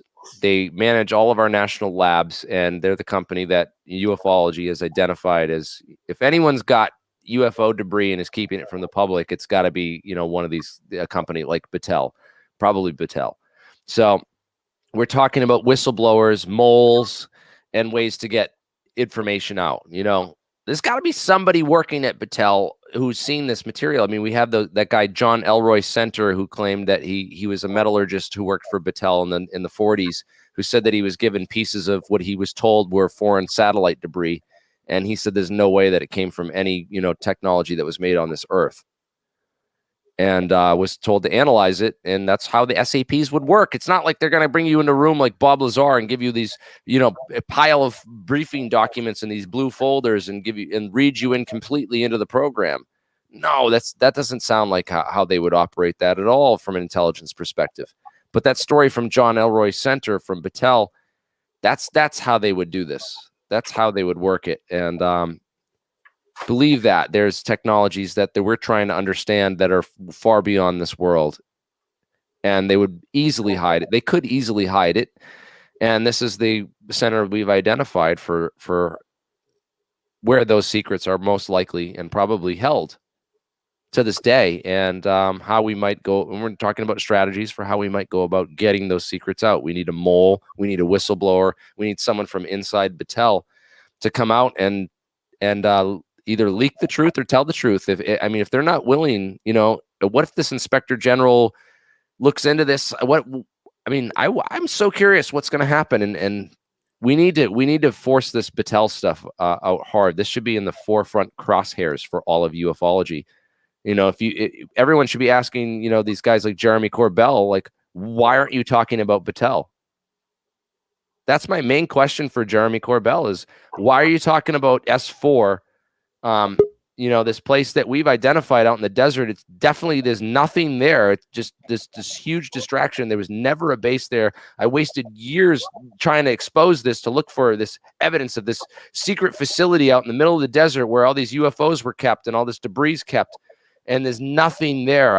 I've researched this for 17 years, bro. I'm a really good researcher. If there was something there, I would have found it and exposed it. Okay. I'm telling you all, as a seasoned researcher of UFOlogy, the secrets are in Battelle. They're not out in S4, out in the middle of the desert. And this, hey, look over here, everyone, in the mainstream media. This is where the secrets are. They're in a secret facility in a hangar built into the side of the mountain with invisible doors. No, none of that. None of that. It's at Battelle. It's hidden inside. You know, we have the documents going back to the Pentagon memorandum. They're experts in metallurgy for the government. They have contracts with Wright-Patterson Air Force Base going back to the Material Command Division all the way to 1940, the late 1940s, after the Roswell crash. There's people that worked for Battelle, metallurgists, that said that they, you know, worked on stuff after Roswell that they thought, you know, couldn't have come from this earth. They were told it was foreign technology and their job was to analyze it. And there's no way it came from this earth. What about getting a foundation like Judicial Watch to sue Battelle for disclosure? Knapp should be looking at Battelle. Why isn't George Knapp looking at Battelle? He probably works. You know, I don't know. CIA for sure. He probably works for him. I don't know. I'm not going to say that. I don't know, maybe I just nudged the conversation in a direction that, please, I will leave you, I will leave all these people alone. I will leave Jeremy Corbell alone and I'll take this video down. No, I won't take this video down because there's nothing wrong. We didn't say anything bad about him. It's about the information. Again, this is not an attack on Corbell or his personality or his character. We talked a little bit about some of the history of how he got into UFOs, but I left a lot of his, you know, I left a lot of other stuff out of this on purpose. Personal, it's professional. It's not personal. It's professional, bro. And it's about the information. Okay. And if we just all work together and focus on Battelle, like I've been telling you, then you convince me that you're on my team, okay? Because right now, like, everyone's like, oh, why are you attacking Corbell? He's on our team. You know, why are you attacking TTSA? They're on the same team. I was like, bro, if you ain't calling out Battelle and you ain't pointing people in the direction of where this stuff's hidden and where it's been kept for the last 70 plus years, then you're not on the same team as me. When the mainstream is playing you, you're probably not on the right team. Right. When you're talking about mainstream stuff and you're pointing people to S4, you're pointing them to the U.S. Army, where you get this CRADA, you get this UFO material that you sign this contract with the government, but it goes to the U.S. Army. No, that's not where the U.S. Army doesn't, you know, it's just like, oh, okay, the military. No, it's the Air Force. Why do you think we created a Space Force? This not, oh, God, thank you. Thank you, people. This is just, we need to really, okay, I'm channeling my inner AJ here. I need to take the energy level down a minute and go back to my Bob Ross voice. Back to, we need to keep doing it ourselves and working together on it. So let me show you my next phase of what I've got going for a lab. This is about sacred corridors, man. It's exactly what it is. It's sacred corridors. Irena Scott. Oh, great. I got to get Irena Scott. I actually friended her on Facebook. I sent her a message. She said she seemed open to the idea of coming on this channel. We got to get Irena Scott on it to do some more stuff. We got to dig hard into Battelle. We got to start giving them hell, man. Respectfully. I'm sorry, I can't say give him hell. That's we have to do this. We have to really think about this and be methodical about how we're going to do this. And here we are. We're going on 4 hours. I was going to end it an hour ago, but we're still going. This is great, man. 300 people watching live. This is how awesome. That'd be a great show. You know what? We're gonna do a show with Irena Scott, and we're gonna promote this idea. I want to get a group of people together. We're gonna go down to. I want to go down to Battelle, I want to start calling them up and I want answers. I want, their PR person to talk to us. I got to start calling them up on the phone. I'm not going to be afraid anymore, man. Like, there's probably people like, oh, stay away from Battelle. They'll, you're treading on thin ice here and stuff. You're living in the Truman Show. Exactly, bro. You can't go in there. It's a restricted area, right? Yes, this is it. They'll merge, change their name, and carry on under another name. Yeah, this. We've seen that all before. That's another thing. We have to be methodical. We have to be careful about this. They're probably already moving this stuff away from Battelle and out of Battelle as we speak. God, we got to go down there and knock on Battelle's door. Maybe I'll get in there and do a tile Maybe I can get a tile contract. Yeah, that's a good one. I'll get in there and do some of their tile. Start learning the inside secrets. Okay, we got a guy who said he's got some information, man, and he's going to come into the call. So if anyone that's just joined, I'm the alien scientist. You're watching Disclosure happen live, and we talk about real topics on the show, and we talk to real people. We talk to you. So if you want to join, there's the link, and come on and share your information. X Annihilator, welcome to the chat. Can you hear me? Yeah, man. No echo either. That's great. I have a pretty good mic. So I found this comment on Reddit once. It might not be much, but it's worth checking out. I posted it in the private chat.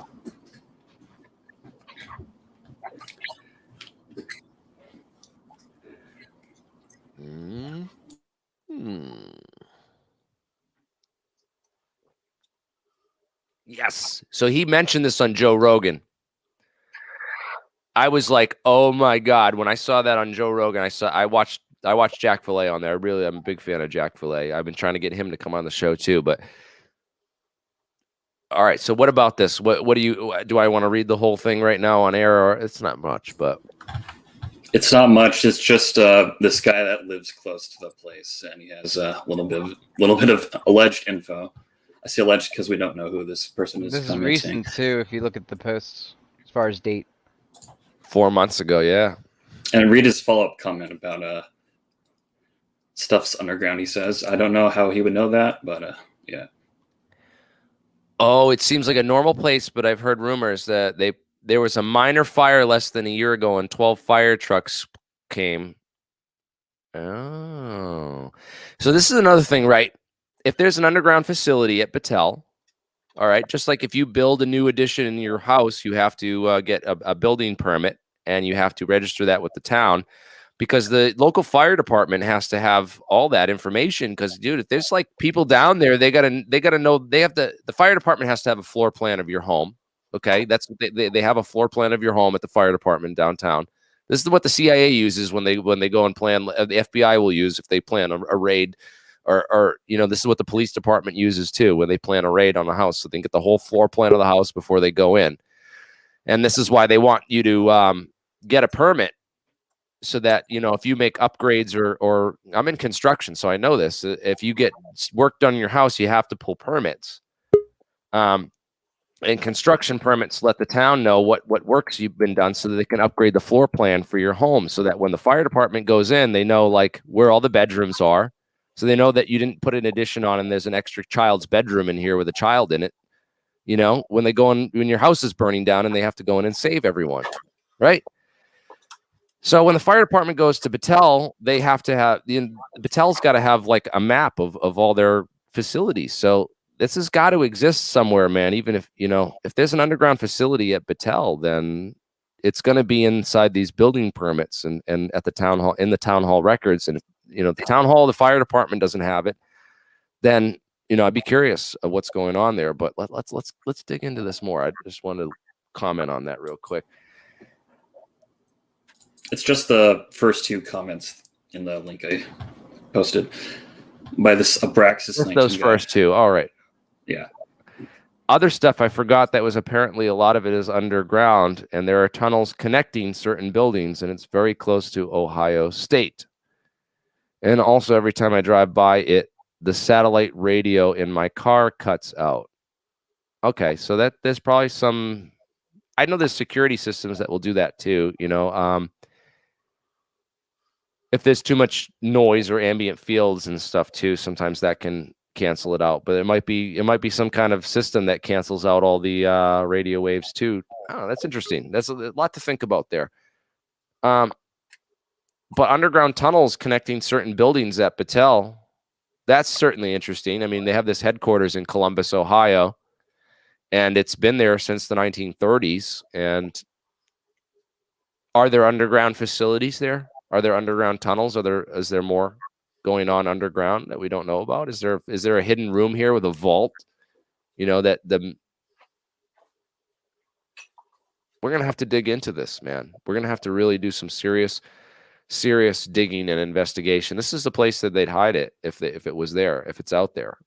So I wouldn't have actually thought about that as far as an organization or company, but James Fox is the one with Jacques Vallée that brought that to our attention. I actually don't even know that Jacques Vallée has publicly said Battelle. I don't, because even in Joe Rogan, even on the Joe Rogan when Jacques Vallée was there, I don't remember him stating he was comfortable sharing who is in possession of it. But if you go back and watch that Jacques Vallée Joe Rogan that was recent, he knows. I thought he mentioned Battelle on there. He might have. Oh no, maybe he did there. He didn't in the Phenomena. No, he doesn't might have in the Phenomena. In the Phenomena, he doesn't. But when he got on Joe Rogan, he dropped the bomb, bro. He dropped the name. But as far as then where and who might be in possession of it now, he might either doesn't know, but I think he said on Joe Rogan that he does know. I don't know. This is cool stuff here, man. All right, we just hit the 4-hour mark. I think we're gonna leave it at that, man. It's Jeremy, give me a couple minutes here. I'm gonna show you something outside. I'm taking off though, guys. Thanks a lot for having me on. Thank you for sharing that, man. That was cool, man. Hopefully Glad to have you on. Thanks, dude. Anytime, man. Thank you so much. Peace.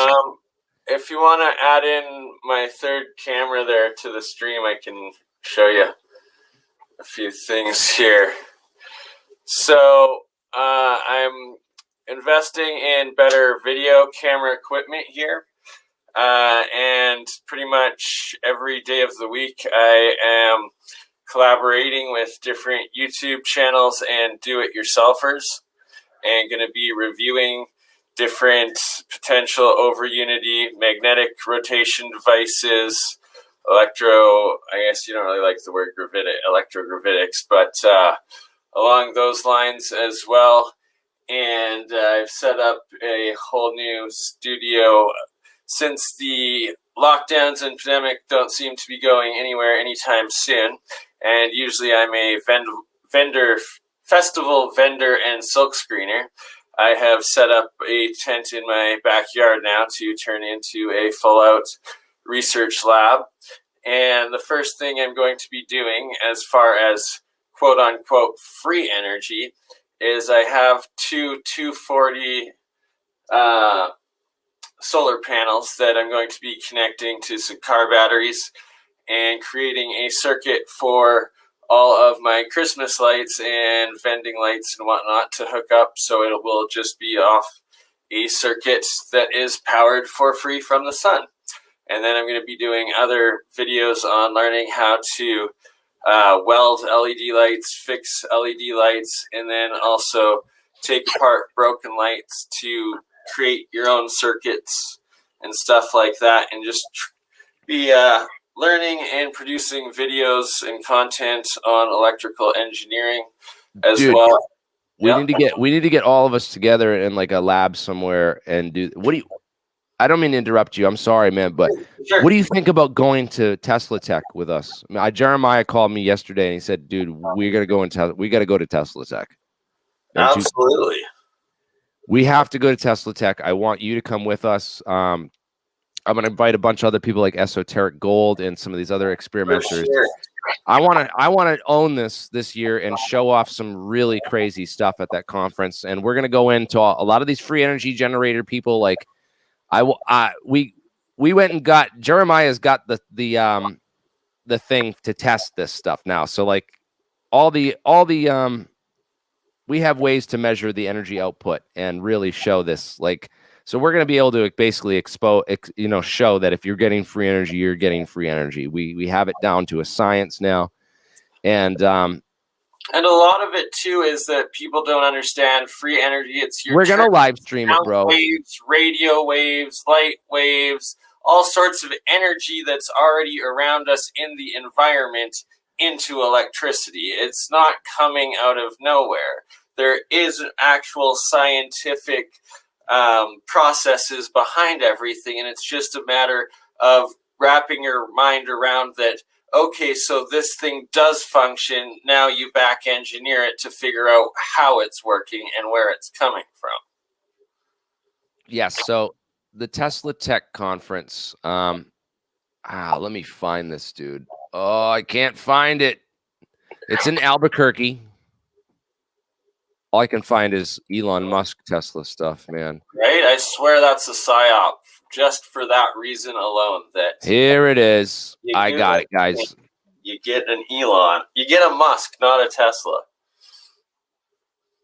It's a bunch of Musk, and it smells like Musk too.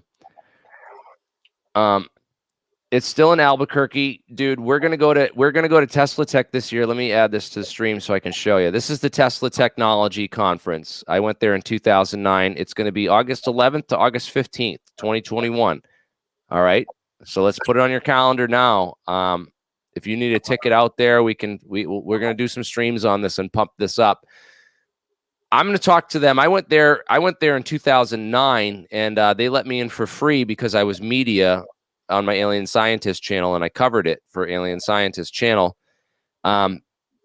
We have such better technology now. I got cameras. I got everything now. So I'm going to go down there with a laptop and all my cameras, and we're going to live stream the whole friggin' thing. I would love to be part of that. Absolutely. And also, dude, everyone's going to be there. There's so many. I can't even begin to like tell you, like, this is going to be, everyone's going to be there. And then if I pump this up and promote it, man, people, everyone's going to come out there too. It's going to be awesome. Let's do it. Let's get it. In the meantime, do you have a lab with mass spectrophagy that I can start sending some of my samples to, just to like confirm or deny the possibility that the red stuff is mercury compounds and that the yellow stuff is sulfur compounds, and that alone will confirm a large level of transmutations in what I'm doing? I will inquire about a mass spectrometer. I might have access to some other types of spectrometers or NMR spectrometers, or some other types of ways to tell isotopic ratios and all that kind of stuff, man. That would be huge. So I will look into that for you, and I'll see if I can get something. We could start testing samples for you to see if you're actually transmuting elements in your laboratory and doing real alchemy. That would be absolutely. And I'd love the chance to also work with Esoteric Gold, as he's doing actual ancient alchemy from the lab, from the actual processes of the lesser and greater circulation stuff that I'm now intrigued into doing after getting the results out of my electrolysis processes. Yes, I will look into that for you, and I got to see, because I don't have access personally, but I know a lot of people. So all I got to do is send out like an email to 3 people, and one of them will have it, and be willing to do it for you.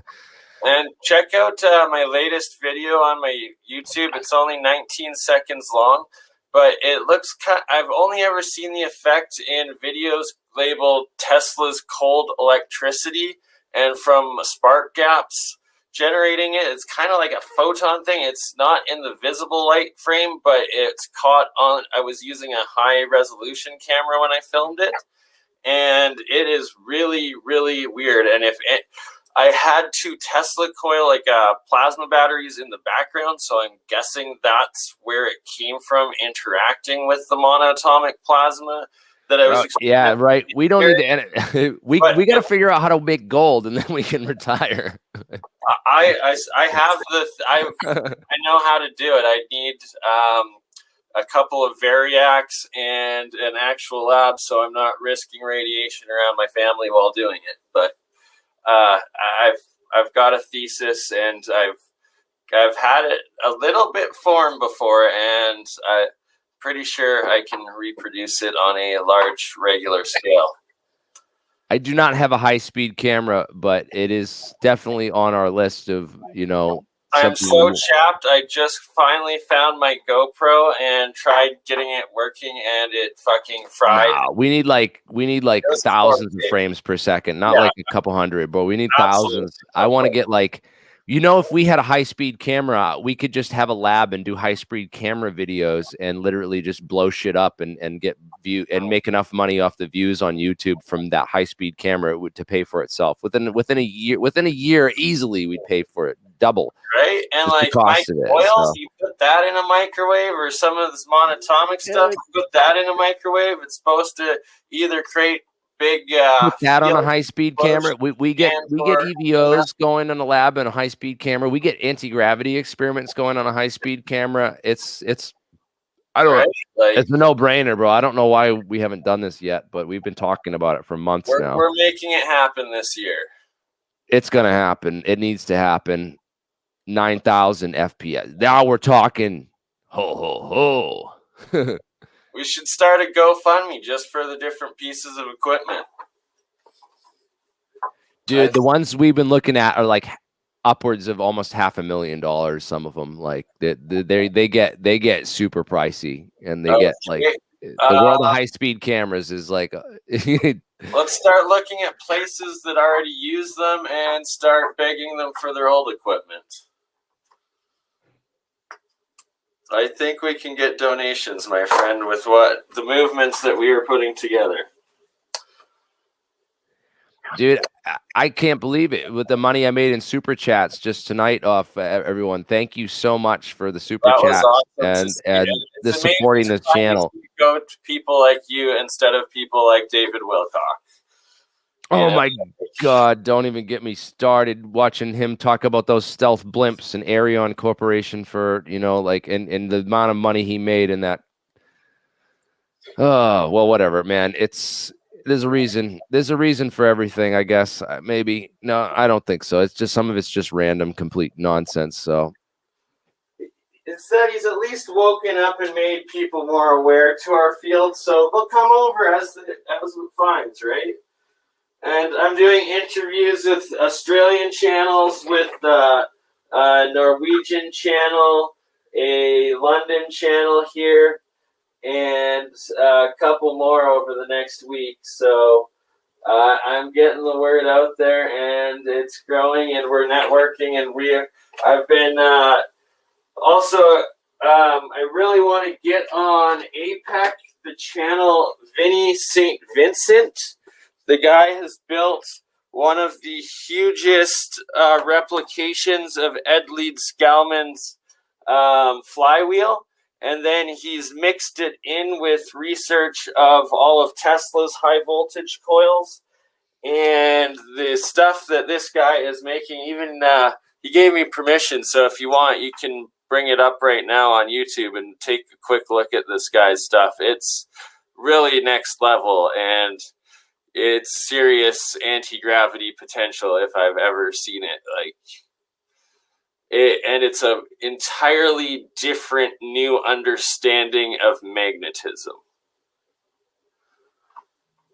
So, hey, I don't believe, man. I'm skeptical. I want to see it happening, but hey, look, I'm open-minded because there's a lot of evidence that I've seen come out in the last, 6 months when I've been looking into this, especially on Bob Greenier's channel, the Martin Fleischmann Memorial Project. Oh, he's awesome. The NASA cold fusion study that just came out, Gary Forsley of with the Spawar Labs and the U.S. Navy did on cold fusion. That's transmuting elements alchemy style, right? And no, we should not. I mean, we can talk about element 115. I've covered it pretty thoroughly on my website, on Bob Lazar website, on the element 115 page. Everyone knows about element 115. Not a lot of people know about, EVOs and exotic vacuum objects and cold fusion experiments and the whole history of cold fusion. Can I show you this guy's lab quick? Can I share screen here? And Error. We got another guy that just joined in the chat here. A error. Welcome. I just saw you get on board, man. And Jeremiah's here too. Jeremiah, what is up, brother? Yeah, I'm the other guy that just joined. Yeah, I see. There was somebody else that came in right along with me, wasn't there? There was. No, it's just me. You know who I am. A error. Well, I know who you are. I've seen your work many times on my computer. So perfect. But it used to be a lot more frequent when I used right? Windows. Not anymore. So, anyways, yeah, I wanted to see this video he's talking about. Send Jeremy the link, or send us a link in the private chat. In the private chat, and let's get this played. I want to see this, and I want to see a link to your video too. You want to, you had that other project that you were working on, so let's just take a look at that briefly. We can pull both those up. I feel like I should just say, because of what's being said in the chat, people are going to get confused with all the talk about alchemy. It's, if you're not clear, it's metaphorical in a way. I mean, I think in a lot of ways it might not be, and it's very fascinating in the transmutation itself. But that's an important discussion to have maybe at some point. With my alchemy, I use the word alchemy because in the electrolysis process on the anode side, I've discovered that the 7 states of Sir Isaac Newton's transmutational alchemy happens in the electrolysis reactions. And I just posted a link to St. Vincent's work there. He did. Okay. Right. It's not called alchemy when stars produce heavier elements from lower ones. So right. I like that explanation. That's good. I agree with that. I wonder how many people we got. It was at 300, and then we got 30 to drop. I wonder if that had anything to do with it. Well, it could be that it's it's getting pretty late here, so some people are probably heading off. We did the stream. We did the stream one time. The real fans are sticking around. They're in for the long haul. Dude, these people have been here for 4 hours with us, man, the whole time. I can't believe it, man. Dude, a 4-hour stream is just nuts, and I can't believe you still have 266 right now. I'm gonna keep it going, man. We haven't had a super chat in an hour, but that's all right. Okay, did you get the link there to play? All right, he posted the link in the chat. There we go. No, absolutely, yeah. Your audience is commenting. Yeah, you do have one of the best audiences ever, Jeremy. Absolutely, it's awesome crew, man. It's dude, it is. And look at the people we're adding to our team. Holy cow! The people that are now helping us. Is this the legit Ed Lead Scalnins thing? Oh yeah, that's a damn good replication. Wow, that looks like his original thing. It does. He built this from the ground up. He built that from the ground up. Yes, it's beautiful, man. This guy's work is unbelievable, and you need to feature him on APEC next week. I'm subscribing immediately. Oh God, yes. Let's post this in the live chat. So and you should, if you can do video, listen to how intelligent he is, and he's asking people to ask him questions. He is a great. This is awesome, dude. His name's Roy. I'm posting this in the video description and everything. They won't let me edit the video description afterward. I'll have to put all these links together. I gotta start compiling a list of them all, man. This is. Oh, we got a super chat, Dr. Fox, $10. Dr. Fox, keep it coming. That's awesome, man. Thank you so much for your support, brother. And look at that charge coming off of What is he doing with this, man? This is some Edward Lead Scalnin stuff, huh? Yeah, he also mixes it with Tesla technology. He over the last 9 years I've watched him, he's read every Tesla book online, and then made the coils himself and mixes them up with them. Above Scallin's flywheel there, you'll notice he has 2 pancake coils, like scalar coils, standing wave coils as well. And yeah, watch here. It'll lift up through static. You got, there's. What is he doing? Oh, he's lifting stuff, huh? Right? Yeah, where is he getting this high voltage from? This is what I want to know. Where is this high voltage being produced? This flywheel and all the coils around him that he set up into the circuits. Yeah, but these coils producing that kind of potential? I mean, that's... Yeah, absolutely they are.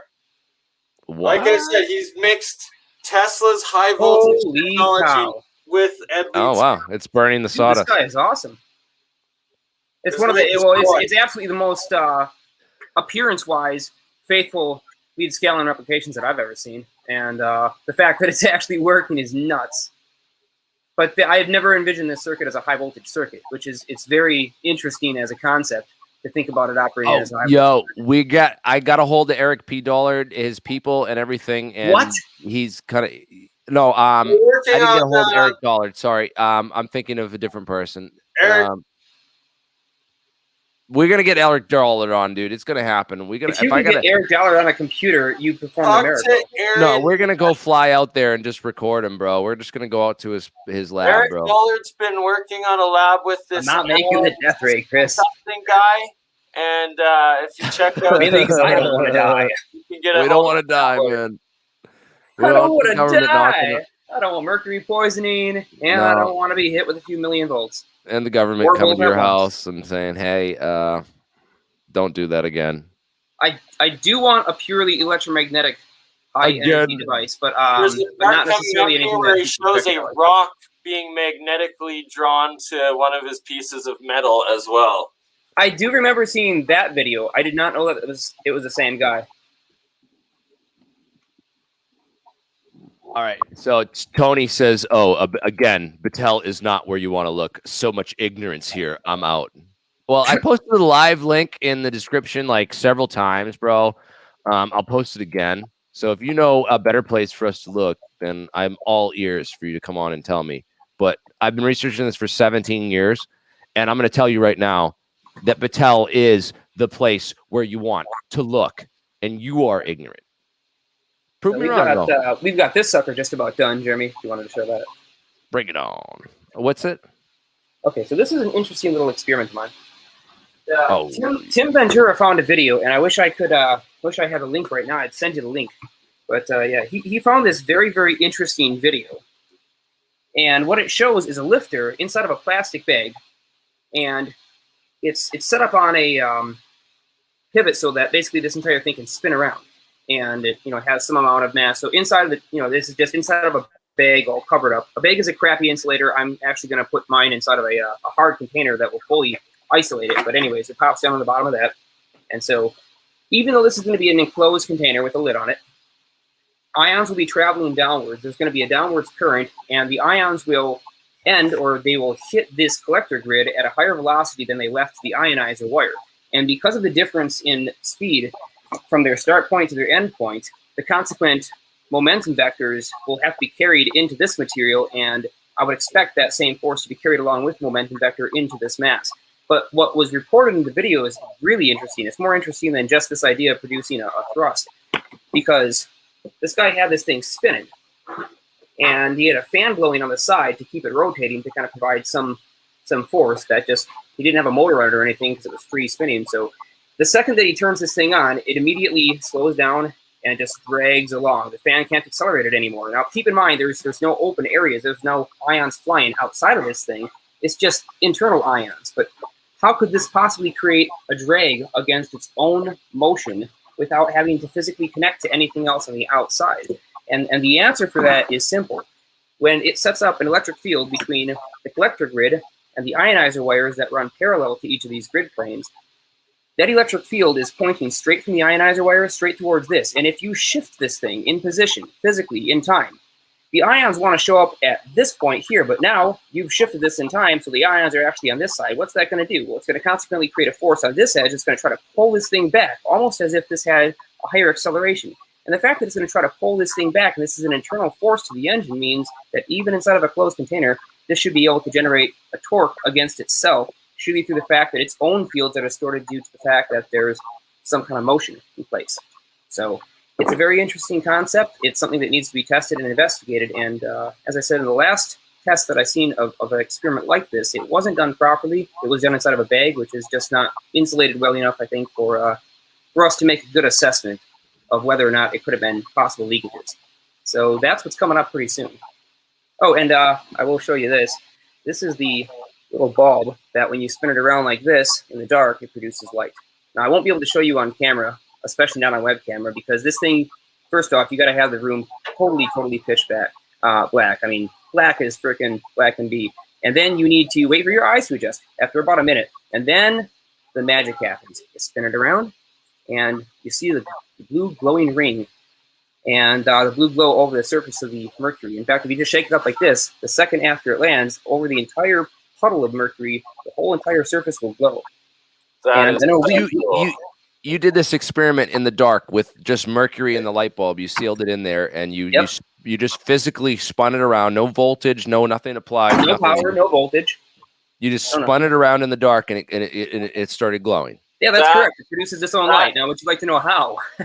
That and why? actually reconfirms everything that she has taught about rotating these monoatomic particles in matter that I have. This isn't exactly monoatomic. I mean, I know that, but I'm just saying the fact that rotation has caused an electrical reaction effect in there. It gives credence to the possibility of the material that I have. If you rotate it at thousands of RPM, that it will actually produce this plasma fields that he speaks of.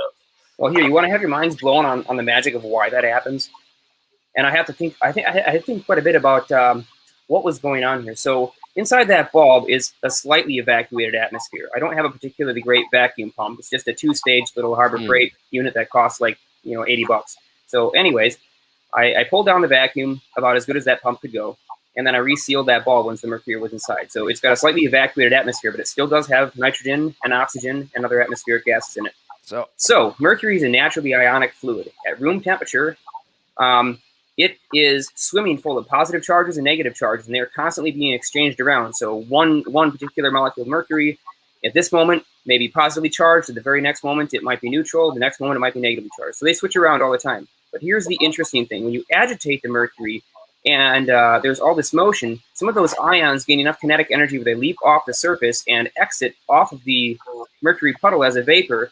And because they have charge and the puddle is generally neutral, they'll quickly try to reattract into the puddle and recombine.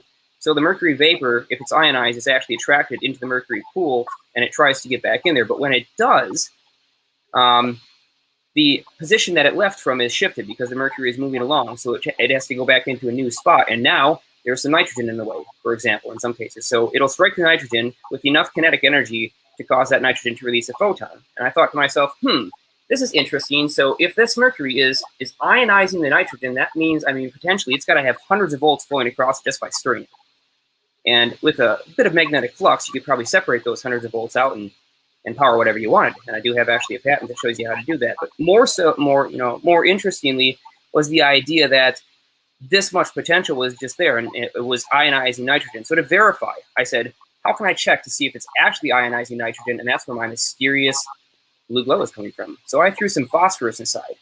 Just a little bit of phosphorus that glows when it's struck with UV produced mainly by mercury vapor lamps. And sure enough, the phosphorus lit up about 4 times brighter than the light coming off the mercury. So it does indeed ionize the nitrogen inside there. It is producing hundreds of volts just by stirring it. So that's a pretty damn interesting thing, and this is something that you produce 100 volts just by stirring mercury. Yeah. Here you go. Watch. Okay, so here's about maybe 20 or 30 volts. Here's about 100 volts. There's about 500 volts. And I can verify this because I lit up neon bulbs with it. I had a flash arc that occurred inside the bulb. I'd never heard anything about this in any physics class that I've ever. And neither have I. In fact, I couldn't find anything on it except for a few pieces of information that watched thousands of videos on. Peter fed me and Bob Greenyer talked about. So there's like almost nothing on it. I have a whole database that I'm collecting of all the secrets of mercury that have been lost for like hundreds of years, and I want to bring them back. So it's an interesting thing, and it's also very dangerous. Not the kind of thing that you want to replicate. But again, lots of YouTube channels are quite popular because these guys play with mercury, and you don't have to. So if I can show you the magic of mercury and you don't have to try it, that's great. Please don't do it yourself. This stuff is deadly. Yeah. Yes. But yeah, that's so those are two projects that are coming up. Oh, this is awesome, man, because I love real experiments. I love that there's people in our group bringing, you know, real stuff out there and new physics, man, and like. So, and of course, you mentioned this. We were talking about this mercury stuff on a show the other night, and Jeremiah called me. He's like, "We're doing some experiments with this. It was amazing stuff, dude." Like, there's so much like former Soviet Union studies with mercury showing them rotating it and measuring, getting anti-gravitic effects. I need these studies. Can you find them? Can you? Yes, I can. Yes. There's a couple of channels that I know of that have compilation videos with all the links in them. So I will. Oh man, that's awesome. That. And send me everything. I want it all. This makes me more interested in I the. have come to believe and see, and in India, they're still actively eating mercury. And with my studies, I believe that it's only when it's oxidized is these metals toxic. I'm sorry, man. I can't even endorse the idea of that concept. There's people in India that eat mercury. That sounds like total insanity to me. As long as you aren't, I'm not saying eat mercury or anything like that. I'm just saying as long as when you're working, you're not doing I hope you're not. No. Definitely don't promote that on my channel. Worry about mercury poisoning. As long as it's not oxidizing, it won't become toxic for you for the most part. Yeah, we're not going to make that claim. Yeah, we're not going to make that claim. Use your own discretion. Don't play with it at home. Obviously, only in a lab. What does mercury taste like? Right? Does it have a taste? Does it have a flavor? There's only one way to find out. There's only one way to find out. Interview a guru from Don't eat mercury, please. Actually, I can tell you what mercury would taste like just based on what I understand about its electrical principles. If you've ever stuck a 9-volt battery to your tongue, look, imagine that sensation not quite as strong, and there would be if I break one of those fluorescent light bulbs. Okay, I break one of those fluorescent light bulbs, or you know this the corkscrew ones that replace all this. Those have mercury in them. If I break one of those in my house, bro, I wear a mask and gloves to clean it up. So I just want to let people know I don't advocate. I advocate safety at all costs, and you're gonna have trouble seeing this, but this is a UV lamp. It's just like a regular CFL or type light bulb, but inside the top here, you can just barely see it. There looks like this kind of whitish dots or something. Let me put a black line behind that so you can see that. It might taste like death. Yes. Anyways, I don't know if you can see those tiny little beads, but that's the mercury inside this bulb. There's not much, and when you do, if you break the seal and it comes back to atmospheric pressure, what's in there is a vapor will condense. This kind of brings up a messed up story. I knew in high school these kids were trying to get this kid to drink mercury. They were telling there's this stupid kid. They had a thermometer that broke open. They were trying to convince him to drink it, and told him that if he drank the mercury, he'd turn into the T-1000. And I'm like, I had to break in and man, that shouldn't be so funny, but it would be so funny, but I had to step in and be like, no, all right, look, dude, please. If it wasn't so funny, I'd feel bad. Please. Do not eat Tide Pod. All right. Do not eat mercury. This is the Tide Pod. That's how you weed the idiots out of the gene pool. Yes. Okay. Okay. Well, I will mention one more thing. Another project that's upcoming in honor of the recently deceased Mark McCandlish. I have picked up this wonderful little contraption, and if you've never seen one of these, I will tell you what it is. It is a circle glass cutter. So I'm going to be building the base capacitor array for the ARV, a somewhat scaled replication. I will be changing up some parameters a bit because I don't need as many control sectors as the original, but it's going to be formed in a Lumion line type discharge array, and then I'll be using that as probably my accelerating voltage for what's running up the inside column, which I may use mercury, I may use gallium, or I may use something completely different. I haven't quite decided yet what particle I'll be using that Lumion line discharge to accelerate. But that's what we're attempting to do, is actually build at least the capacitor bank and then the discharge tube, the accelerator tube, with the heavy vaporous materials that can recondense inside of it. So we'll see. But got the glass cutter. Getting the glass. Just ordered the SS glass, ironically called SS glass. That's the thickness, by the way. So that's on order. A whole entire 4x8 panel of that stuff is coming in. And then I'll be cutting out all my circles, taper them up, and then put them on a glass sander and seam the edges real nicely. It's going to be beautiful, and it'll be very interesting to see just how fast of a pulse we can get out of it. Because no one's ever actually tried to build that thing. Like, no one's ever, as far as I've ever seen, no one's ever tried to replicate the base of that thing and see what kind of speeds they can get out of it. So let's find out. So we have a personal experience in the chat. Said he drank some, he broke a thermometer open in his mouth, and he said it was very bitter when he was a kid. He broke some open, and they said it was very bitter. So he's still with us. He doesn't have brain damage. He's on this channel watching us, so he's clearly got something going for him up there. What's the StreamYard? Okay, the StreamYard link here, guys. For those of you, I mean, here we are. We're going on. I wanted to end this at 3 hours, and now we're going on 5. What the hell? What the heck? Should we keep going? Yeah. Should we just end this? I mean, the topic of the stream was supposed to be disinformation, and now we're getting all into our scientific stuff and talks. We're getting a little bit off topic for the topic of the stream. I've got a question for you. How do I access both last week's after-hour APEC footage as well as this to use and chop down into other video? And is that all right? So APEC conference some Saturday, you mean the after we stopped the stream? Yeah, after the stream was ended. Okay, Tim was probably recording that on his end, so you're probably going to get a hold of Tim Ventura and ask him for.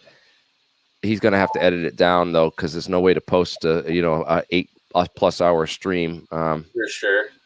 I did not record it. I'm on a new computer because my other computer shit the bed. I don't know what happened, but I don't know. Yeah, so you're gonna have to get a hold of Tim. Hopefully he has a copy of that. I was not recording that from the other night though. I usually do record a lot of that stuff just in case, but I was not recording that. No worries. Because I thought about it, but I saw up in the corner that it was recording, and I was like, "Oh, Tim's got a copy of it. We're cool. If there's anything that's important, we can go back and look at that."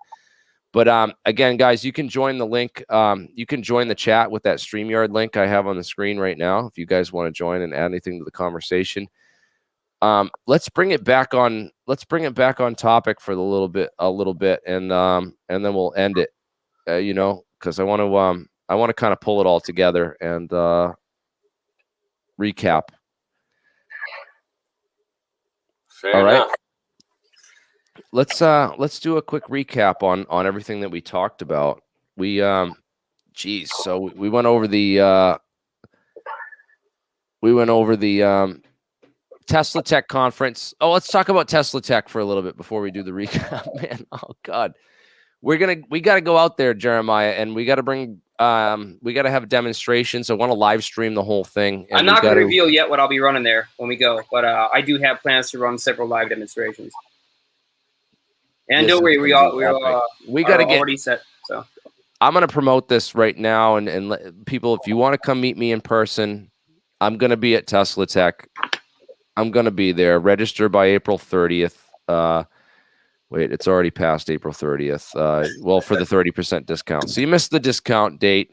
Sorry for that, but definitely still register. And if you want to come out and meet me, or again, in person, I know you can all join the live chats. I open these things up, and I try to keep them open once we hit a certain mark on these longer streams and stuff. So I'm open to the community. You can come and talk to me anytime. St. Vincent, this guy Vinny St. Vincent is the guy that had that stream up with the Edward Leeds Scalman replication and all that experimental stuff. So if you want to check out to him, I posted him in the description. We also have we talked about UFO metals, some of these guys that had recovered this stuff, and how that we believe, that I believe anyway, that the research, if this sort of stuff exists, it would exist inside Battelle. They have the type of control over the scientific research community to have hid this sort of thing from the public for 70 plus years, if it indeed does exist. And this would be the first place I would look if I were the Inspector General's office, the government trying to investigate itself and figure out what secrets it's been hiding.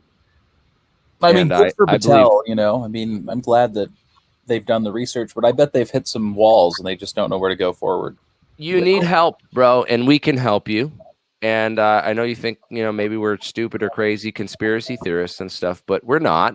And we can help you, and we're not dumb. We're not too stupid to that you have to be like, act like the parents and be like, well, we're not going to tell our kids about this because we don't know what could happen, right? So I'm going to tell you what happened, right? My parents never shared any of their information about financials with me, and they never taught me about money. And I grew up to be an adult who I'm terrible with fucking money. I don't make shit. I eventually got myself into a job where I can be, you know, do construction and make some money, but I have no clue, like, because my parents thought I was not responsible enough to handle that information, and they screwed me for life because of that. So you're screwing the entire future of our planet, our civilization, and our history by withholding this information and keeping this information from the public. I know that you think that you're doing a good job for humanity. I kind of understand it. Like if I was in this position and I did these think tanks like Rand Corporation and these other guys did to see what the public would react. And they knew that in the 40s, they weren't ready for this and we needed to keep it secret. But bro, it's 2021. We're like 21 years past the line of where we thought the Jetsons were going to be at in the 60s. All right. It's time. It's time. It's time. Now is the time. Declassify, disclose, leak. Hey, Jeremy, you want to show a quick cam? Yes. I find this interesting. This is just to kind of show you, give you a demonstration of the degree of vacuum inside the globe. Ooh, see if I can get that angle down. Oh, that's interesting. It actually deposited something on the surface. Let me see if I can show you this. Eek, I don't even know what that is in there. Okay, and that's the angle I want to show. Whoa! Oop, I guess I need to hold it from underneath because otherwise it's going to try to reach. It's going to try to reach for my fingers instead. And I want it to actually hit the pool of mercury because that's when it starts to do its vapor thing. Dude, the public's becoming delusional because of all the disinformation that they spread. It's like they're like, oh well, you can't have it because you're not smart enough. But you're not. It's like the same argument, right? That why the slaves should stay slaves is because they're not smart enough to like handle it, and they're not capable of handling it on their own, right? It's delusional. That's delusional mindset. It's like saying that you're not responsible to handle this information that I am not going to give you, and then you're too stupid to handle it because I miseducated you and lied to you your entire life to hide this information from you. You're too stupid to handle it. It's like, shut up, dude. It makes no sense.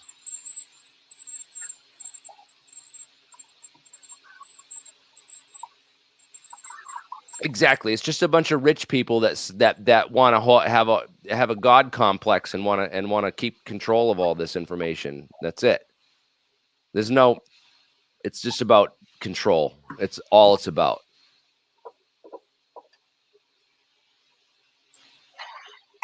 Jeremy, how do I record the StreamYard? I should just start recording. Okay, so yeah, let me give some lessons on video stuff for people if they want to know how to do more on that, because it's good to have those skills and know how to do that. One of the programs that I use is Cyberlink Power Director. It's the cheapest and easiest to use on the market. It's like $70 for the full unlocked version. And you can do screen recording with this and video editing. So you can edit the videos down later. That's what I have used. I'm trying to learn other programs and branch out. But again, this is what I do and what I use. So there's also another program that I used to use called Ice Cream Recorder. All right. It's a cheaper one. think it's, I don't know how much it is, but it's a good screen recorder for doing screen captures. It's just a little software, and you can capture audio or video. And I used to use that for just making screen capture and recording. So that's like, there used to be ways you could do a video to MP4 and like download videos directly. You used to be able to download videos directly off YouTube, and then they had this Avast video recorder. You could download the videos with the Avast, but then YouTube disabled all that because people. I used to have that, and I was wondering what the hell. Yeah, YouTube disabled. They've had prior programmers to really work around all this stuff. So now the only organic way to do it, like if you can like honestly, they can. There's no way around this because it's a third-party software, and if they can, you could demonstrate the video on your screen and hear it and see it, then you can record it with this. And this is a way around it. So no matter what, and I don't care what YouTube comes up with, this is a way you can still capture content from YouTube. I used to use it just for downloading, because you can just record and capture the audio. So I used to just listen to songs on YouTube and capture the MP3s and put them on my, so I could save the music files. Like it's like Napster for the new age. But I didn't tell you that. You didn't learn that. I appreciate that. So yeah, some inside knowledge. It's stuff worth knowing. Do you mind quickly? I posted the link in the chat there. I'd love your opinion. It's 19 seconds on my site there, or my YouTube, of what the heck phenomenon I catched on camera. They're in the private chat? Yeah.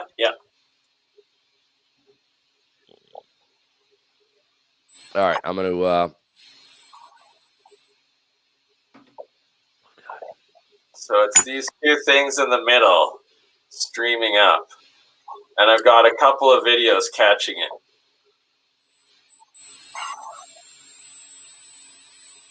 What is that? Play that again. Yeah, what was that? Describe exactly how you set this up and what's happening here. That's a canvas, and it's facing like the wall there with some jars on top that have the monatomic.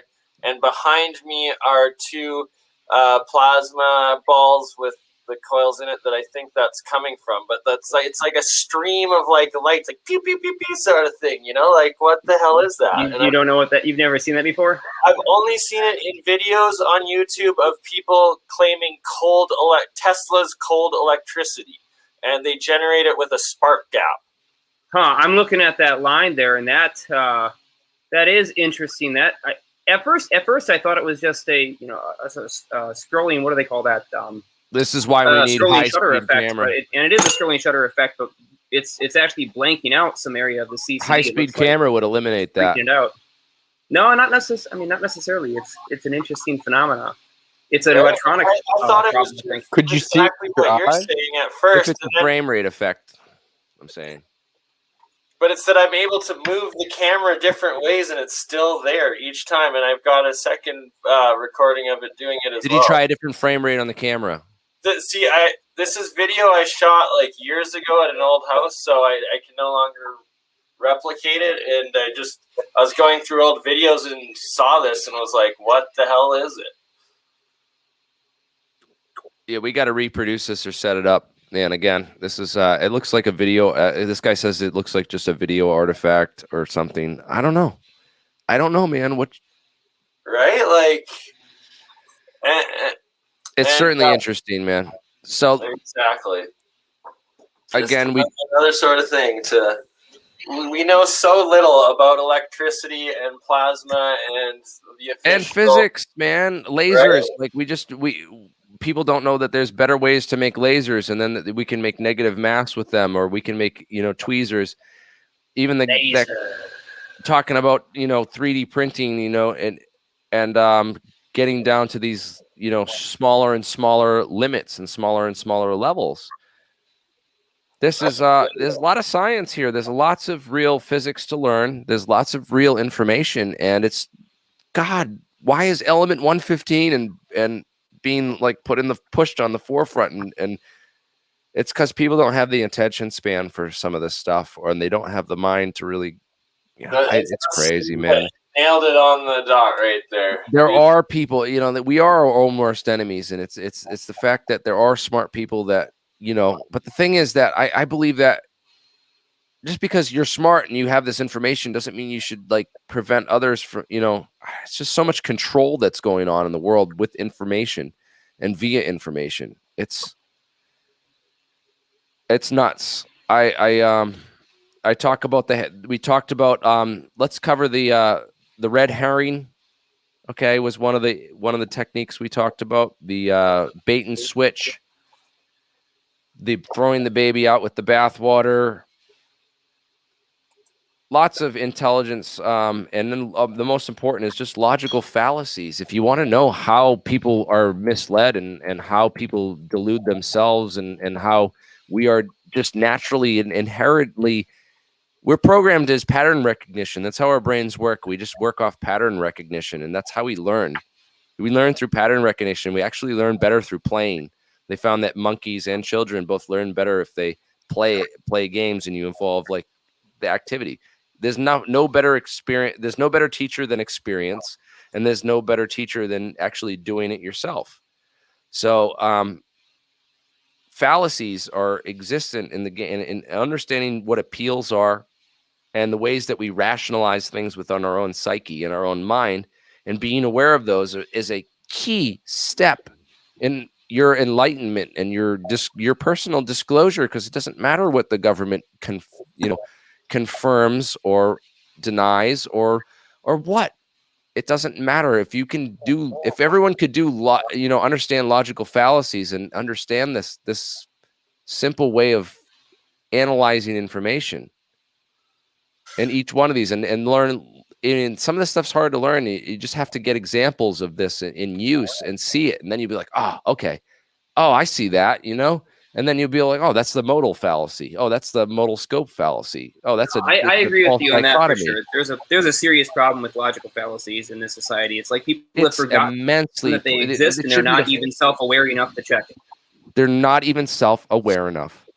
That's the problem, man. It's cognitive dissonance, and it's how it works. It's like we have all these ways of rationalizing things within our psyche and our understanding of the universe based upon pattern recognition, which is how our brains work.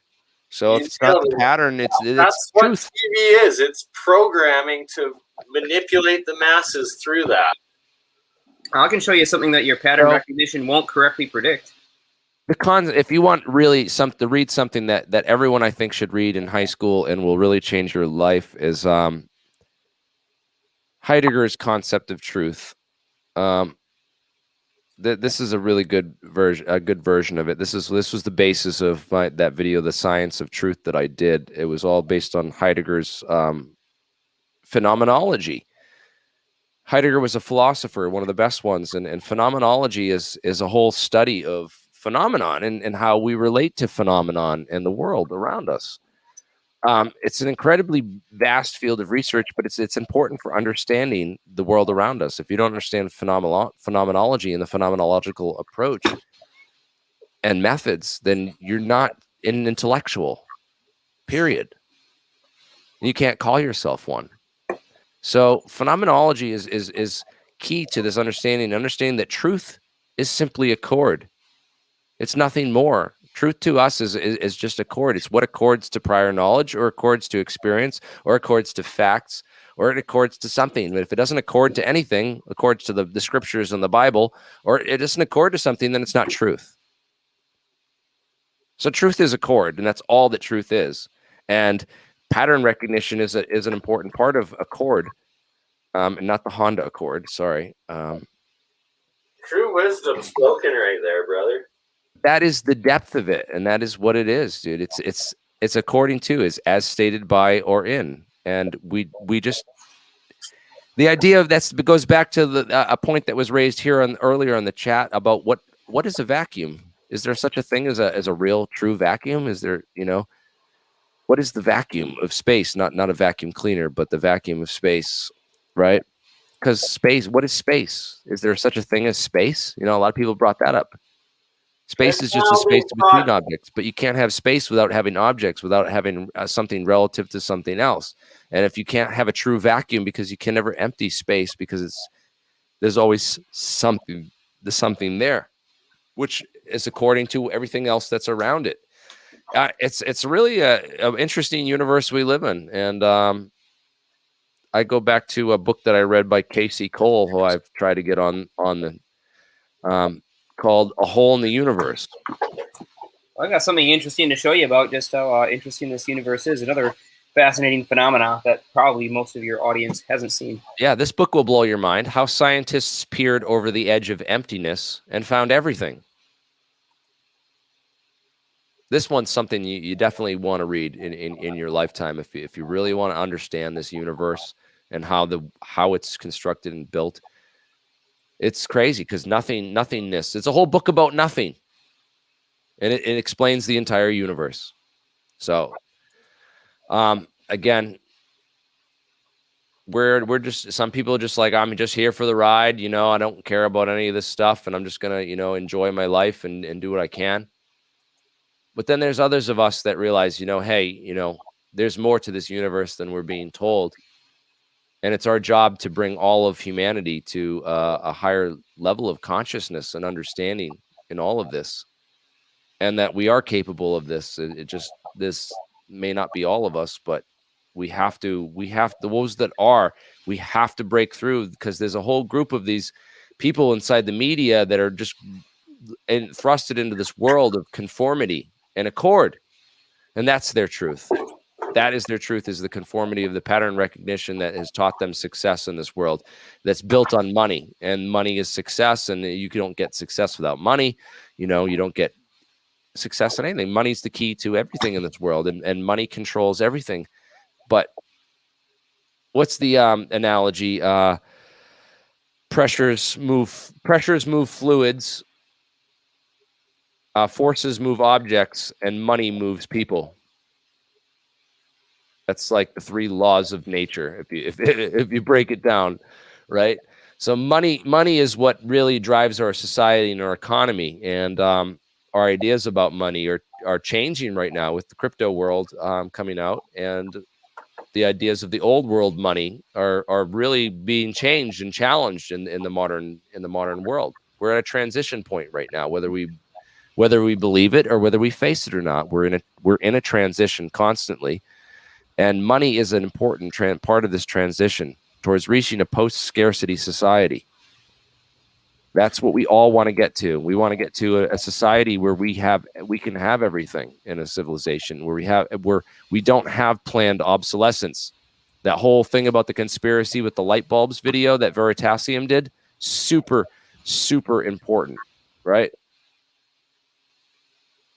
Light bulbs. Right, so if you look up this video, the actual conspiracies, right? This is why we can't have nice things. This is this sums it up for us, dude. This it goes so much deeper, but this is they should watch that. They should watch that video. Absolutely, you just link it in there, man, because this is one of those things that if people don't know about it, like, this is one of those things where you heard for years. Yeah, there's a conspiracy about light bulbs. They were intentionally made to burn out sooner, and then everyone's like, no, of course that's bogus. Come on, you're just being silly. Like, no, there is a firehouse that still has a light bulb burning in it, and it's not particularly bright and not particularly high power, but, you know, it's still going, and it's been there for a hell of a long time. How long did your light bulb 100 years ago, they put I've never seen this, but I completely believe it. This is the epitome of our society, and it's based upon our version of what we understand money to be in the old world. This is the old world money. Okay, this is the old world that everyone talks about conspiracies and the Rothschilds and the central banks and all that kind of stuff, right? Well, that's just old world money. And we're in the transition point where all that old world money is going to go bye-bye. Sorry. And we're going to have... it won't go away. If you know about the monkey study that they did, they taught the monkeys to exchange tokens for pieces of banana. Well, then at some point, some of the monkeys realized that if they exchanged sex for food, that sort of messed up the economy. So OnlyFans isn't going away. Right. Yeah, we're just going to be deprived of sex, and then we can, yeah, that's a yeah. Jesus, the future is like more like idiocracy than anything we could imagine. It's a combination. What's that? That's why we're here working to build a better, different one. Exactly. That's what we're trying to envision it and help heed that. And this disclosure process, because disclosure is not just about, it's enlightening people to become aware of all these things so that we can take control of them and understand the systems of control so that we can figure out how to, no one's going to give you the education you need to overthrow them.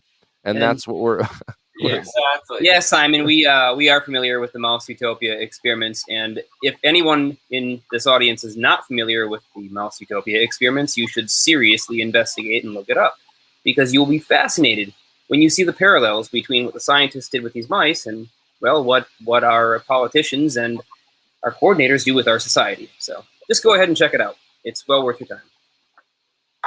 Hey, speaking of that, you want to see something interesting? You want you want to go down the rabbit hole? Holy yeah, that's shit. the one. That's the one right there. Check that out. It's a very good video. He covers it well.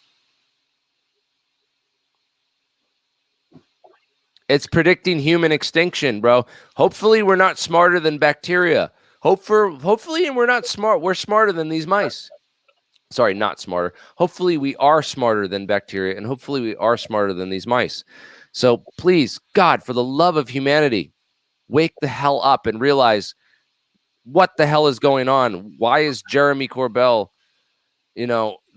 on mainstream media, and how did he get there? And this is all related, man. It's just our own stupidity, and it's literally, we're in a rat race, and the people running the show are freaking clueless, and they don't have enough time to explain it to people. And if they did, then it's just, they would choose not to do it because of their own, because it doesn't benefit them personally and their own immediate, environment. There's not, everyone's looking out to get the biggest piece of the pie as they can. It's literally, 1984 plus Idiocracy plus Lord of the Flies. I saw a Venn diagram with all these things on it. It was quite awesome the other day. I wish I'd saved it because it was quite, but anyways.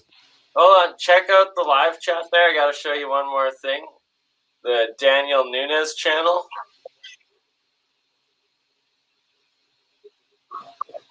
All right, Daniel Nunes.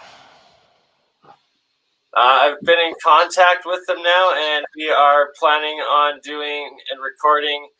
I'm going to replicate their PoE vortex coils, which they're getting mass over unity with, anti-gravity in the center, as well as exponential yields in crops with growing without light, even just being in proximity to these coils with energy in them exponentially increases plant growth.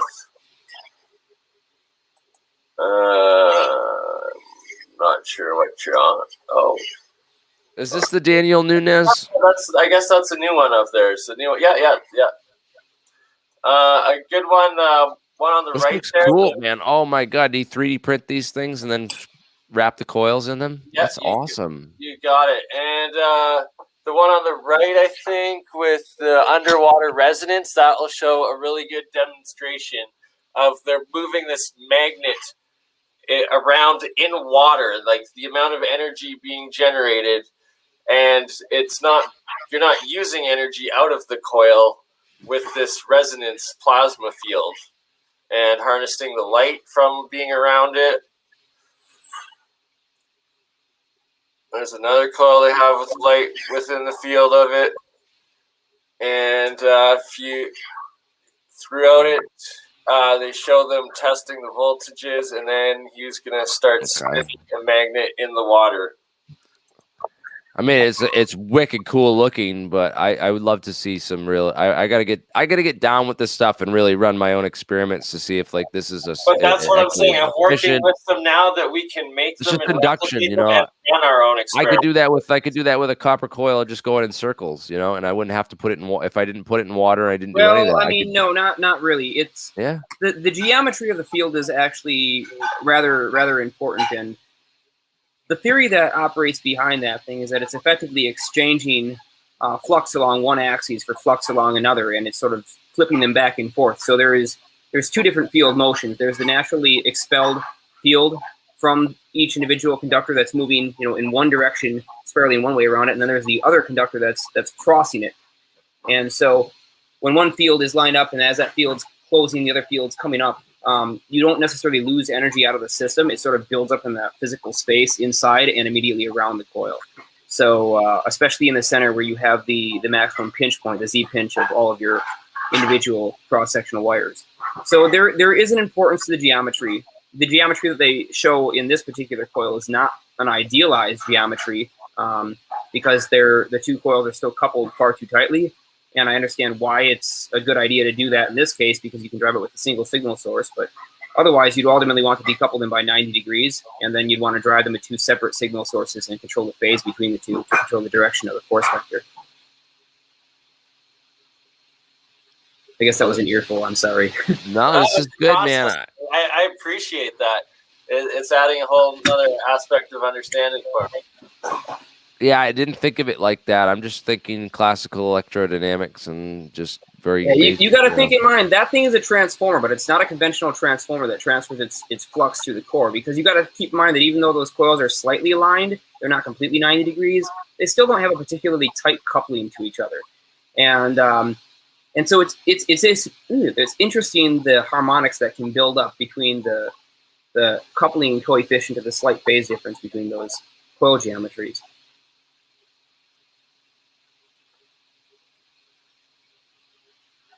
Yeah, it's certainly interesting, man. Again, I'm getting tired. We just hit 5 hours. I'm done, dude. I can't do anymore. All right, it's too much information. Definitely. But like I said, there's someone else I can get for you in the coming weeks to come and present their stuff on APEC and get everybody that wants to go on one of these the opportunity to do so and run their own experiments. I met Marco Rodin in 2009. I have a picture with me and him somewhere. Well, there is one thing I need to point out real quick on the topic of APEC too. APEC is a propulsion engineering conference, so I mean a lot of these things are very interesting in terms of energy and whatnot. But APEC isn't Tesla Tech. It's not really about everything. It's really focused just on the propulsion technologies and how we're going to get from the Earth to space. Too, right? What's that? Or even just on this channel, right? Either or for you. Yeah, on this channel, this is probably a better opportunity to cover that kind of stuff because at APEC, all the guys that are attending that are pretty much there for. Again, we're way off topic for the stream stuff. too, man. There's a lot of people clicking on this that want us to talk more about Jeremy Corbell and the whole, what's going on in the media, which I could go into a lot more of that, but I really wanted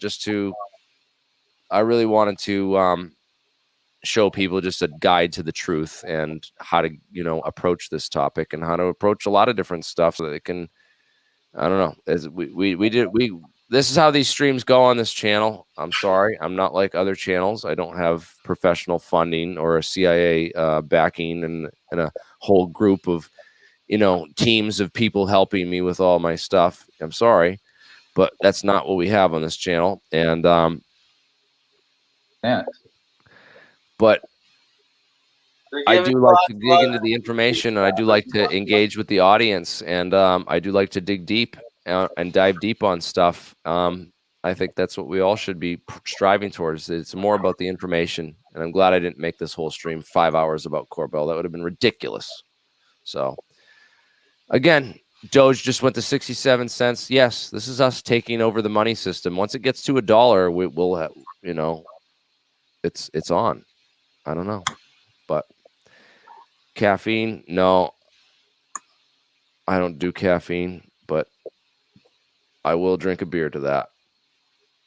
Oh my God, I'm so sorry, Steven. I missed that earlier. Who is Jeremy Corbell? That's what everyone will be asking in 20 years. Nobody will remember that dude's name. I assure you. Maybe a few people, but when we crack anti-gravity and bring this out with the community that we're building and the stuff that the community that we're bringing together on this channel, none of this stuff's gonna matter in 10 years, man, because no one's going to care about government disclosure or what the government, we might not even have a government anymore. Sorry, Jeremy, I have to interject because in the middle third YouTube you got on your screen there, I have to apologize to Stephen as I was running late and missed that. Oh, is Stephen live right now? No, he's not. No, that was an interview with me, and I was late, and we had to reschedule. But that was just ironic that you had that on there. It's because you're on the show right now, dude. Well, I am subscribed to him We'll be too. doing a new show very soon. He's rebooking me.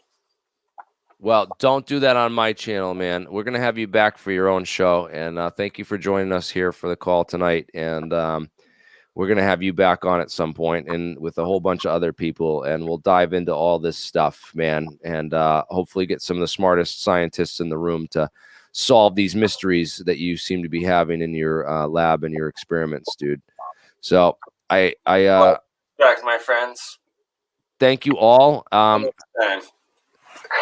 Thanks for watching. I know this is a long stream, but the information is worth it, and I hope you learned something. Now I have the grueling task ahead of me of getting all the links of everything we talked about posted in the video description of this video.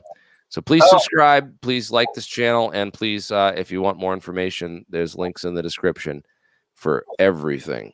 One last shout out and link you're going to have to add is I'm doing a weekly broadcast and we're doing different interviews at Autodidactic channel. He's an Australian one, and we dive into ancient technology possibilities such as the Baghdad battery, and are investing stuff like atmospheric electricity and yeah, along those lines. So definitely check that out, and a lot of my research has been discussed on that channel as well.